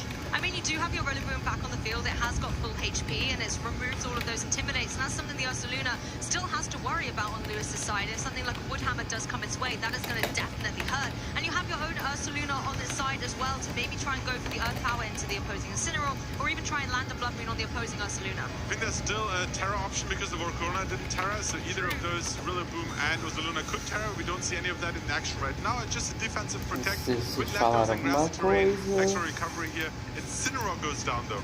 Yeah, that Grassy Glide is able to KO the king of VGC at the moment. Incineroar has gone down, and we may indeed be able to finally find out Lewis's last remaining Pokemon, or alternatively, you could bring the Rillaboom back in, apply some fake out and things like that. I see another king of VGC on the field, the Ursa King. Both of them recovering with leftovers and grassy terrain, and my initial thought was, preserve the Incineroar, because now that Tia Team is down to their last two Pokemon, if you get another Intimidate off, that will stick onto that Rillaboom. However, it looked like just sacrificing Incineroar while protecting and healing up now gives you the option to bring in your own Fake Out user, and then you can start threatening big attacks with a Fake Out Blood Moon combination, for example. You got to keep an eye on the Ursaluna on Tia Team side as well, because the leftovers, the grassy terrain, that's all stacking up. And for a Pokemon that had HP removed earlier on, it's now able to get itself back up into the green zone, it's getting itself healthier. And considering it is in a position where there could be terrestrialization, you might be able to deal with the opposing Rillaboom a little bit better. Ursaluna on Tia Team side is indeed going to go for that terrestrialization. It wants to make sure that a Wood Hammer might not have the capability to take it out here. I don't think we have seen the interaction of two Terra Electric Ursalunas facing each other, because Earth Power suddenly becomes super effective. Well, the Wood Hammer goes down into the opposing Rillaboom. I feel like the Rillaboom on Tia Team side is trying to get a little bit of revenge. It KO'd the Incineroar, it KO'd the Rillaboom. It is in a position to try and get Tia Team into the top four. Trying to... Oh, there's the Yawn play here coming out. Okay, especially if you're down to the last two Pokemon, of course. Now the Yawn will stick. You have a safe protect in your next turn. Rillaboom falls asleep. You can then focus onto the Ursaluna and then eventually take care. So let's see if Golden Go or Sneasler are the last two Pokemon, or maybe like a completely different option with the, but it is the Sneasler. Yeah, going to be the Sneasler, and that's not something that the Rillaboom wants to see, particularly now that Unburden is back online. It's used his Grassy Seed to get its defenses up, and critically can now apply a lot of pressure with its acrobatics. We know it cannot go for the Terrestrialization, though. Yeah, I think this endgame comes down. There's probably a safe double protect from Lewis's end here, and then Rillaboom will fall asleep. Uzaluna can really take advantage on Teo Team's end here, and Rillaboom will just target into either of those two protects. The following turn, Teo Team likely protects their Uzaluna to buy one turn for that Rillaboom. Then it comes down, are you just double targeting the Rillaboom, or are you reading a non-protect on the Uzaluna and take that Pokemon out? So that's, oh, no protect, I spoke too soon. Oh, no protect, instead the Grassy Glide just chipping away, and the Swords Dance coming up on this Sneasler. It is trying to set up for success to get Louis into our top 4, but Ursaluna can go for that Earth Power into the opposing Ursaluna. That's now super effective because it is the electric type. Tia Team swinging momentum back in his favor. Interesting, going for an offensive option here, you have the Sword Stance, Rillaboom falls asleep. At +2 close combat is likely taking out the Uzaluna, but now this game comes down to when will Rillaboom wake up? Can Uzaluna survive long enough? And then threaten like double hits onto the Sneasler. I would have loved to see double protect, but I admire the offensive outcome here. If you KO'd the Sneasler, then likely your Uzaluna has taken the other Uzaluna out. Oh my goodness, it's got so intense. We saw Tia Team's Rillaboom sleep earlier, and I believe it took all 3 sleep turns. So has it learned from that previous experience? Is it going to be able to wake up and try and get through to Tia Team here, or is the Sneasler in a position where it can KO that Ursaluna? With that Sword Stance, I feel like a close combat could be enough. It should be enough here at this point. Not intimidated and boosted stab move here. Keep in mind, you have to attack the Uzaluna here. Yes, because 100%. It has the Earth Power to KO you in return, which also means you need to protect that, which now buys extra turns. We will see an attack into Rillaboom, which would be risky. No, it's another Sword Stance! Oh my goodness! Teo Team is not happy, shaking his head here, and Luto's like, ha, I saw that protect coming, and I will make sure that at +4, that close combat is definitely going to be enough. Even after leftovers, even after grassy terrain, he saw the recovery option and wants to make sure that, no, at +4 I'm taking you out. I mean, we saw it with the Golden Go, a double Nasty Plot previously in the set, and now the Sneasler reading from the same book, going for that double Sword Stance. Looks like there was another protect coming through, and it has failed. Now the Ursaluna is exposed to this close combat. At +4, it is gonna get that KO.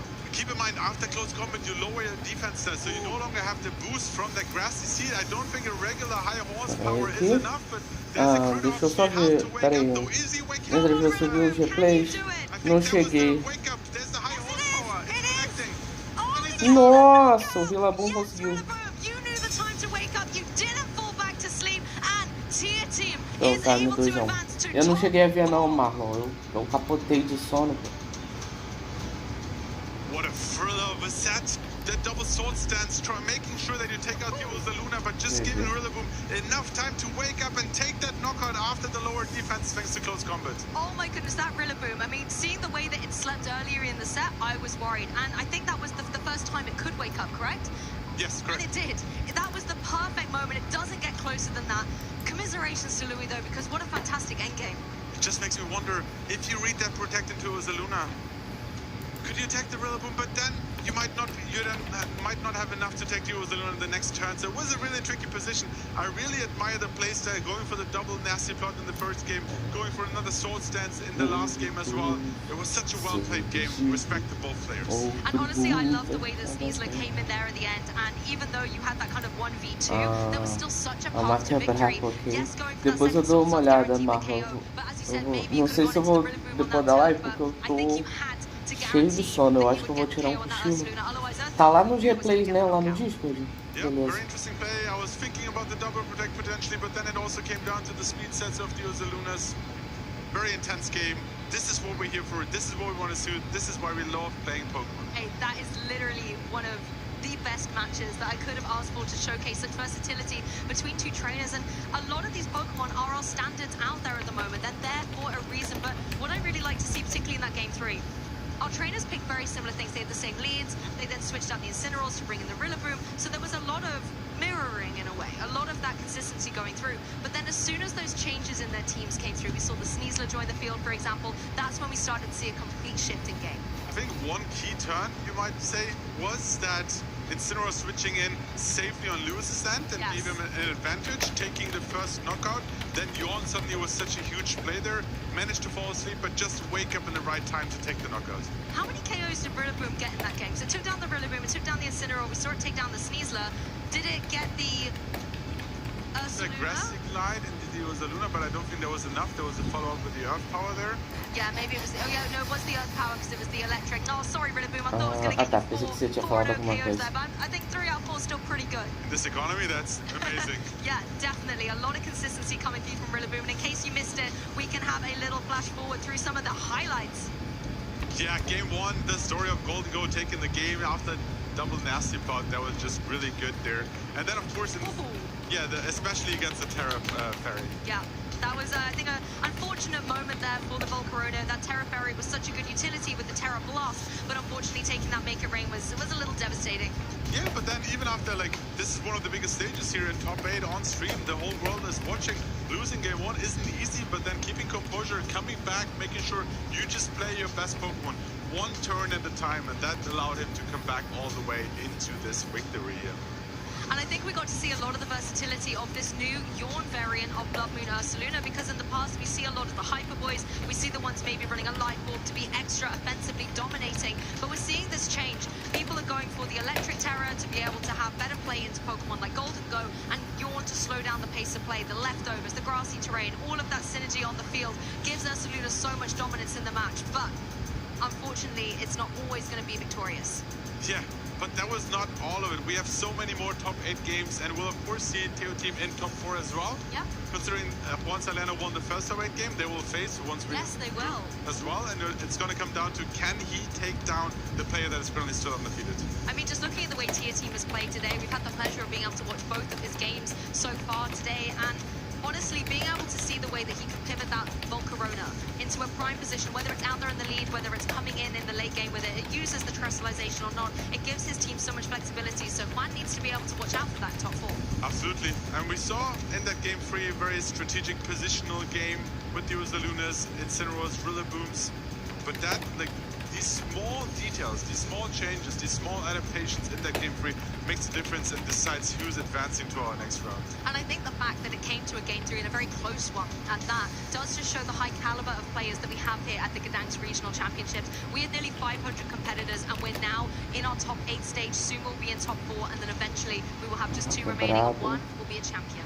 Yeah, congratulations to Lewis, and congratulations to Teo Team to already winning one of those medals here. We'll see if it will be the gold medal, though. Ooh, that would be very, very interesting to see if the gold medal can come through. We've got a lot of Golden Go out there, but there's only going to be 1 gold medal at the end of the day.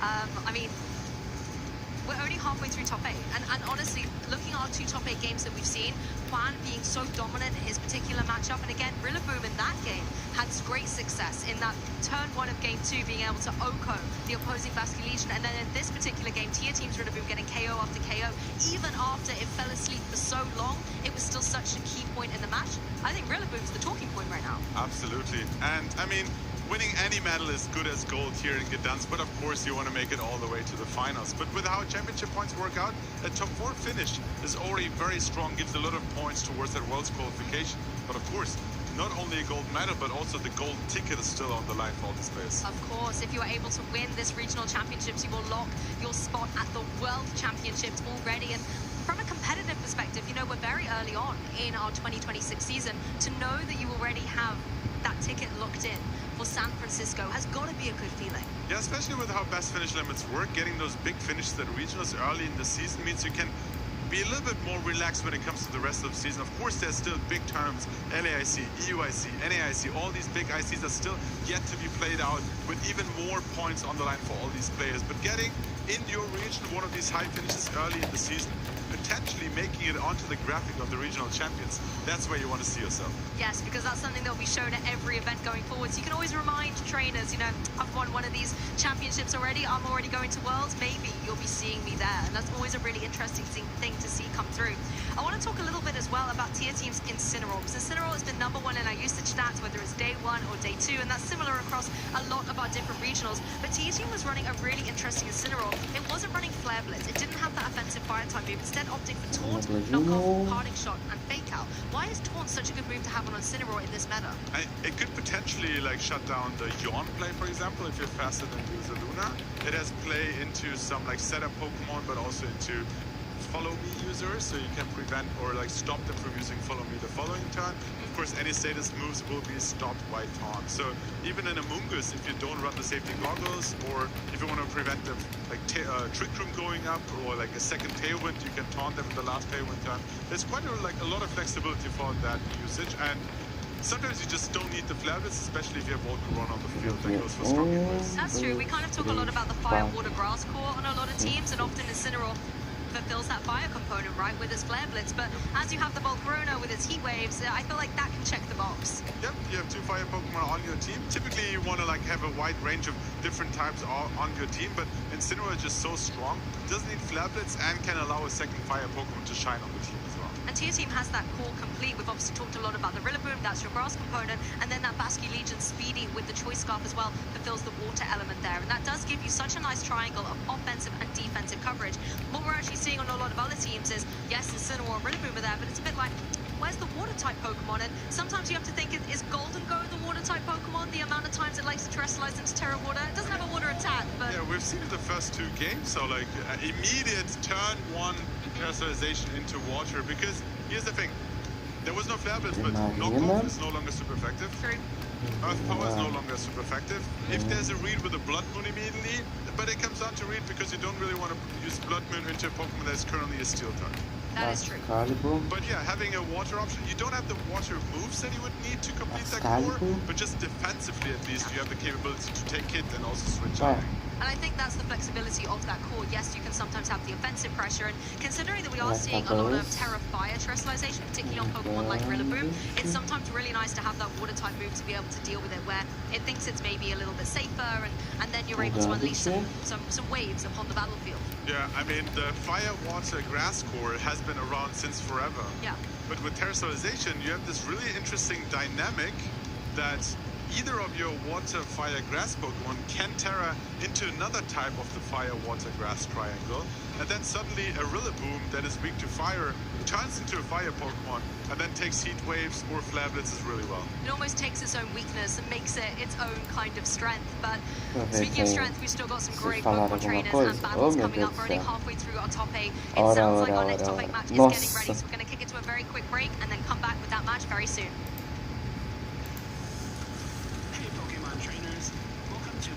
Championships History, a series where we showcase important moments throughout the history of competitive Pokemon.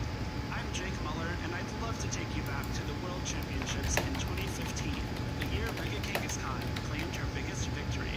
But first, we need to go back one more year to 2014. Pokemon X and Pokemon Y introduced Mega Evolutions to competitive Pokemon, and Mega Kangaskhan dominated the metagame throughout the entire season. However, when the 2014 World Championships rolled around, Mega Kangaskhan fell to the wayside, failing to make a single appearance in top 8. Although Mega Kangaskhan surged back into the metagame as we moved into the 2015 season, its place at the top became crowded thanks to the introduction of even more Mega Evolutions from Pokemon Omega Ruby and Pokemon Alpha Sapphire. As the World Championships loomed, the community wondered whether Mega Kangaskhan would once again be pushed out of the metagame by a high presence of Pokemon that could counter it. Anticipating this, many players from Europe and North America opted not to include Mega Kangaskhan on their teams, fearing history would repeat itself. Japan, however, had something else in mind. Just 2 months prior at the Japan National Championships, Shoma Honami claimed first place with an early version of a team structure that would come to be known as Chalk, which featured Cresselia, Heatran, Amoonguss, Landorus Therian, and Mega Kangaskhan. This team composition boasted an unmatched combination of power and flexibility, leading Shoma and many other Japanese players to ride the Mega Kangaskhan wave all the way to Boston. As the 2015 World Championships progressed, it became clear that Chalk was the team to beat, even though the competition was full of teams with outside Mega Evolution picks, like Mega Mawile, does connect with the Garchomp and does pick up the knockout, Mega Charizard X, Go for the Flare Blitz here on the Thunders. Mega Salamence, The hybrid Emperor voice and Mega Charizard Y, go for the flamethrower here. 6 of the top 8 players used teams that followed the Chalk guidelines, including Shoma Honami himself. While the extraordinary success of this team composition at the biggest event of the season was astounding, even more interesting was the variation seen within Chalk, just inside this top 8. While all 6 teams had both Mega Kangaskhan and Landorus Therian, many players opted for some alternate options for the remaining Pokemon. Heatran was substituted for a different Fire-type Pokemon on 2 occasions, with one player using Entei and one choosing Volcarona. The 6th Pokemon on the team ranged from Thundurus to Aegislash to Tyranitar to Scrafty. Sylveon made an appearance in place of Cresselia in one instance, and one player even gave up Amoonguss to run both Aegislash and Thundurus. The 2 teams in top 8 at the World Championships that did not make use of Mega Kangaskhan were both defeated in the quarterfinals, meaning that Mega Kangaskhan was guaranteed to have her day in the sun. Players shake hands, knowing that the game is over. Agora Charizard vai isso. Do nada. Que aleatório. After taking down Naoto Mizoguchi in top 4, Shoma Honami would be met in the finals by fellow Japanese player Hideyuki Taida, whose Volcarona set him apart from the rest of the field. Oh my god! He's done! We get a medic in the field! The championship match was a back-and-forth affair. Shoma won Game 1 thanks to consistent damage output from his Landorus Therian and clever use of disruptive attacks like Thunder Wave and Swagger. And here we go, will it be able to hit through confusion is the question. No, it hits itself! Huge, Shoma very excited. But Hideyuki turned the tides and even the score at 1 Tem... game. Ah, tu tá jogando no Unite ou... O Marlon, por isso? These 2 trainers almost $20,000 in prizing here as it hits through with a big Shadow Sneak. I think that will pick up the feint here on the Thundurus. It is definitely at this point looking like Hideyuki's taking it to a Game 3. In the deciding game, Shoma made expert use of Heatran's defensive utility and offensive power, proving that the original Chalk Fire-type Pokemon was still number 1. Do a ton here. Oh my gosh, picking up the feint on Hideyuki's Pokemon as well as catching the burn, activating the weakness policy there, but the burn is afinal, quando chegar o... Quando vai chegar esse Nero no Unite? Eu não vou falar nunca, porque sempre é possível, né? The original components of the Chalk team composition paid off as he became the 2015 Pokemon World Champion. Honami is your 2015 Pokemon Video Game World Champion. Thank you for watching, and let us know some of your favorite moments in VGC history by using the hashtag #PlayPokemon.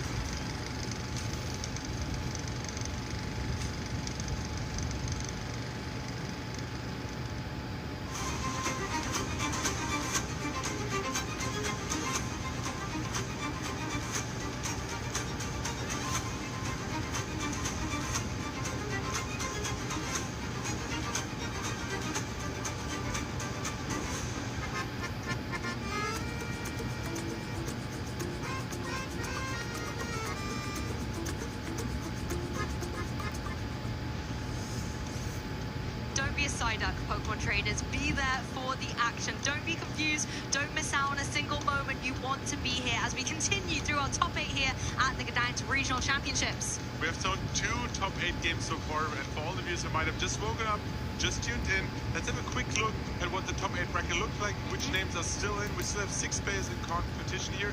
2 already in top 4, and 4 yet to find out top 8. Então, né? Sai daqui, sai.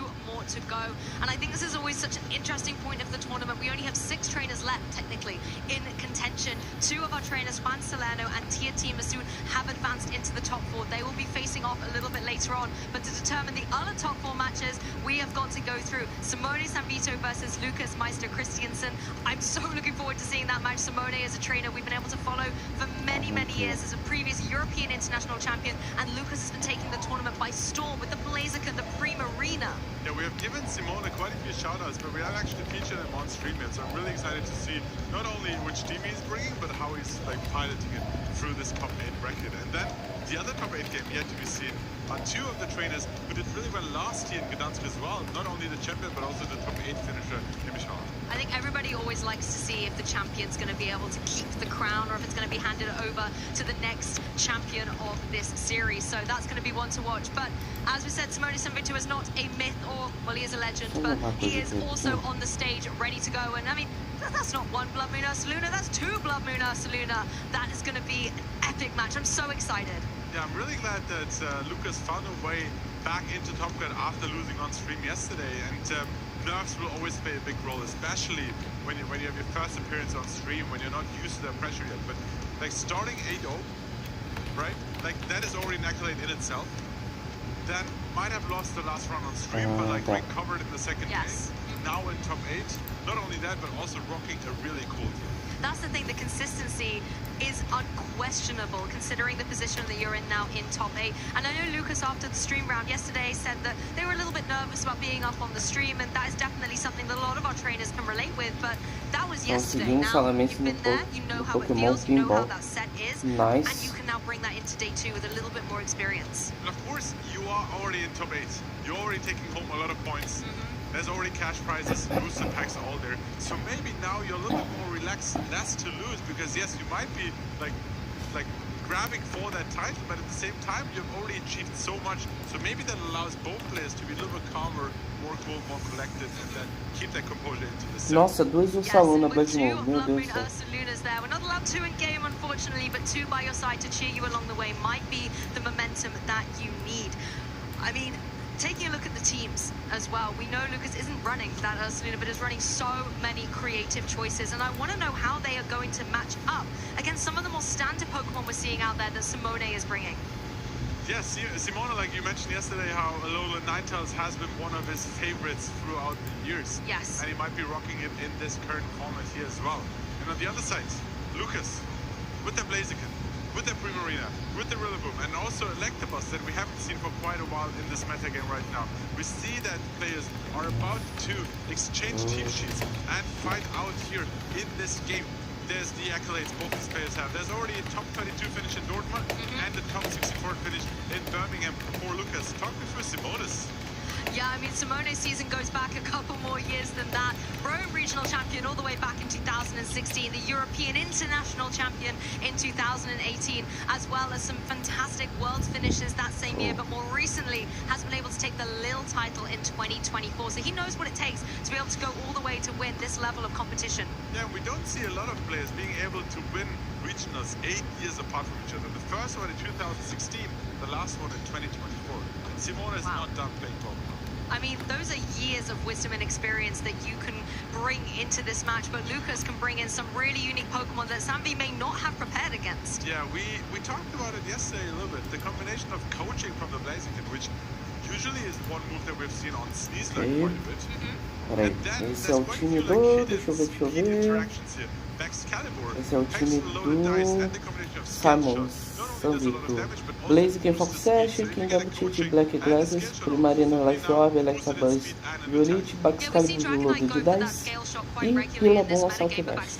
Utilize it as well, and as you said, get that speed up and can apply a lot of pressure with something like an Icicle Spear into a lot of the flyers that we see around. Yeah, like having 2 moves that are like multi-hit in Icicle Spear and Scale Shot is very unique to E que jogo é esse exatamente, ô Marlon? With other Pokemon in the past, but not with loaded dice in this current format. So, Team Shot being exchanged, they're probably heading into the team preview very soon, but for now, let's have a look at what Simone is rocking at this event. Yeah, Simone bringing the more conventional 6 Pokemon that we're seeing everywhere at the moment. We've got those classic Incineroar and Rillaboom teams as well, but the Ninetales, again, running this Encore Disable set to be able to be so disruptive and shut down opposing Pokemon, maybe one of their offensive power moves that we want to do. We're not seeing a lot of loaded Ninetales in the meta with that Aurora Veil, and it's interesting to see this one being so dominant here in Gdansk. You must be really happy to see yet another Volcarona so happy. Really well here as one of your caster picks.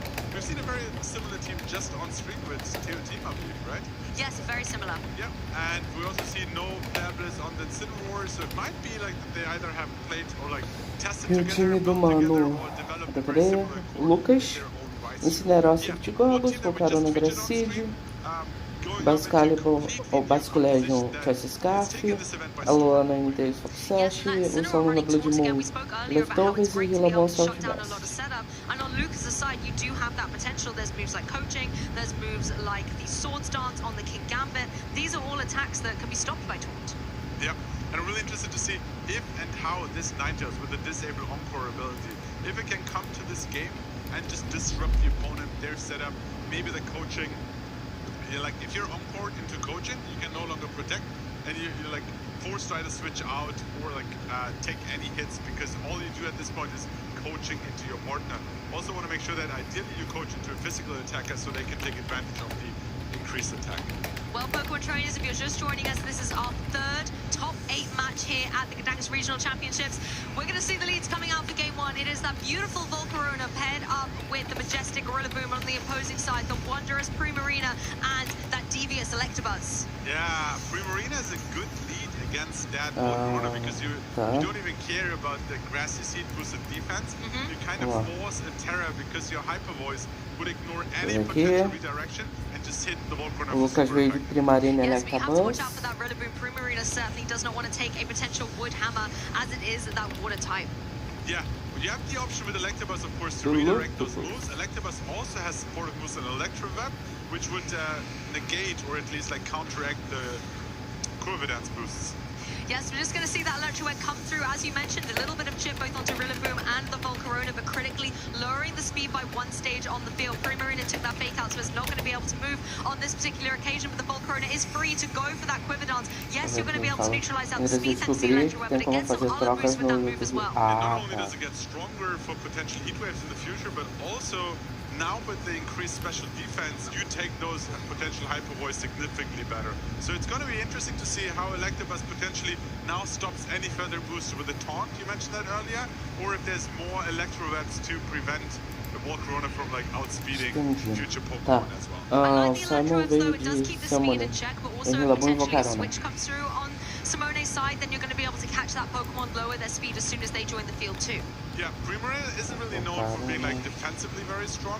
Some Pokemon, some trainers, you opt for a defensive Terra, so that could be Steel or Poison, but it's actually an offensive one here in Fairy that doesn't allow you to resist any grass moves. So that could mean that Rillaboom is free to target into that slot. And something we've seen a lot on Volcarona this weekend is that Terra Fairy, and that's exactly what Simone has activated here. Primarina just going for the defensive play here, going for that Protect. Again, does not want to take any potential Grassy Glide or Wood Hammer coming its way, as Electabuzz is able to unleash that Taunt, so no more Quiver Dances are going to be able to be utilized by this Volcarona.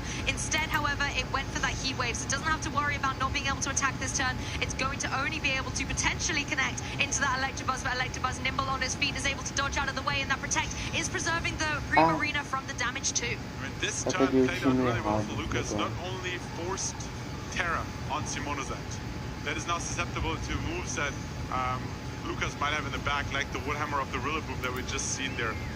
Nossa, peguei o time errado aqui, meu amigo. Speed further, and then you can start going on the offensive there. Electroweb also means that Primarina will attack before the Rillaboom.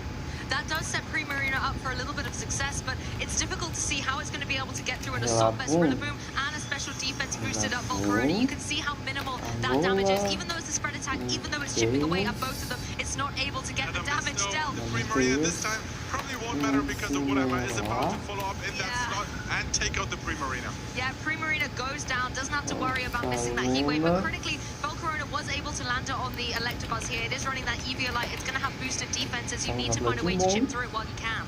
Yeah, I would have really liked to see a better option to hit into the Volcarona. Thanks to the defensive boost and special defense boost, your Blaziken with like Aura Sphere won't do well into Terra Fairy. Então foi Rillaboom e Volcarona. There's a special defense boost.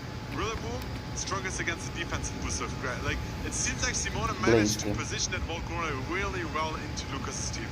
Volcarona is really difficult to deal with, and even something like King Ambit can't really deal with it, particularly as it has like fire type moves, and obviously it's that Fairy Terra as well. So Volcarona is a threat that Lucas has to find a way through.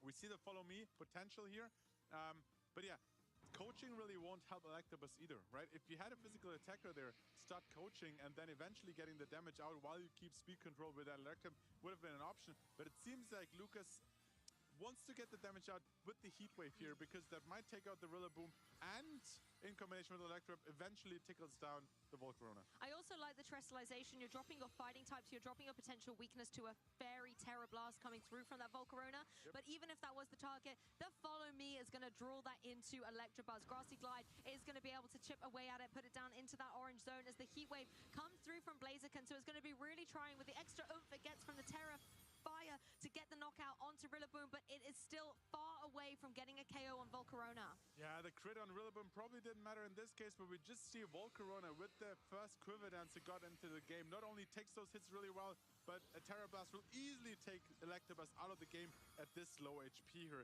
And this means now Primarina down, Electabuzz down, Lucas down to their last two Pokemon. I feel for this Blaziken as well, because it's in a prime position, you know, it's able to do some good damage with the Heat Wave, it's got the Terrestrialization, it's also got the speed boost, so it's going to be trying to keep that pressure on the board. But now when you're bringing in a Pokemon like the Rillaboom, how do you find a way through this Volcarona with the grassy terrain and fields in play as well?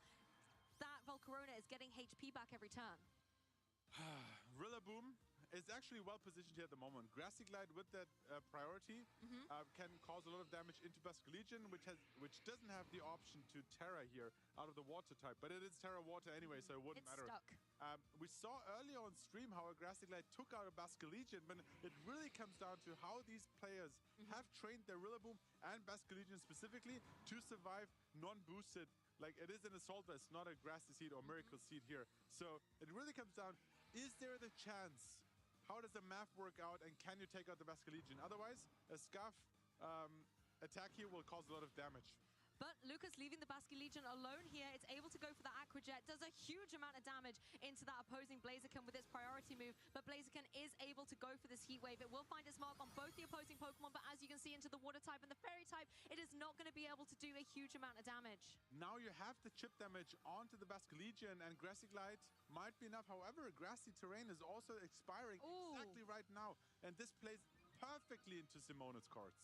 That could be a missed opportunity in that previous turn for the Rillaboom to have dealt with that Basculegion. Also, Blaziken getting speed boost after speed boost is null and void when a priority Aqua Jet is on the opposing side, and you know that's what the Basculegion is locked into. Yeah, so you need to protect the Blaziken from a second Aqua Jet here, and then Rillaboom, well, it can't take a knockout on either of these two Pokemon, likely with a One Hammer. The question comes down to, can Heat Wave from the boosted Volcarona connect, and how much damage would it do to a Assault Vest Rillaboom? Well, there's the Protect, very wise in the face of that potential Aqua Jet coming through from Basculegion, and that's what Simone locked in. It was the obvious play. If there wasn't a Protect, you could guarantee the KO. So all eyes now turn to this Rillaboom. It goes for the Wood Hammer. It finds its mark on the Basculegion. That's an easy KO. But Volcarona now free to go for something like a Heat Wave. That could do some solid damage into that opposing Rillaboom.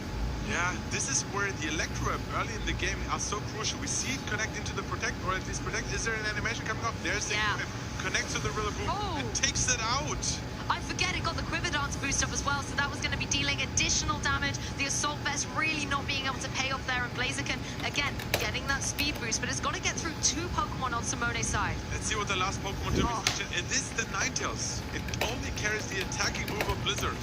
But it also has that Focus Sash. It also has a Focus Sash, so you need to attack twice. A potential Heat Wave burn could help you with the Focus Sash, but then the Volcarona took those early Heat Waves so well. It's going to be really tricky to see how the one potential option though is protect the Volcarona and go for the Disable on the Heat Wave. Oh, that could be one way to do it, and then you can't hit with those spread type attacks. Ninetales would potentially be able to hang on. That's definitely one option, but at the same time, Lucas, you want to go for that Heat Wave. Maybe you can get the KO on the Volcarona, but it's going to be close. Blaziken is also not known to be like the bulkiest Pokemon, so even a boosted Terra Blast in the next turn might be enough despite resisting the moves here. So let's see. There is a Heat Wave. Will it connect to the Ninetales, and which supporting move or which move will Ninetales go for? It's the Terra Fire boosted Heat Wave. That's step one complete for the Blaziken. Takes the Ninetales all the way down to its Focus Sash. As Ninetales retaliates with the Blizzard, it hangs on 3 hit points remaining. So it all comes down to this one final turn. Heat Wave, is it connecting? Does it maybe get a cheeky critical hit? There's the Heat Wave. Connects to both Pokemon. Will it be enough? Let's have a look. Blaziken finds its mark, and it does. It gets the double knockout. Volcarona goes down. Ninetales goes down. And Lucas takes game 1 here with that crowd cheer as this Heatwave is taking a double knockout here. Lucas winning the first game, coming back with a fan favorite with the Blaziken Terrifier Heatwave. I don't know what the energy is like at home for you viewers, but here in the arena, it is absolutely at the highest level possible. Lucas, what a fantastic endgame there for the Blaziken. Simone, however, played so incredibly well. That Volcarona was so difficult to deal with. It was not an easy win for Lucas there. Yeah, we saw, I still want to point out, the Electro Up early in the game was so important because we saw in the end game, Rillaboom outspeeding, taking out the Basque Legion before the Heatwave came off. So if there was no Electro Up in play, thanks to that Quiver Dance, it would have KO'd the Rillaboom before, potentially KO'd the Rillaboom before it could take out the Basque Legion, and then a second Aqua Jet was just waiting to happen. What do you think about that Ninetales play at the end, going for the Blizzard? I mean, you saw how close it was. It was so close. Like, it could have easily been enough, so it was a very clutch survival there as well. I like the Blizzard play because, like, you basically force Lucas to connect Heatwave onto 3 targets into the Ninetales and then double connect the next turn. And otherwise, 2 Blizzards will just be enough to guarantee the knockout, right? I talked about a potential disable play, but if you expect it to KO, you rather take the Blizzard knockout than going for the disable play. If there was a disable, then the next turn, there was only the options of Aurasphere into either of the 2 targets. Aurasphere, not super effective, might not take out the Volcarona and buys an extra turn for Simona, which could have been the difference in the end game. And I think that's a good observation as well. You know, the Aurasphere would only be able to target 1 Pokemon. You needed a move that was going to take them down at the same time and clean out the game.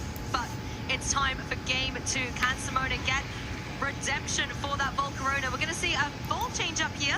We're going to see a Blaziken and the King Gambit out front and center for Lucas, and it is that Volcarona Rillaboom for Simone. This might be one of those like coaching into King Gambit, setting up the King Gambit, because once you have like a sword sense and a coaching boost, not only are you taking hits quite well from the opposing Rillaboom, for example, but also your Cardocles will really hurt. It certainly will, and you've got to find a way through that Volcarona as well. We saw how difficult it was for Lucas, but critically, with that grassy terrain on the field thanks to Rillaboom, it's got that defense boost as well. King Gambit and Blaziken have got to be aware of that. Yeah, and you need to keep in mind there's no Electabuzz on the field, no place of potentially going for Electroweb. So if this Volcarona starts setting up, it will keep those speed boosts, and then that might make the difference in outspeeding crucial Pokemon here. But also, Blaziken with the speed boost ability gets speed boost every single time anyway. And you can see that terrestrialization potential as well from that King Gambit, a Pokemon that doesn't normally want to take fire-type attacks. But hey, if it's a fire-type, it doesn't have to worry about them so much. You're now weak to high horsepower, but if you get coaching boost off, you can shrug them off despite being super effective.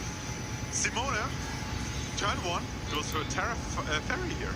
Yeah, this is something Volcarona loves to do this weekend, and it can apply pressure with something like the Fairy Terra Blast, but it looks like both of our trainers are getting all beautiful and bejeweled up there on the stage. The King Gambit is going to follow suit and embrace that Terra Fire. Going to be dropping his weaknesses to the fire-type attacks. Going to be stopping the grass-type attacks from dealing too much damage. Yes, you're still open to that ground-type damage, but you kind of didn't want them anyway beforehand. Blaziken takes that fake out. It's going to be unable to move at this particular turn. There's no coaching. We see the first boost in the Quiver Dance, and I'm really interested to see if there's a potential sword stance here to also boost that, and then both your moves, however. No sword stance, straight for the counter clip into the Rillaboom, and that did a lot of damage. Just getting the damage down on the board against that Rillaboom. You want to stop Simone from having the utility to go for those fake outs a little bit later on, but critically, Blaziken had its focus sash broken there.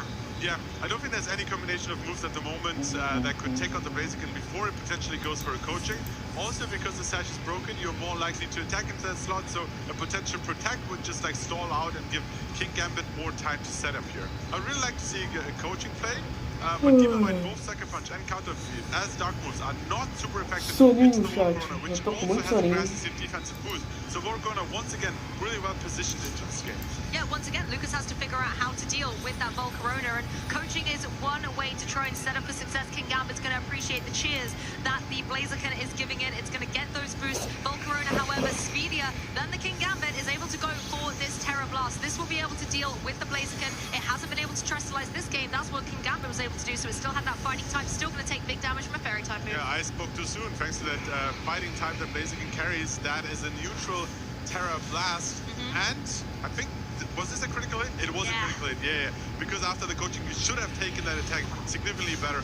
Also, thanks to the Terra Fire, at least you can't burn with Flame Buddy attacking into that Volcarona. That's that's true. I think the critical hit was unfortunate there for the King Gambit. You can see that Lucas is really trying to pivot that Pokemon into the great opportunity with its boost, making sure it defensively is able to take those attacks as well. So the critical hit a little bit unfortunate, but you still have these supportive Pokemon in the back. You can see the Electabuzz waiting in the wings, but Rillaboom's on the field now. Yeah, King Gambit is kind of forced to using Sucker Punch now as a priority move, but it only works if your opponent is planning to attack.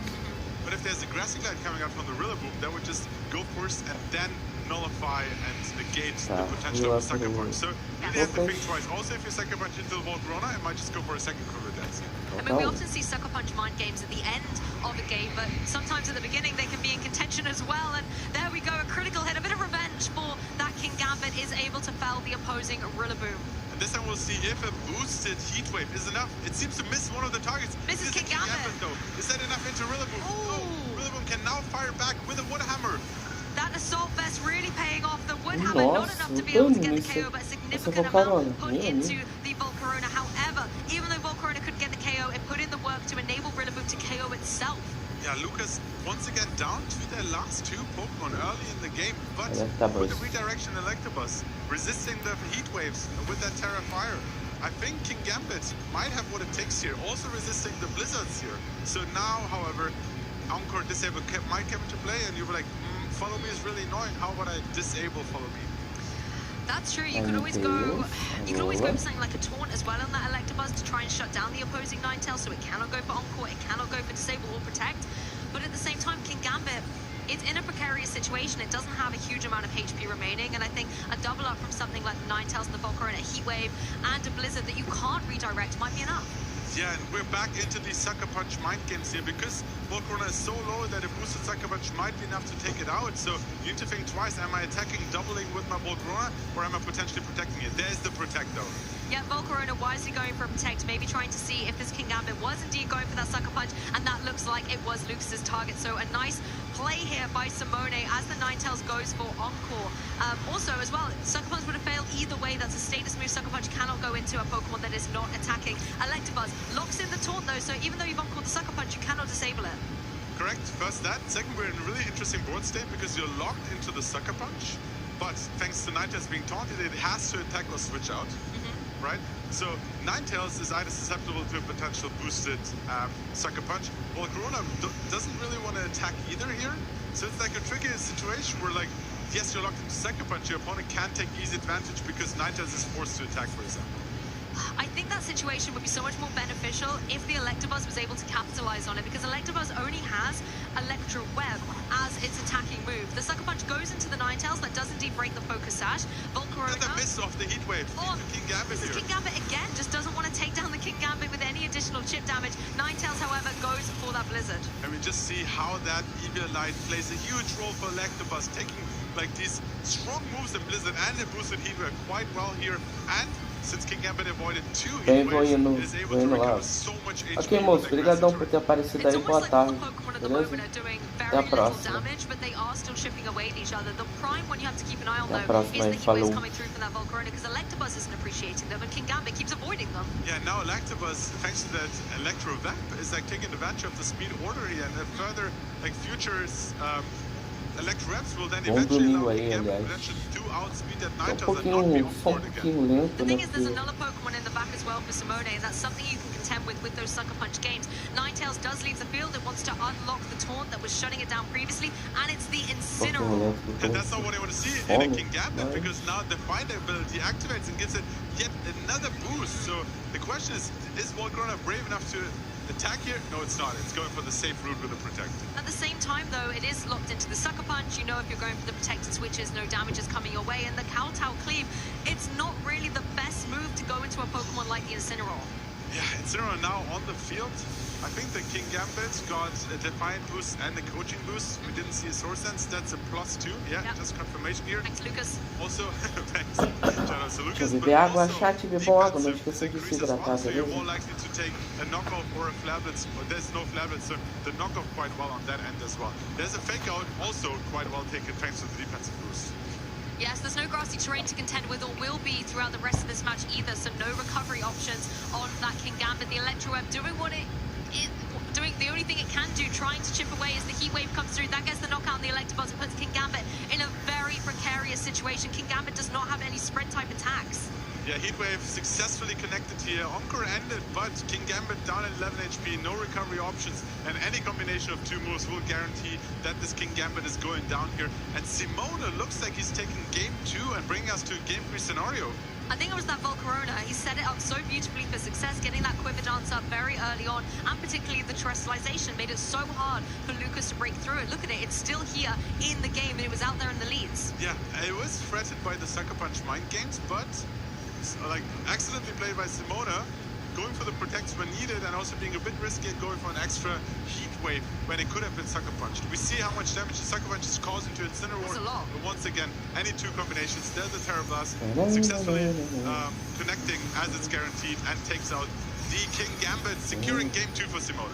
I mean, this is what we want to see, right, trainers? We want to see a game 3 when the competition level is this high, and that's exactly what Lucas and Simone have enabled for us. We talked about the Volcarona on Simone's side, but that Ninetales, the way he was able to play so well with it, identifying the encore, locking in the Sucker Punch, that meant that Lucas just didn't have any flexibility on the field. I think in game 1, thanks to the Electabuzz, Lucas was able to like shut down or at least like slow down the Volcarona enough.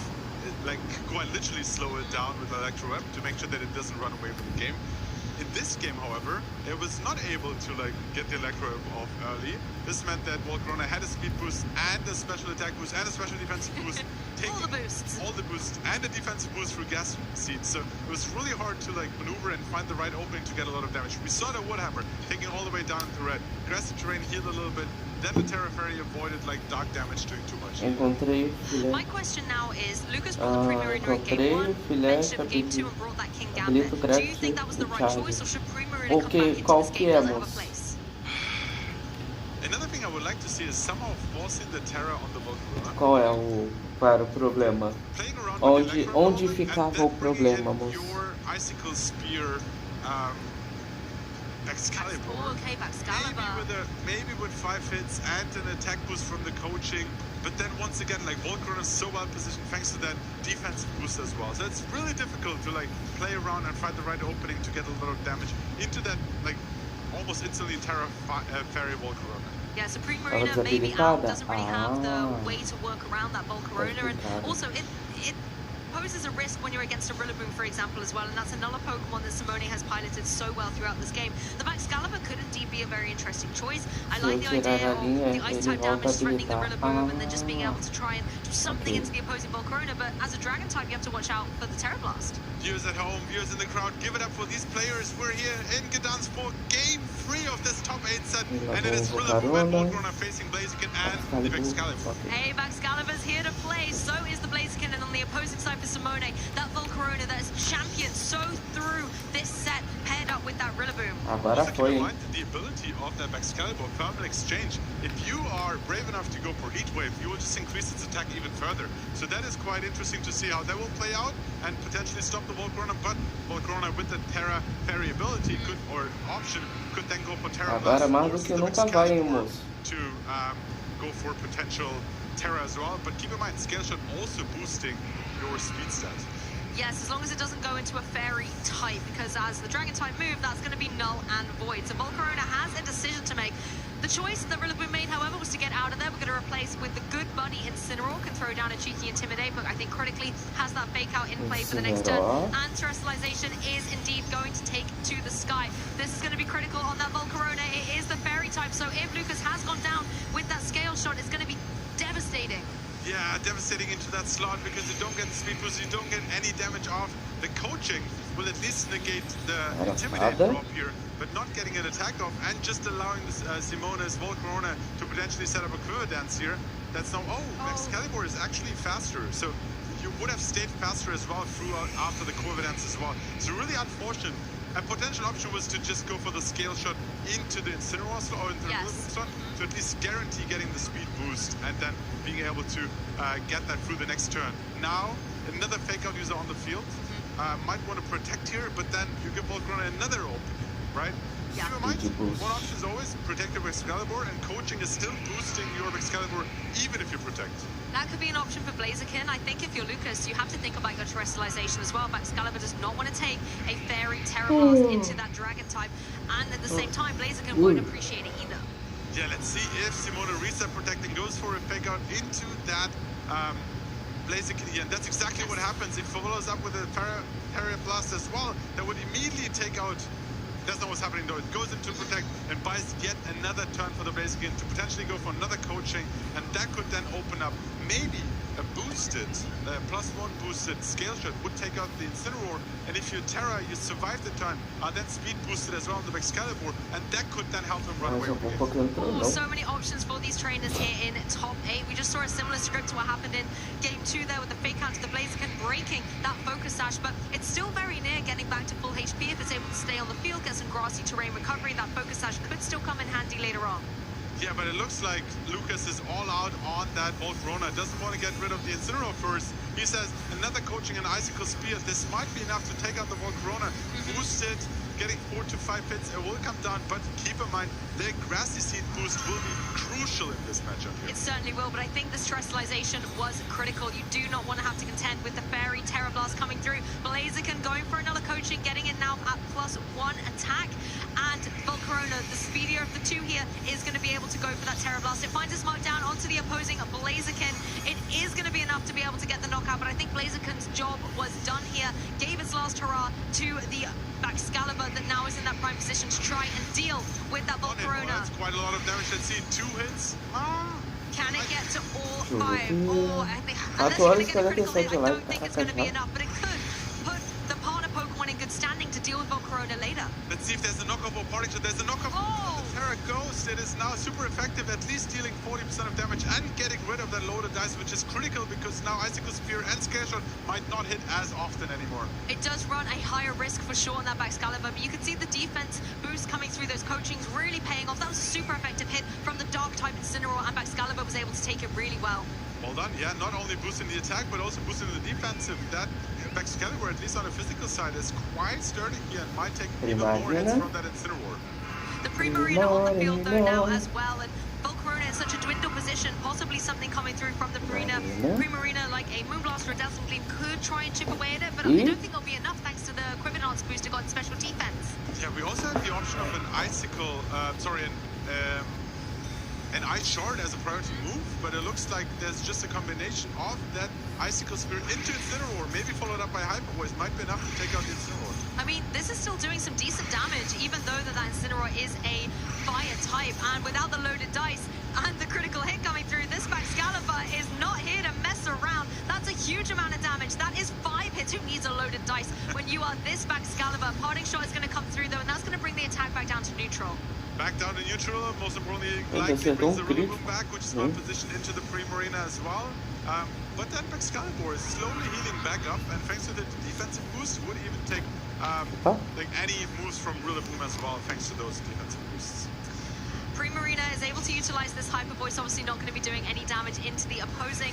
Volcarona here, and Rillaboom is going to be taking negligible damage as well. A fantastic adaptation here from Simone. The Rillaboom comes in really safely, and now you can apply some fake out pressure this turn. Yeah, there's still the Ice Shard, but I don't think it would be enough into the Volcarona here.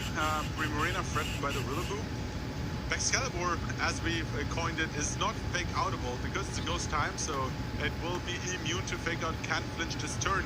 Grassy Glide might not cause a lot of damage, so maybe this is the turn where you go for a scale shot to increase your speed and then be able to take the Volcarona on in the next turn. Yes, but if you predict that, maybe the Rillaboom could go for the Grassy Glide into Excalibur, and maybe then the Volcarona could follow up, doubling down onto that Excalibur and remove it from play, but those defense boosts are going to help out against that potential Grassy Glide chip. We know that the Volcarona is faster, so that's something you have to contend with if you're the Excalibur. Yep, and of course Incineroar is also an amazing switch in because it can get another Intimidate off and lower the physical damage output of that Excalibur. So yeah, Incineroar there for a reason, of course. But this means that Primarina gets off another attack. That's true. Primarina can breathe a sigh of relief now. The Rillaboom's left the field. Excalibur going for that Ice Shot. Just chips away at the Volcarona as it is able to utilize that Terra Blast, turning into the Fairy type. It's going to go across the field into that Excalibur, focus all its energy down, but not enough to be able to get that knockout. Primarina follows up with the Dazzling Gleam, does get the KO on Volcarona, but Incineroar just hangs on.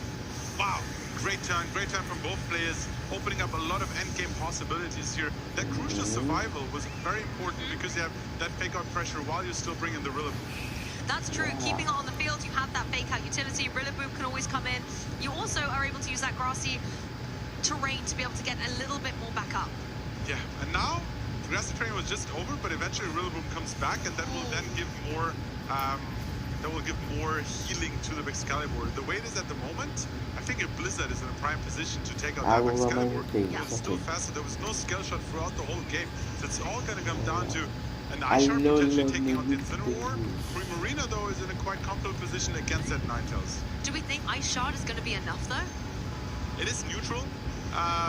Excalibur has a quite high attack stat here, but it might or might not be. We saw how Icicle Spear was causing quite a lot of damage there, so that could play here as well, and the Hyper Voice would allow it to potentially break the Sage of the Ninetales as well. I wonder if Incineroar's done enough, though. I think the Icicle Spears were at +1, it's now at -1, so Incineroar might have been able to set up its own success. But we're going to see some adaptations. Excalibur gets out of there, Ninetales goes for the Blizzard. There's two Pokemon that are going to be able to take that so incredibly well. No freezes here today, and the knockoff does remove the Eviolite, but not before Eviolite is able to keep the Electabuzz in the game. Primarina can go for the Hyper Voice, gets rid of the Incineroar, does a huge amount to the Ninetales. Another one of those will get KO.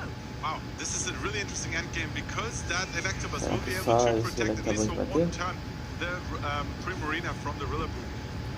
Considering there's no Eviolite though, a Blizzard will now do even more damage, so maybe after the fake-out stall with a potential double protect, having your Ninetales on the field, going for Blizzard, taking out the Electabuzz, and then a Woodhammer would just take out the Primarina at that point. I think you've got to find a way through the Ninetales. You don't want to protect in front of it. It's got on-court, it can shut you down and then just leave you on the field doing nothing. And at the same time, the Excalibur in the back is only running Ice and Dragon type moves. You can't hit it with the Dragon type moves. It's a Fairy type, and the Ice type moves won't do too much. So you've got to find a way through it. Electabuzz boldly protecting in front of it, though. Yeah, it's really, I mean, at this point, it has to protect, but it also has to follow me to play around the Humper in the following turn.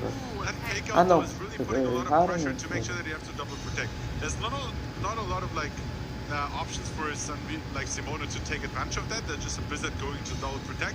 Every Pokemon on the field heals back up a little bit, but I think it comes down to Blizzard the next turn taking out the Electabuzz or not. If it takes it out, the Grass Mode goes straight into Primarina and takes it out. Otherwise, a second Hyper Voice might be enough to take out the Ninetales, and then the question will come down to, is Ice Shard or Icicle Spear enough to take out the Rillaboom?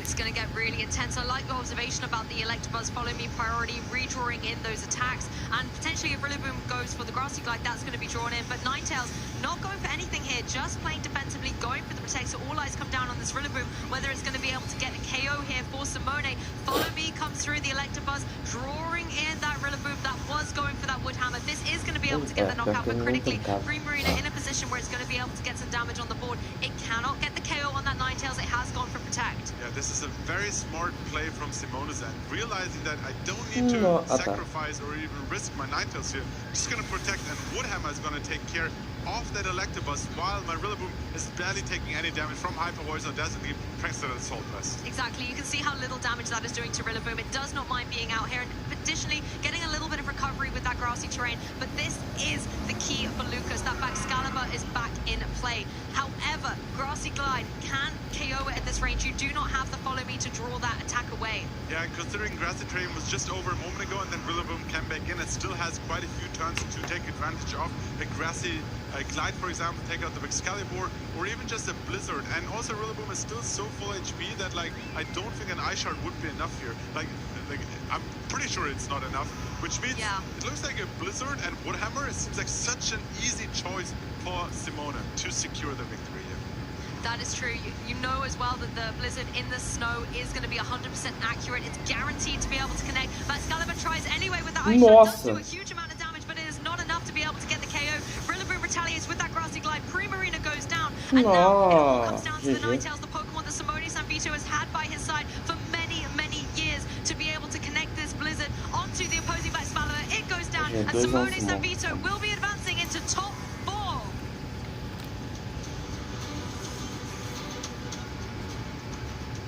Commiserations to Lucas, losing on stream again, but what a well-played set from both players, taking it to Game 3, taking the fan favorites to the stream, to this big stage here. The whole world was watching. Simone sending kisses to the crowd, to all his supporters, making his first stream appearance to win top 8 and make it to top 4. What an incredible match. We've been saying all weekend long that we can't wait to see Simone in action, and he delivered. Commiserations to Lucas as well. What a thriller of a set, and a trainer whose name I will be looking out for throughout the rest of the season. Top 8 at this tournament with such a creative and innovative team has, I'm sure, inspired so many trainers out there. I know it's inspired me. Yeah, that was such a good set. We saw Volcarona as one of the key pieces of this matchup. Blaziken somehow able with that Terra Fire to bring back the first game, but throughout the set, Volcarona was just causing so many issues thanks to all those boosts it was having. Yes, game 1 came right down to the wire there, but Blaziken showing why it has been a fantastic choice on Lucas's team, and it was able to showcase its potential as well through games 2 and 3 with that King Gambit, that critical hit put it into a dangerous spot that was able to be picked off later on by Simone's Pokemon. Yeah, and game 3, that very first turn, going for the scare shot into that Volcarona. You could have gone for the Icicle Spear, predicting the Terra, but it really came down. Would have loved to see getting some speed advantage with the scare shot eventually, because we saw in the very first turn that scare shot came out before the Volcarona went for the Quiver Dance. So if you both boost your speed, like the Baxcalibur seemed to be faster than in the next turns. I love the Baxcalibur though. You see it being KO'd here, but it put in such a valiant effort throughout that game 3. I particularly love the way it was able to get set up with that coaching, and the amount of damage the Icicle Spear did through into that Incineroar. Even when it lost its loaded dice as well, it still hit 5 times. It was formidable, but unfortunately Incineroar, its #1 for a reason, was able to come back in, go for, I think it was the parting shot, then the Intimidate, and just brought it down so that it was not the offensive powerhouse the Baxcalibur wanted to be. It looked like from the way the team was built that you had your coaching support, and if your opponent is not using Incineroar, you can just start coaching up your Baxcalibur. Yes. If they run the Incineroar, you just go for the King Gambit route, because they can't really easily intimidate that slot either. But that Terra Fairy Volcarona was amazing, just ruining the plans for King Gambit, as we've seen in game 2. And also for Blaziken, because in that game 3, you know, you had the Baxcalibur, the Dragon type. That was a Pokemon that didn't want to take a Terra Blast from a Terrestrialized Fairy type Pokemon, but nor did the Blaziken. And critically, once that Fake Out broke the Focus Sash, it left Blaziken so vulnerable, and Volcarona did what Volcarona does best, and it got those knockouts. Yeah, it had the Focus Sash, but once that was broken with either Grassy Glide or a Fake Out, like, it was just so susceptible to that Terra Blast. Yeah. And Volcarona well positioned not only in this game, but it seems to be in the metagame. It was one of your caster picks, actually. We've seen back-to-back like Volcarona actions here on stream to making 2 top 4 appearances at bare minimum. Yeah. I mean, sometimes I know what I'm talking about. Let's be honest. And Volcarona has definitely given me some validation in that regard. And I feel like at a regional level tournament, it's amazing to be able to see what these trainers are bringing, and a lot of them will have been able to practice with friends, with fellow competitors, but also at their local scene. It's a fantastic opportunity for them to test. So if you're wondering what locals are about, check out this video.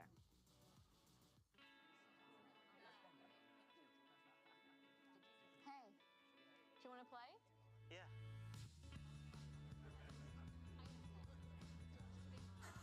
Nice. One shot? Wait, that guy. Yeah.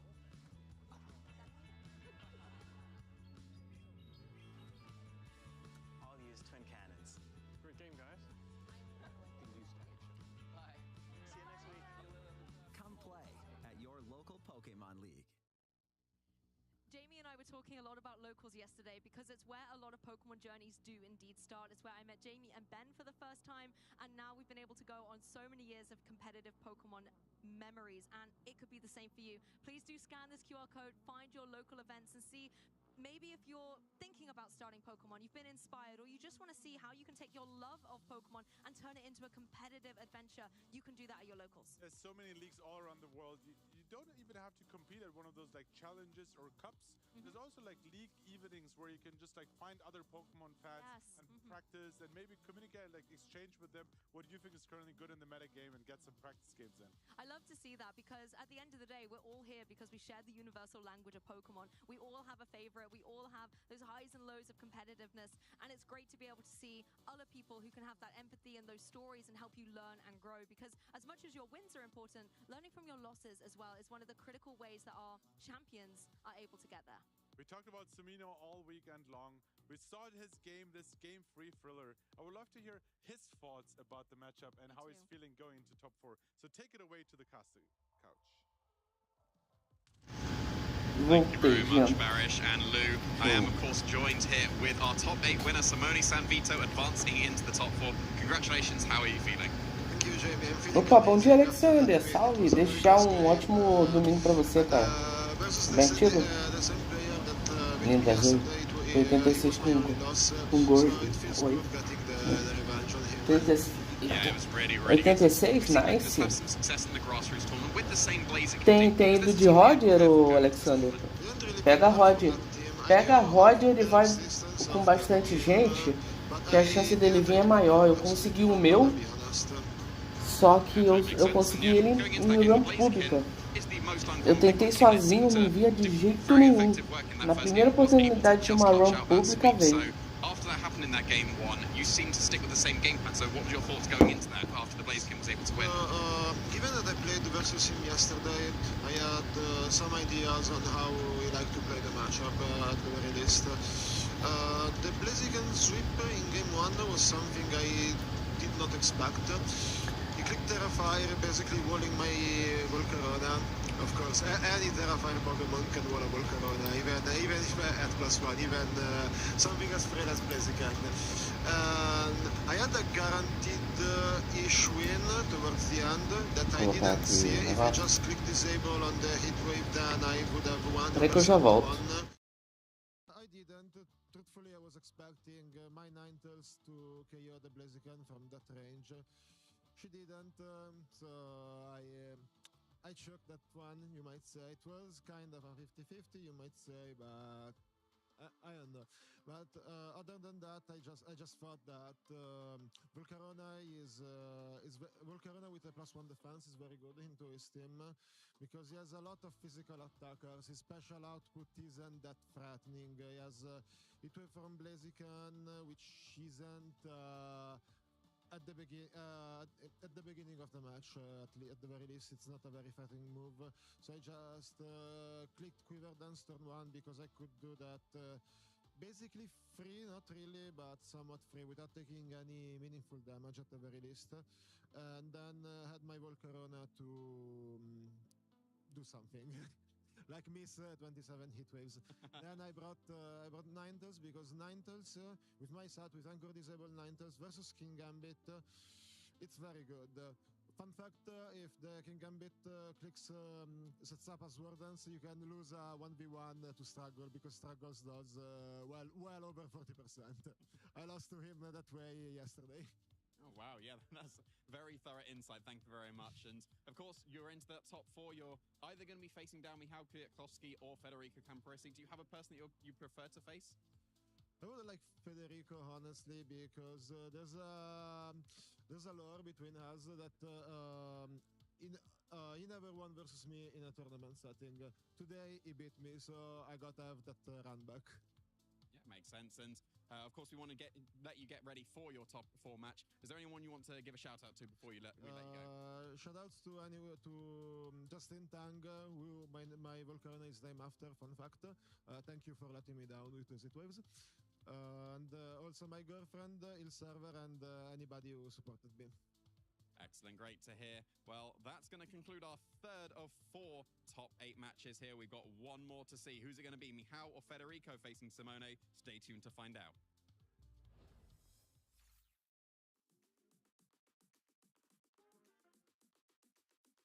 My name is Federico Camporesi, and right now I'm also regional champion, and I just dedicate a lot of time to this game, so I'm just happy to be there. My prep was not really complete because I left for Gdansk 3 days before the tournament to get some days of vacation with my friends, and I didn't really know what to play in the tournament when I left. I just picked up a team that I thought it would have been good and played a couple games with it. I didn't play really much, so I dedicated mainly my time, the few time I had, into thinking about what the team could have done into the most common teams in the metagame and how to beat them, because I didn't have time to practice. I won 5 sets in a row after the first loss. Then on the 5-1, I had my first win and in for the day 2, and I lost it. Starting from the 5-2, I had to win every single set to win the tournament. I had a bit of bad luck last game, but after how the rest of the tournament went, I cannot complain about luck at all, especially for the finals game 2. It was really lucky, to be honest. I was really motivated to win the match because there was something more. Like, it was not only going into the top 4 for me, but it was also beating my toughest opponents and beating who didn't make me win words. I was really locked in for that match. To be honest, the matchup was kind of good for me. Michael is really good and managed to force a lot of Sucker Punch mind games to put the matchup on a even side. But it was just like, if I get one turn right, I get an enormous advantage. If I get one turn wrong, I'm still on the game. So that's what happened in game 1, when I lost the Sucker Punch mind game turn 1 and still won the game by winning the mind games after. And in game 2, I just didn't win any mind game at all, so it was fine to lose. So I was really happy about that. I was already planning to take a break after LAC, which is going to be my next event in a couple weeks. I played Dortmund, Lille, and Gdansk. So LAC is going to be my 4th major event in less than 2 months. So I feel like I definitely need to take a break. And also the BFL for the points from major events is only 5. So after playing 4 events, I don't need to play too many more. I'm most likely going to directly to UIC after LAC. And right now, since I should have passed the 1,000 points, I'm gonna aim to the European top 16. But just by playing the next 3 international championships and most likely not any other regional, excluding the Italian special event.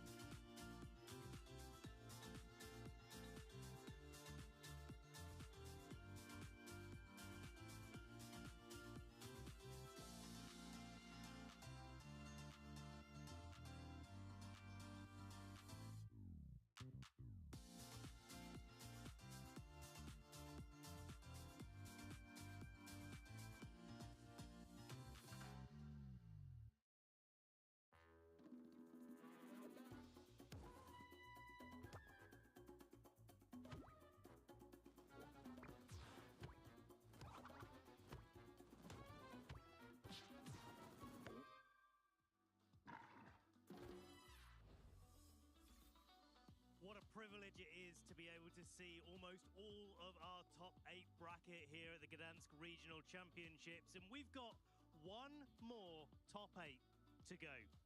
My name is Ben Kiriakou, joined here on the desk by the wonderful Jamie Boy. And Jamie, we've got a cracker coming up. We absolutely do. We've got our previous Gdansk regional champion of last season attempting to defend their title in Federico Camporesi with his opponent, who's the hometown hero, even from Gdansk himself, he said in his interview. So Michał Kwiatkowski, able to get top 8 last season as well, and has to take down the regional champion if he wants to progress further this year. If either of them want to equal or better their records this weekend, they're going to have to get past each other, and that is no mean feat. Both of these players are ones that we know so well, and without further ado, here they are sitting on the desk, getting ready for their match. Michał on the left, Federico on the right. Yeah, we've been able to feature them a couple of times, and they've been very, very impressive in their showings. So in the matches.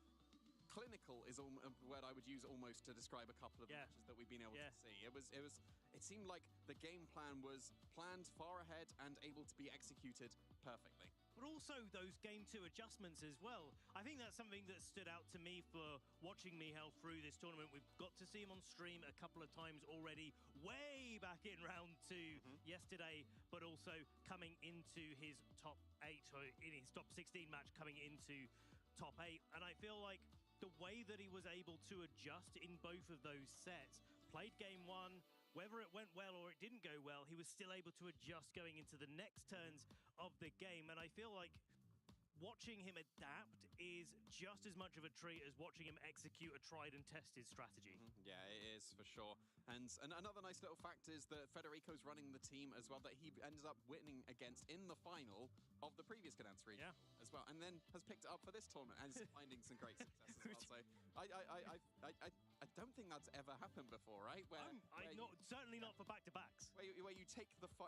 person you beat's team and then use it to success. It's like, hang on, right, okay. You clearly didn't do well enough. Obviously, he's talking. Let me show you how it's done. But also, talking about Marco Silva in the "you're not doing it well enough" would be a very bold statement to make. The next tournament he went and won the international with the same team. Yeah, so and he was actually running the team this weekend and made top 16. So a little bit of a run back. Yeah, so definitely Marco got enough championships points. So is Federico. So is Michał. All of them are up there in terms of their championship achievements. Hello there, Michał. We're going to be looking forward to seeing you battling up against Federico. And these two teams are probably the epitome of balance in this format overall, from old regulation set H with a couple of tweaks, with the team that absolutely in Reg H version 1.0 took the whole metagame by storm, where Marco Silva went on something like a 23-4 streak with it over several majors in a row. And now it's still proving why it's relevant in Federico's capable hands. Yeah, I wouldn't have been surprised if this was a matchup we saw last season, because the team compositions seem to be reminiscent of the strong teams that were able to do well in that. Like the team that Michał was using, he was using, I believe, back in the previous regulation as well, very, very consistently. And then, as we mentioned, Marco was able to have great success, and then Federico has taken that on. And Michał managed to get that top 8 in the Gdansk Regional Championship because of that. Now, a reminder for all of these players' accolades here. Michał on the left with top 16 at Frankfurt just about a month ago, getting top 32, top 64 and top 8. Of course, last season in various events, the top 8 being in Gdansk last year. Federico, on the other hand, is our defending NAIC champion, won the Gdansk Regional Championships last year, has made it to the top 4 of the World Championships, and just last week made it to Lille top 16 and has now bettered his record. And he was using Rain last week and then has switched to Sun, so a complete switch up in the team compositions, but still showing that consistency, even with a complete team switch up, able to advance even further this time. Speaking of teams, here's Michal's again. If you haven't seen Michał on broadcast already this weekend, where have you been? Basque Legion, King Gambit, Sneasler Magmar, Ninetales and Rillaboom. Yeah, and we got just a couple of twists with the Magmar going for that Burning Jealousy to potentially burn anything that's going to be getting those stat boosts. The Ninetales, a much more offensive one. They've got the support of the Encore, but there's no Aurora Veil. It's got that Life Orb to do extra damage on top of its... and having the coverage of Moonblast as well. You usually only see the Ice moves, so that could be quite nice coming out for the Ninetales. But it's always going to be awkward when you're facing that Torkoal. Do you bring the Ninetales to overwrite the Sun, or do you leave it on the bench? Because when the Sun's overwriting the Snow, that's not a good time for the Ninetales. Yeah, and the Sun being in play is not so good for the Basque Legion either, where it really wants to go for those wave crashes as much as it can in the early game. But maybe the late game, it doesn't really matter because there's that last respects. And we've seen Michał pilot that Basque Legion so well to come out in so many different end games and be able to pick up an advantage. Here's Federico's team, the tried and tested Sun Trick Room composition that we saw so much last time round in Regulation Set H. Incineroar, Charizard, Torkoal, Porygon 2, Jumpluff and Ursaluna. Yeah, if you were around back then and you saw how well Marco was doing, I think that the only real change that we've seen is that there's Encore instead of Rage Powder on the Jumpluff. I think it was Dragon Pulse as well over Air Slash in the International, and then for Toronto, he switched up to Air Slash, and that seems to be the Charizard that Federico's gone for. We've already seen how strong that Charizard can be. It was able to get a double KO in the Sun against resisted hits. The heat waves, the solar power, the choice specs, on top of that, it can just do absolutely massive damage. Let me open up the Jamie Passou o Boy time do dictionary. outro We're going to mano. add a new entry here. E agora That desse Charizard mano. does lots of damage. Lots, okay. I Esse feel é o like that's último, already an né? Deixa eu ver established. aqui. Well, it's Esse now eu in the acho que é do Jamie Boy Frederico, né? That's not a Tanto... word. It's not possible, no. But I mean, this is such a consistent team. This matchup is going to be Tanto explosive. Incineroar, Charizard, Ursaluna e Porygon. Out there in the Porygon venue, 2, give no our caso. trainers a round of applause. Top 8 here at the Let's Gdansk go, gente, Regional pro Championships. último And we've got confronto a das very, quartas. very classic lead coming Era out from tudo... Michał's Não, start. oitavas, no caso. Sneasler and King Gambit, No. very, very tried and true pairing. But you got the Torkoal led with the Quartas, Porygon no 2, caso. probably trying to Que- get that switch in using the jetpack, going Que for the agora overheats to be able quem to get passar, that acabou. switch in. The Agora Porygon 2 quem is perder threatened by aqui the acabou. Sneasler, and Top maybe a 4, close já combat tem, and Kowtow já Cleave tem will be já o enough to primeiro KO it. It confronto. definitely won't Aí quem ganhar daqui já sai próximo confronto. Mikal está nesse King Gambit. King Gambit is such a pivotal threat in this format. It's fallen a little bit out of favor, but Michał is showing us why it is still relevant, why you still need to think about it. As he goes for his crystallization, Terra Fire, so not to take as much damage from a Terra fighting Terra Blast, but also to resist an overheat from that Torkoal. Deu muito mal, como assim, moço? Não In this entendi. position where, even though Federico's got some slow Pokemon on the field, so is Michał, and there's quite a lot of damage on Federico's side that Michał is going to have to navigate. Here's the Terra fighting on the Porygon too, so if there is a double up, it should take that combination of attacks and be able to get a Trick Room, but not it. Sneasler stops it from moving at all, and there's the Swords Dance. King Gambit is so well known for.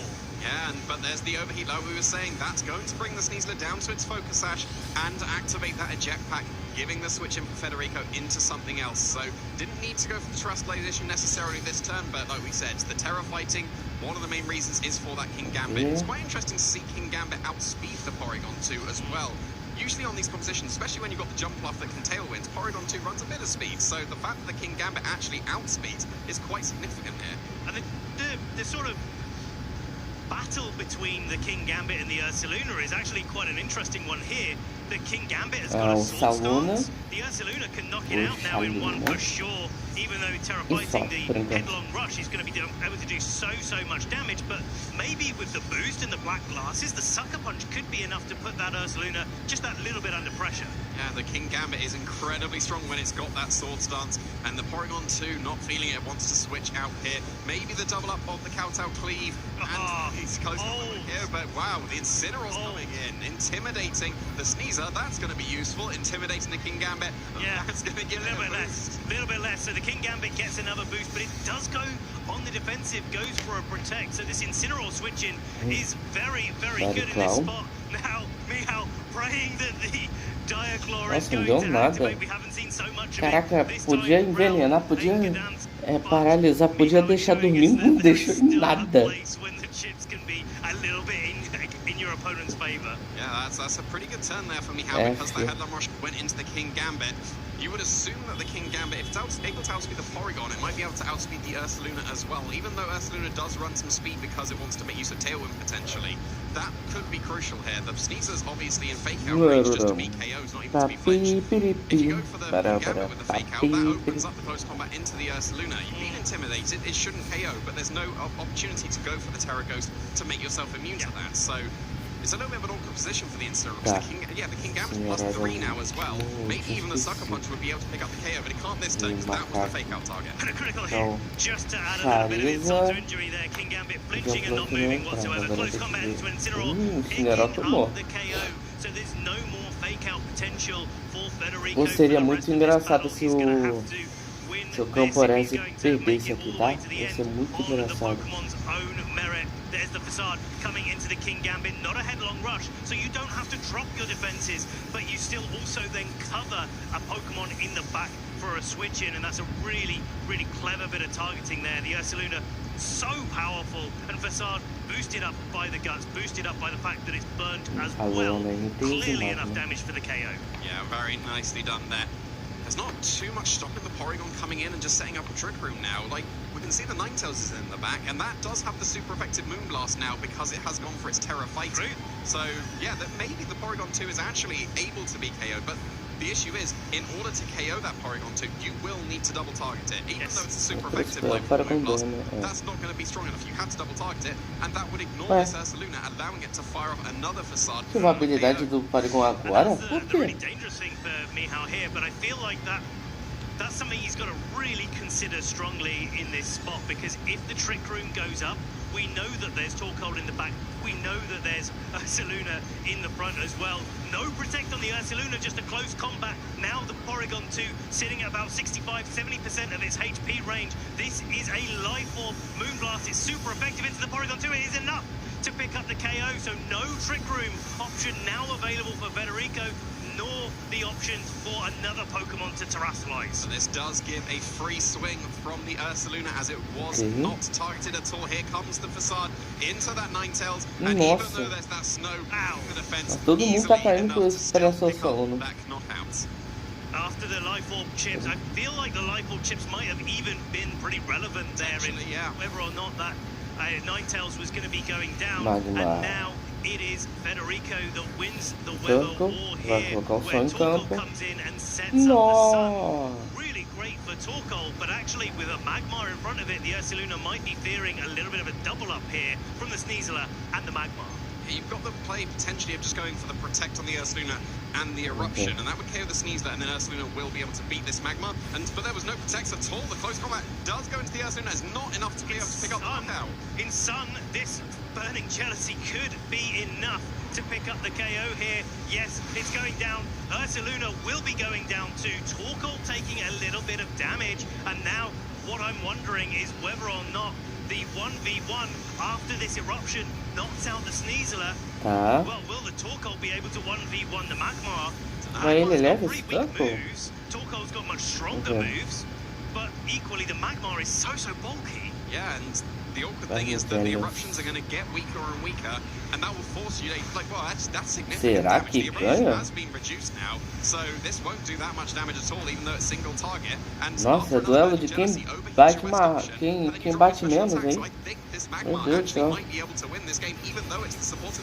And the question is do you wait out the sun, as Michał is doing now with that Protect? There's only one more turn after this one that the sun is going to be in play. And I feel like, I don't know what your opinion is here, but whether or not the sun will be needed for this Torkoal overheat to get there on the Magmar. So no, we're going to have to see, because it has to be overheat now, and it does connect with that Magmar, and that was very good damage, but because of that special attack drop, another one won't be able to pick up the knockout here. But the Burning Jealousy after the sun goes down probably won't be enough to pick up the KO on the Torkoal here. May even need a couple to be able to knock it out. Now, Magmar has the advantage of being the faster of these two Pokemon, so I feel like for this end game, Federico's really relying on a critical hit to decide it quickly rather than having to go through the motions and go for multiple overheats. Yeah, that Jesus, será? Nossa, o overheat vai levar. Olha, overheat. Nossa, tá. No momento eu achei que o overheat ia... I agree. Okay, let's see if it comes through. Burning Jealousy into the Torkoal. But it's enough. It is enough. Michał Kwiatkowski winning game 1 against our reigning champion Federico Camporese. Para o Michał. That was not the end game that I was expecting going into this. The Magmar and the Torkoal just slowly chipping away at each other, but because of that extra bulk that the Magmar does have available to it, the Burning Jealousy is enough to be able to pick up the knockout. I think the crucial turn in that end game was the last one while the Sneasler and the Ursaluna were still on the field. If it would have been Protect on the Ursaluna and Eruption, Ursaluna and Torkoal would be able to win that game. Eu não, Alexandre. Longe de mim. Pera. Ah, tá. No momento eu achei que vocês não tivessem ouvido minha voz. Achei que você tinha perguntado se eu tava tancando. Bom, tancar eu tô tancando, né? Mas... Ser sincero que o sono tá batendo, cara. O sono tá batendo muito hard aqui.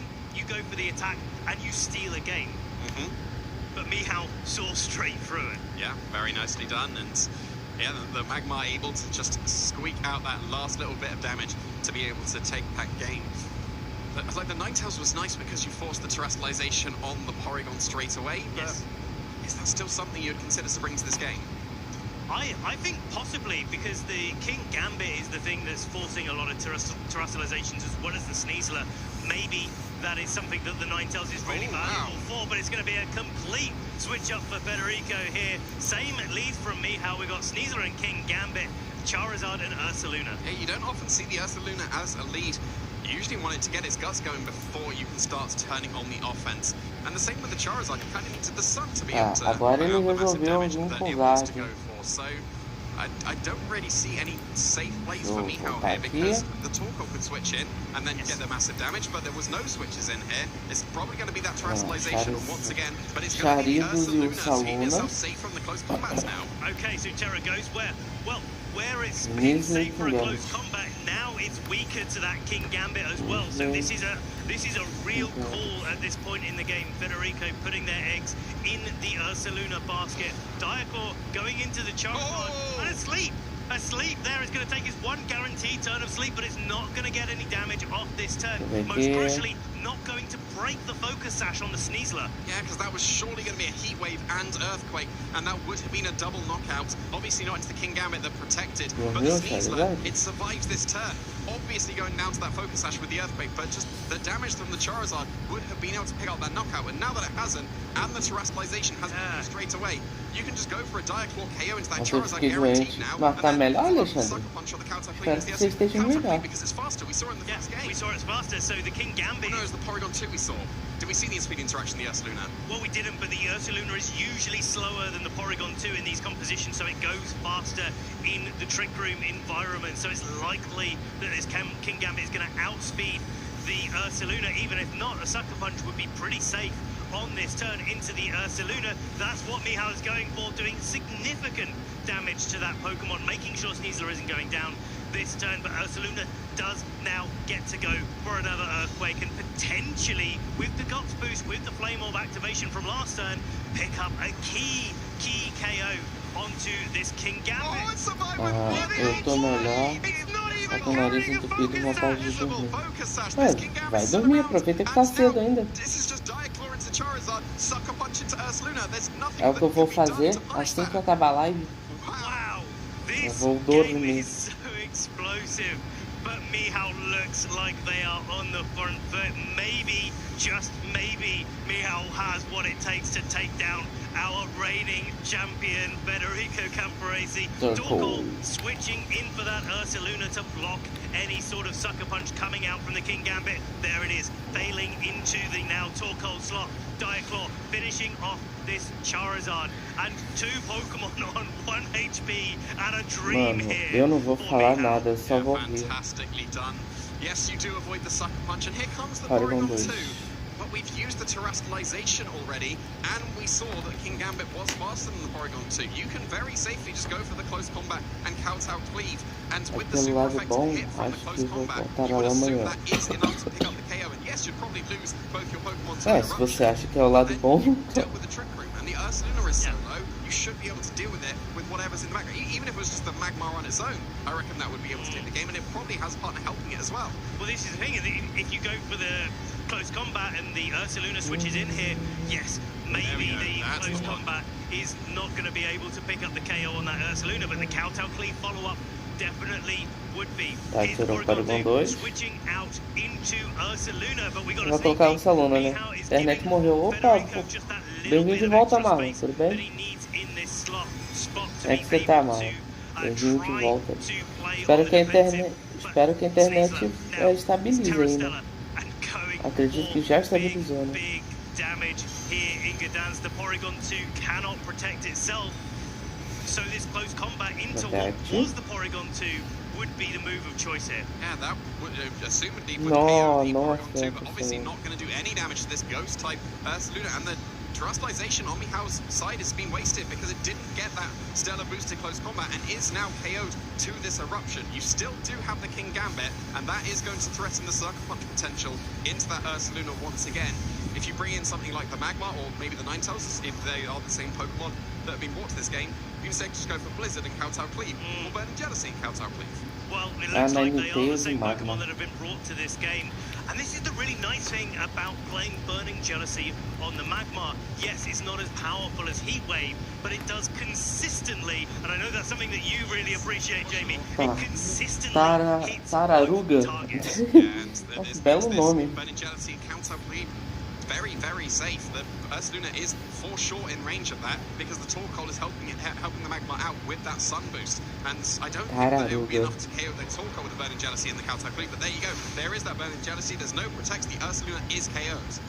Okay, so Ursaluna is going down. I'm wondering if we're moving closer and closer towards a Porygon 2 reverse sweep here, with the Porygon 2 being able to recover away so much HP damage. Here's the eruption. It only needs to do the remaining 1 HP damage to King Gambit, and then it is just Mihal's two weaker special attackers in the Magmar and the Ninetales that are left standing. But that Porygon 2 is at full HP. It is, but I think I see a guaranteed path here for Michał because there's taunt available on the Magmar. You can easily just go for Protect and Taunt in Porygon 2. And even if there's Terra Blast and Eruption over here at this point, because it's taking too much damage, vai ser 2-0 aqui. survive that combination of attack because of the EVO light boost. And then you'd be able to follow up with Burning Jealousy and Blizzard, and that should be able to KO the Torkoal. And then because of this taunt on the Magmar, you should be able to stop this Porygon 2. I guess it all comes down to this, doesn't it? What is the prediction from both of these Esse players? Torkoal Because if the cai, né? Ninetales goes down to an overheat on this turn, if a combination of Blizzard or Moonblast isn't enough to pick up the KO, then maybe this Porygon 2 can have something to be able to take into this end game and just keep on attacking with the Terra Blast. As it stands, there's the Taunt. There's a Taunt coming down. This Porygon is not going to be able to heal itself. And I think wisely, the Ninetales wanting to going for the freeze. there we go. No, is it going to happen? No, it's not. Not going to happen. Not going to happen. Yeah, okay. Protect has happened, gone for on the Torkoal as well. That's got to be in range of, even though they're both resisted, the Life Orb, Blizzard and the Burning Jealousy. That's why the Torkoal's going for the helping hand here. It's assuming he's going to be KO'd this turn. Okay, Blizzard coming out, not enough to pick up the KO on the Torkoal, but it definitely puts it in range of a Burning Jealousy based on what we saw in that last endgame. Tá, ok. Aí são só para o Porygon. GG. See how well Porygon 2 is shrugging off those attacks. It's doing really, really well. Here's the Terra Blast though, into the Ninetales with a helping hand. Not quite enough to pick up the KO, but one more attack into that slot would be enough to pick up the KO. Yeah, and Federico knows it, throws in the towel, and Michał takes down our previous Gdansk regional champion and advances to the top 4. Meninas, ok. Bom dia, bom dia. There it is. It's confirmed. We will be crowning a new champion here in Gdansk this year. No vídeo de ontem eu achei o Joseph boa. Aí, ó. Zica mais aí, ô querido. Vai, fala besteira aí. A fantastic trainer, and I'm sure we will see him on the top tables yet again. But Michał Fala besteira aí pro mano aí, ô otário. Here in Gdansk, and maybe, just maybe, he will be able to take it Cara, away. esse Fred que quis fazer graça aí, ó. Just being able to adapt to what was happening for Federico. Yes, like this dive was incredibly impactful. You'd have probably lost the Sneasler on that first turn to the double up of it. I assume the heat wave and the Fred quis fazer graça aí, Dive Claw's fallen off a little bit, but that's showing why Dive Claw was such a menace before, because that sleep was so impactful. And yeah, nice expression there, Michał. I think we were all at that point in the game where that Dive Claw basicamente esse Frederico aí falou. Esse Frederico aí falou basicamente o Salerno, que é um argentino, acho que enfrentou o time dele e acabou postando uma foto ganhando, né, tal. E aí esse Frederico ficou pistola porque o cara divulgou o time dele, sendo que o time do Fred era o time do meta, basicamente, era o time de todo tô fazendo. Snow as well. We weren't even in, because in sun you cannot get frozen. One of the reasons the Torkoal and the sun condition can be quite strong in those end games to mitigate those last little bits. Basicamente isso. Aí esse Fred quis falar graça, falou assim, como é que é o negócio? Aí o Salerno tá ganhando tudo, né? Ele tá 11-0 e tal. Ele, temos o Juan Salerno, o melhor jogador do regional do mundo, que não sei o que. Quis fazer graça, né? Dando desdém da cara do cara lá. E aí, perdeu agora. Se ferrou. O cara tá na semifinal e ele caiu nas oitavas aí. Is that it spent a lot of its time actually not doing what it usually does and going Bom dia, salve! Not at all.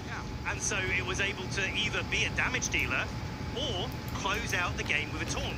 And those things are equally valuable, but it's just not the role that we're used to seeing Magmar undertaking in this part of the format. And I think those little changes are really, very reminiscent of how the format has developed over time. Yeah, I think so. Being able to show the adaptability of, well, this isn't what I usually use this Pokemon for, but this is the role it needs to fill, and it filled that role to perfection. So, Desde já, really, really nicely done. desde já ótimo domingo aí a todos. Hasn't really been seen too much recently, has it? I mean, even the other redirection Pokemon normally. Right, it's like usually. Desde já ótimo domingo a todos, ótimo dia aí. E aí, gente? Planejamentos para hoje? Vocês vão dormir muito? Vocês vão sair? O que vocês pretendem fazer? Enquanto vocês vão falando, eu já volto, tá, gente? Rapidinho. Electabuzz is immune to 2 of the statuses, whereas Magmar's only immune to 1, because it can get paralyzed and poisoned, whereas Electabuzz, being electric type, is able to avoid the paralysis. But yeah, like the Magmar's just having that fire typing, that like the Electabuzz, I don't think would have been able to take that one. No, the resistance was so key in that matchup, and I think that's then looking at what is happening in the current iteration of Regulation Set H, is what is going on in the metagame right now. How and which Pokemon do I use the most effectively? And this is great. I mean, the other great thing is that we get to follow Mihal's journey all the way through this event. We saw him right at the start of day 1 here, round 2 of our regional championships. He was able to win that match 2-1. Then we got to see him coming into our top cup bracket. We were now in our top 8, going into our top 4. And, you know, when you get to this stage of the event, there's only a few more games that separate all of our players from making it all the way and being able to take home the crown of champion. Yeah, and that all came from Mihal just like a couple of years ago, signing up for the Gdansk regional back in the senior division, but signing up just because it was in his hometown. And if you want to be able to sign up as well, like you need to go to the Arcanine website, and that's how you are able to enter yourself. Because Mihal being able to get a fantastic showing already in the last 3 regionals, back in the senior division in his first one, and now the top 8 and the top 4 plus maybe in this one, well, that could be you. This is it. It's like the trajectory is absolutely upward, and even if Mihal isn't able to get to the finals this time around, I've got no doubt that Mihal will be going back to the drawing board. We're going back to Regulation Set F, so a different one to be going into. That's going to require the time, the skills, the practice to apply to different Pokemon with different end games and different scenarios. Atenção, Flora, pensa, pensa. E aí, gente, o que vocês vão fazer hoje? Vão dormir mais?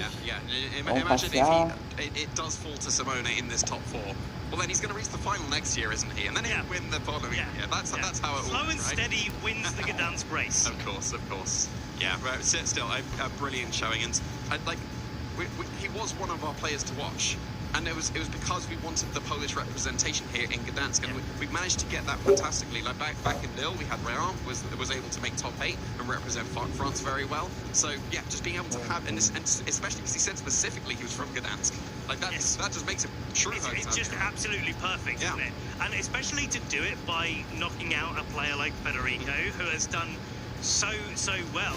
Just a reminder, our NAIC champion, and watching back those finals against Marco Silva, we know Marco is just such an amazing player. He's already won a regional championships in Lille last week. Federico is now overall at a 3-1 record in tournament play versus Marco Silva. Mihal just took down Federico. So without further ado, let's hear a little bit more from Mihal before we get into our top 4 bracket. Thank you so much, Jamie, and it's become a pattern now. Não tenho data definida ainda não. Entendeu? Essas semanas aí foi bem confuso aí, bem atarefado. Eu tô cheio de sono aqui, não tô conseguindo pensar em mais nada.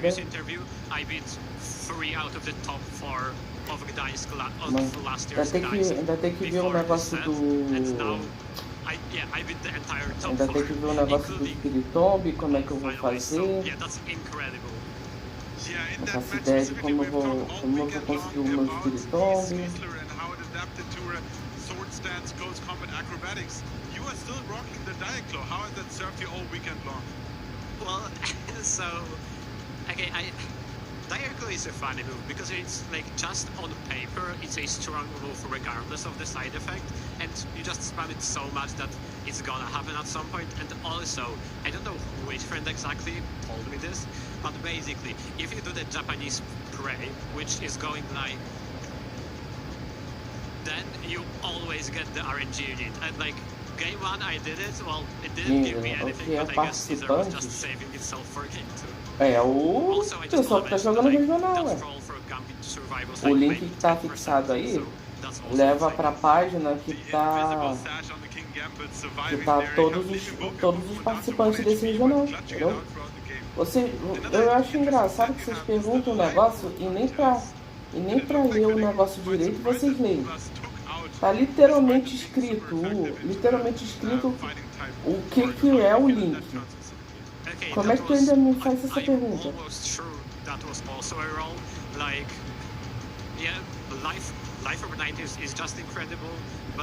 Definitivamente vocês não leem nenhuma frase que tenha mais do que uma palavra, aparentemente. 60 to 70 something. I'm not entirely sure, but yeah, that was for sure a roll, so I wouldn't be surprised if Feda like just thought this wouldn't fail. I always like myself a local hero story, coming from a top 8 finish last year, now qualified already for top 4, taking home 1 medal. I hope it's going to be the gold one. I will leave you back to your preparation for your top 4 set. Thank you so much for joining us here, and good luck in the next round. Thank you very much.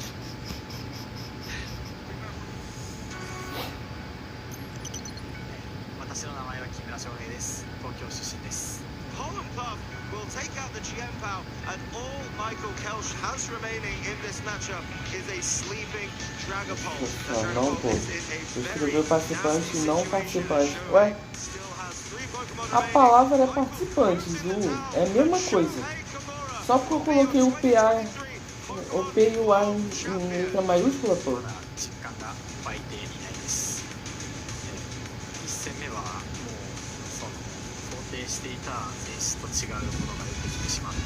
Ou seja, mais uma vez de novo, a interpretação de texto agora.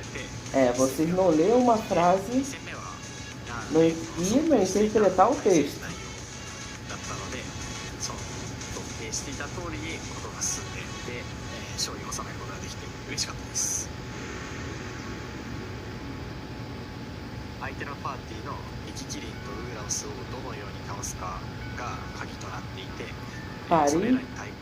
Participantes. Peraí, mas não faz diferença nenhuma. Já tá acabando mesmo. E mais a mais é só o pessoal clicar. Então tá de boa. Já não tem quase ninguém aqui na live. Não vai fazer a menor diferença.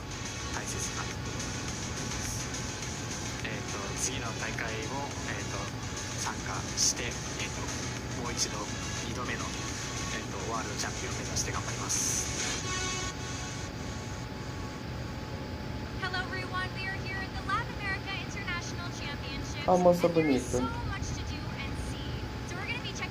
Viu, tá até brava.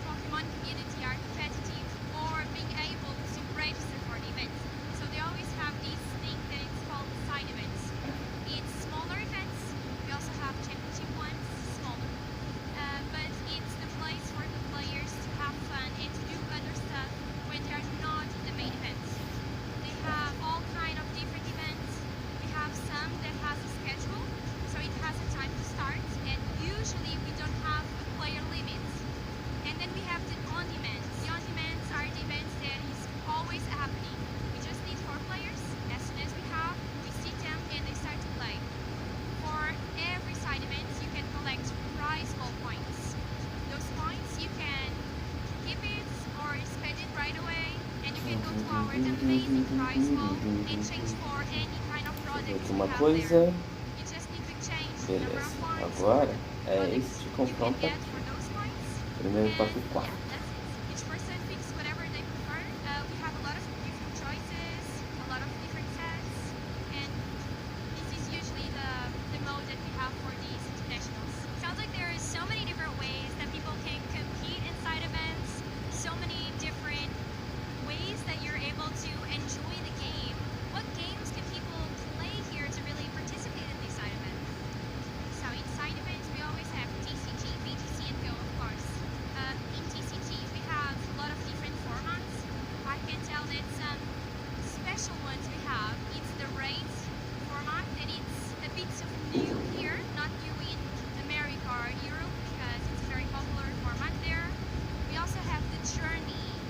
The Journey is a format that it's being done for the first time, and it's the first event ever on the planets. The idea is to be fun without all of the big Pokemon. Tá aparecendo aquelas de papel se bota embaixo da cara. Pra não pegar gordura. And some of you may know, you also participated in one. So the Chaos Cup is very fun. We usually have people that do rental teams, and players need to see to play to see which team they will play that round. So it's very chaotic. That's why the name. For Go, we also have all cups. So imagine you're a Pokemon Go player and already played Great League on the main pit, and you just want to do something different and fun. We just need 4 people, and you can pick whatever league you want to play. It's very flexible for them, and you can get prizes for them. So that's the biggest part, because they are not just playing for fun, but to get the prizes, to get to the prize vault and products. Yeah. There's so many amazing products back there to be able to win at the prize wall. But if you had to pick one to go for, what do you think that would be? It's difficult. I didn't decide it. And most of the products are in Portuguese, because this event is run by Copac and it's Copac products. So to be honest, I don't know. But you guys can pay attention, but we will have some special Cosmic Eclipse boosters. So maybe not. Sounds like that might be the prize of choice. So thank you so much for joining me to discuss side events. It sounds like there are so many different ways that players can get involved. So we hope to see you there at some of the side events.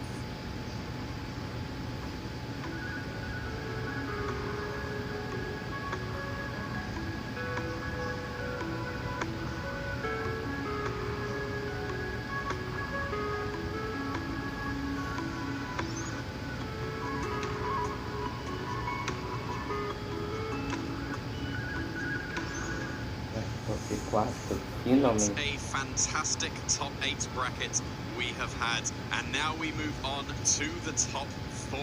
My name is Jamie Boyd. I'm joined by Ben Kiriakou, and we're going to be featuring a fantastic game to start us off with. Juan Salerno on an absolute tear, still undefeated, trying to take down tier team LaSalle. Only one time in the regional championships can I remember anyone having the opportunity to take down a regional without taking any match losses. That was Aurelian Sula in Utrecht last year, but that was cut short by the infamous Articuno team piloted by Nikhil, and maybe, just maybe, Juan Salerno will be able to take it all the way this time. Let's have a reminder for anyone that's just joining us, coming into our top 4, what our bracket has looked like so far. Yeah, as mentioned, Juan versus Tier Team is going to be the match we will first feature, and they were able to take down Matteo Sodero for Juan and then Luis Michael from Tier Team respectively, which were both absolutely fantastic games. Just Juan showing the consistency that he's built with this team, the team that most people expect to be doing well in this format, but then Louis was running basically the same team, and Tier Team's able to take that down. Could be a really decisive match that we're going to be featuring next. A little bit further down the bracket, we've got Simone and Lucas, which was a crazy matchup where Lucas was able to take game 1, hanging on with a sliver with their Blaziken, but a Terrafire heatwave wasn't enough to pick up a double KO, but then Simone was able to bring it all the way back. Now our attention turns to our top 4 here in Gdansk with Tier Team on our left. Juan Salerno on the right, and Juan is a trainer that has come over from Argentina to be playing over here Bora, in the European region, argentino. has been going on an Bora. absolute tear. Só Every time mais dois we've seen jogos. Juan Só mais dois jogos, Sarleno. Só mais dois. Esse moço de azul, tá, gente? Pra quem não sabe, é pra ele que eu tô torcendo. drop a game until at least round 11 of Swiss. Yep, that is so very impressive, and he's just 2 matches away from being able to be that first trainer that I can remember that will be able to get that perfect regional run. Just Tier Team and latino-americano, one more match eu acho. potentially could be in his way. Now, Tier Team is a trainer that we've also had the pleasure of having on our broadcast. In the match against Lewis Markle was so difficult. Lewis, just like Juan experienced a little bit of the other way around, Lewis was able to take game 1 of that set so consistently. A couple of nasty blocks on a Golden Go, and then Golden Go went absolutely crazy. Yep. But then Tier Team was able to find a way through, making those key adjustments and being able to find their win condition against such strong opposition. Yeah, it was a brilliant game, and Tier Team very much deserving to be able to be in this semi-final. I believe this is the furthest that he's ever been able to achieve. Will he be able to go one step further? Not quite. One more win. This is Stuttgart. Tier Team's Stuttgart. Yes. This is Tier Team's 3rd top 4, because they were also able to get top 4 at EUIC last year, but they have never managed to make it past top 4. Yeah. And this is the opportunity. Yeah, just needs to make that finals. Just one step away from that, but it's our undefeated player, Juan Salerno, that is in his way. Is he going to be able to reach that all-elusive final, or is Juan going to reach it there? Because he's already a 2-time regional champion. Exactly. In his home region. Is this just another day in the office for Juan Salerno facing down Tier Team? There's a reminder of all of those results. EUIC top 8, Bologna Special Championships top 4, getting top 16 at the World Championships, and Tier Team was indeed top 4 at the Stuttgart Regional Championships last season. Juan on the other side, 2-time regional level champion, getting to top 4 at LAIC back in 2020, on the year that he aged up to the Masters division, and recently getting top 16 at Belo Horizonte. And both these trainers are using some very consistent options. I don't think there's any particular surprises that we'll see coming out onto the teams that will be able to feature very shortly. Of course, if you've already joined us on the stream, you will be familiar with this team. Well, either team, really. There's been the slight adaptation here. We've got Time do Teltag, Cinerordio. Settigogos ou Carona de Gracide. Vasculharium Choice Scarf. Alola no MD de Choice. O Fox Session, Choice Scarf. O Saluna Blood Moon de Leftovers e Relabum de Assault Vest. Tier Team has played this weekend. The Volcarona has been the absolute linchpin with that grassy seed. It's been able to take so many attacks, get quiver dances up, get the speed control, but also that power boost, the defensive boost that it needs to break through his opponent's team. And if that's not enough, the Ursaluna there, supported by the Rillaboom and Incineroar, we've seen it so many times, is just able to take out teams on its own. Yeah, it does have that potential. It's got great recovery with the leftovers and then potentially the grassy terrain as well. But that is also an option that's coming out here for Juan, going with that very classic combination. We've seen Ninetales over the Juan Salerno, Incineroar de Settigogos, Dragon Knight de Lobo de Gdansk, Golden de Lifeorb, Sneaser de Gracide, o Saluna Blood Moon de Leftovers e Relabum de Assault Vest. Boy, ô louco, o cara não manda oi, salve, bom dia, não, ele manda boi. O cara é ousado mesmo. But he's the first player potentially from the LATAM region that's going to be able to win a major event outside the LATAM region, other than Paul Ruiz that was able to win the World Championships in 2018. This could be the first time since then that a Latin American player is able to win one of those key majors. That would be very impressive. It's very rare that someone outside of the region is able to take the regional championship win. I think over here in Europe, it was at least over 2 years ago since that's been able to happen. So could one Senhoras e senhores, primeiro jogo da semifinal. Quem ganhar aqui já está na final. O perdedor daqui dá adeus. É isso. Salona Blend Moon. Legendas do Windows 7. Nossa. One of the key things just to pay attention to, which Intimidate goes first, and it was once. So that means that the fake out advantage does go on one side of the field. That means that if you did want to, you could fake out the Incineroar and get that Yawn into the Volcarona, which you would assume wants to be starting to get those Quiver Dances to keep yourself safe from the attacks that can come out from the opposing Ursaluna. You've got the Intimidate onto the opposing Incineroar to keep the Volcarona safe.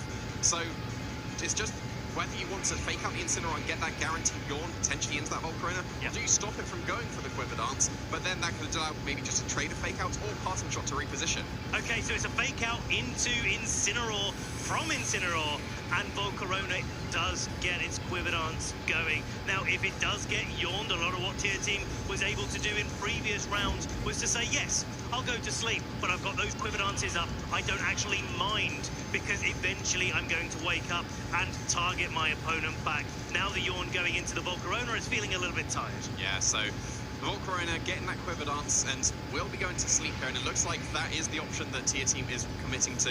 Get maybe another Quiver Dance, go to sleep, and then you hopefully will be bulky enough to wake up in the future. After a second Quiver Dance, the Ursaluna won't be doing much damage at all. Incineroar is intimidated, and it could go for the knockoff into the opposing Volcarona, and I think that's why we're seeing not just the passing shots, because otherwise the knockoff could go first, because we've seen that once Incineroar is faster, that's why the Rillaboom is hard switching in here to get that Grassy Seed activated. Absolutely, make sure that your Grassy Seed goes off. That also weakens the damage that knockoff from Incineroar could do. So Tier Team is making sure this Volcarona is set up to its best of its ability here, getting that second Quiver Dance up, getting the fake out to stall for time so that it's able to wake itself up. And there we go, we see the parting shot coming out from the Incineroar into the Volcarona, trying to keep it a little bit in check, making sure the Volcarona isn't just going to run riot when it wakes up from its next nap. And then we're going to see what is joining the field here. It would need to be the Sneasler to outspeed this Volcarona after 2 Quiver Dance boosts. Otherwise, whatever comes in will not be able to outspeed that Volcarona. And there is that Sneasler. And very kindly, from Tier Team side of the field, bringing in that Rillaboom. Yes. Also activates the Grassy Seed on the Sneasler, so that is now unburdened and should be faster than the Volcarona. And a Yawn coming out onto this Rillaboom as well to make it drowsy. We sometimes call this the Yawn Vortex, where you just keep going for Yawns, and if your opponent doesn't switch out, well, they go to sleep, and then you can take advantage of that. Now, Volcarona is going to have to take its guaranteed turn of sleep, but this Rillaboom can switch out and reset that Yawn. If Intimidate comes back in here, actually it's looking pretty good still for Tier Team's Volcarona. And while it doesn't look like we're making lots of progress, while it looks like the damage isn't racking up, we're just setting the board state ready. We're getting ready for all of those big turns later down in the match. And helping out the Volcarona even more is then Incineroar switching in to intimidate that opposing Sneasler. We are going to see a terrestrialization coming out here, and it is going to be the Sneasler to try and get that extra damage on its Terraflying Acrobatics. Now that is active thanks to the Grassy Seed already being used up, and that would threaten super effective damage into this Volcarona. Here's the Sword Dance. Sword Dance coming out from the Sneasler, making sure that it not just deals with that Intimidate, but actually goes to +1 stages of attack. And there's the Earth Power. The call there from Han, seeing that Incineroar coming in, it was the obvious play. It was completely telegraphed. It wasn't the wrong play at all from Tier Team, but one taking advantage of that. Yeah, if you go for the Earth Power into the Rillaboom and it stays in, it goes to sleep because it did get that Yawn on the previous turn. So that covers for Rillaboom staying in and also switching out to the Incineroar very, very nicely. At least the Yawn Vortex has been broken now, and you can now go for fake outs into the opposing Sneasler on this turn. And Volcarona has taken at least one of its mandatory turns of sleep, so we'll have to see now, is it able to wake up in the future turns? A Heat Wave is probably going to be enough to KO the Sneasler because it's got +2 to its special attack, so it'd be really, really close if it is. Ursaluna not going to be wanting to hang around here whatsoever. Instead, just Incineroar switching in to set up a fake out for next turn. If the Volcarona does not wake up, then there's fake out potential next turn. Here's the fake out into the Sneasler, so no acrobatics going to be going into the Volcarona this turn, but Volcarona is content to keep on sleeping. Yeah, that's a bit unfortunate for the team there. If that was a wake up, that heat wave would have done some absolutely massive damage, maybe KO'd the Sneasler, and I reckon that would have probably been game over immediately. Now we've got to contend with the fake out pressure on one side of the field. You could very safely just go for fake out into Volcarona and acrobatics into Incineroar, and that will be a KO. But you have to deal with this Volcarona, and especially now because it looks like it's going for that terrestrialization to get rid of that weakness to the acrobatics. With the grassy seed boost and only being +1, it's effectively cancelled out the +1 defense and the +1 attack now. This Volcarona should be able to survive this acrobatics quite comfortably. It's going to be so difficult to be able to deal with here. Fake out going into it, so it's not going to be targeted down this turn with a KO, but there's the acrobatics you mentioned into Incineroar. So what I'm saying, instead of trying to deal with a Volcarona this turn, I'm just going to suppress it. It stayed asleep anyway, so it wasn't already necessary. But if the Rillaboom switched in there, you're covering it with an acrobatics. If it didn't switch in there, you get a KO on the Incineroar, and that breaks this Rillaboom Incineroar cycle from going on and being able to stop you from doing any damage over various turns. Yeah, and we're not seeing Rillaboom switch in here for fake out pressure. It's going to be the Ninetales instead. And with the Focus Sash, that should be able to survive any attack that the Sneasler does go for here, and should be able to respond with a Blizzard KO because that Sneasler has now committed to that Terra Flying. The Incineroar's still pretty safe on this turn. The Volcarona's only at +1 because it quiver danced twice but got parting shotted. So it won't be not threatening the Incineroar this much this turn. It's probably pretty free to go for a parting shot if it wants to reposition, or it can just go on the offensive here. Like a Flare Blitz, super effective damages the Ninetales, or pretty reasonable damage into the Volcarona could be the option as well. That's the question, is do you actually try to break down the Focus Sash on this turn, or is this the time that one needs to deal with that Volcarona? Because even though Tier Team has the Pokemon disadvantage, actually overall, because of the Volcarona having so many boosts, it's actually Tier Team in a pretty good spot, especially since it can hang on from that acrobatics there. Gonna respond with another quiver dance, so after the third quiver dance will be now faster than a Sneasler, but if this is a double target in from the Incineroar, but it can't be. Encore coming into the Incineroar, so Tier Team absolutely locking down that scenario. It has to go again for the fake out, but fake out only works on your first turn. Yeah, and now does a +3 speed boosted Volcarona outspeed an unburdened Sneasler? I think it does. It comes down to the training. Like, you don't tend to invest as much in speed on the Sneasler because you'll get basically a guaranteed speed boost. So you invest a little bit in bulk, but yeah, +3, that's only a 2.5 times boost. Is that going to be enough to outspeed the Sneasler? That's going to be incredibly crucial on this turn. We'll have to find out very, very soon here as we get the Ursaluna switching back in. It does! It is the heat wave that's coming out. 2+ KO and a burn on the Ursaluna, doing so much damage, putting Juan Salerno in a precarious situation here, especially since the Ninetales has yet to act this turn, and it's maintained its Focus Sash. There's the Blizzard, single target, double KO for Tier Team Masu. Fantastic turn there for Tier Team. Outspeeding was so crucial there. If the Sneasler was faster still, it would have been able to get that KO with the acrobatics, but no, the Volcarona able to get that KO, followed up with the Blizzard. We're now down to the last two Pokemon on one side of the field. That is going to be the Rillaboom that was unrevealed, paired up with that Incineroar. And now you can just double protect on the fake out turn, and then there's probably nothing stopping you here from getting that sweep going. Well, it depends whether or not the Grassy Seed boost is enough to protect this Volcarona or not from a Grassy Glide. It's a Terra Fairy, so it doesn't resist or quad resist the Grassy Glide anymore. And if that Rillaboom that we saw in previous matches with Juan was trained like it looked like it was pretty offensively trained, maybe even after the grassy terrain recovery, it could be enough. Definitely could be, but we've seen that Grassy Seed be very, very clutch in his top 8 match, so whether that's going to be the case again here, we will have to wait and see. I don't really think actually you can go for fake out because you've got that on-call pressure on the Ninetales, because if you go for that, especially with Incineroar, maybe the Rillaboom can afford to go for fake out because you have the Grassy Glide past that on-call, but yeah, there's that very, very safe protect coming out from the Volcarona, whether that was a Grassy Glide, which it looks like it was going into that Volcarona. Now the Ninetales is free to go for whatever it wants this turn. Okay, so Ninetales gets to go for a Blizzard here, and it will be enough to do a good chunk of damage to that Rillaboom, but it doesn't look like it's a 2-hit KO. Now, Parting Shot from the Incineroar gets to lower the damage that the Ninetales is able to do. Yes, there is the opportunity for Flare Blitz, but I think Juan is just thinking about the HP recoil that he would take from a Flare Blitz in this spot, maybe thinking that the Incineroar just needs to hang on with all of the HP possible. Here's the Grassy Glide. Not enough to pick up the KO. This Volcarona is going to be able to get a Terra Blast off. Yeah, and so that basically seals up the game. Even if this doesn't KO the Rillaboom, which it did end up doing, the Incineroar going for Parting Shot means that it is horrible. Is now another word I get to add, because now it will be stuck doing no damage for the rest of this game. There it is. The Incineroar is completely locked down, and Tia Team has locked down this game 1. Wow, what a way to do it as well. There's the Parting Shot, so it doesn't matter how many times the Ninetales or the Volcarona's special attack is dropped, this Incineroar will never be able to do any more damage again.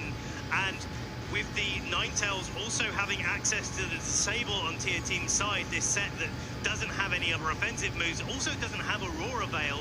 Now the Disable locks down this Incineroar into just being able to struggle. And that is if the Volcarona doesn't already take it down with a Terra Fairy Terra Blast. Yeah, 2 Terra Fairy Terra Blasts should be able to pick up the KO regardless. But yeah, that was a perfect lockdown from Tia Team. Again, the Grassy Seed coming into play there on the Volcarona. But also I think the Grassy Terrain coming into play as well, because 12 HP is about the amount of HP that the Grassy Terrain recovers on Volcarona every turn.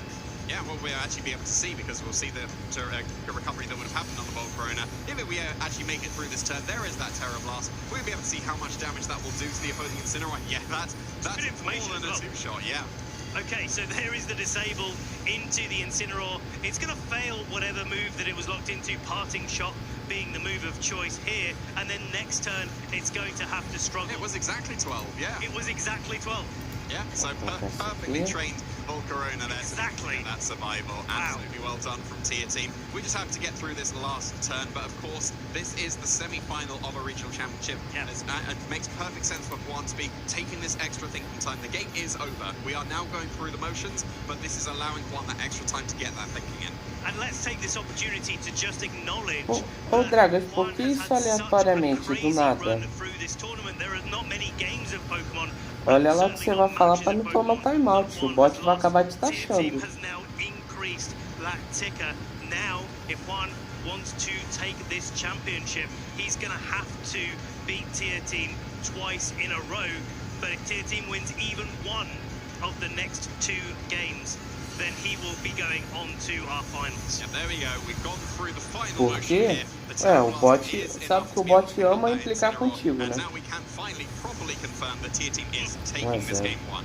Okay, so Tia Team wins game 1 here in Gdansk, and now we turn our attention forwards to game 2. This is a matchup that Tia Team is clearly very well versed in.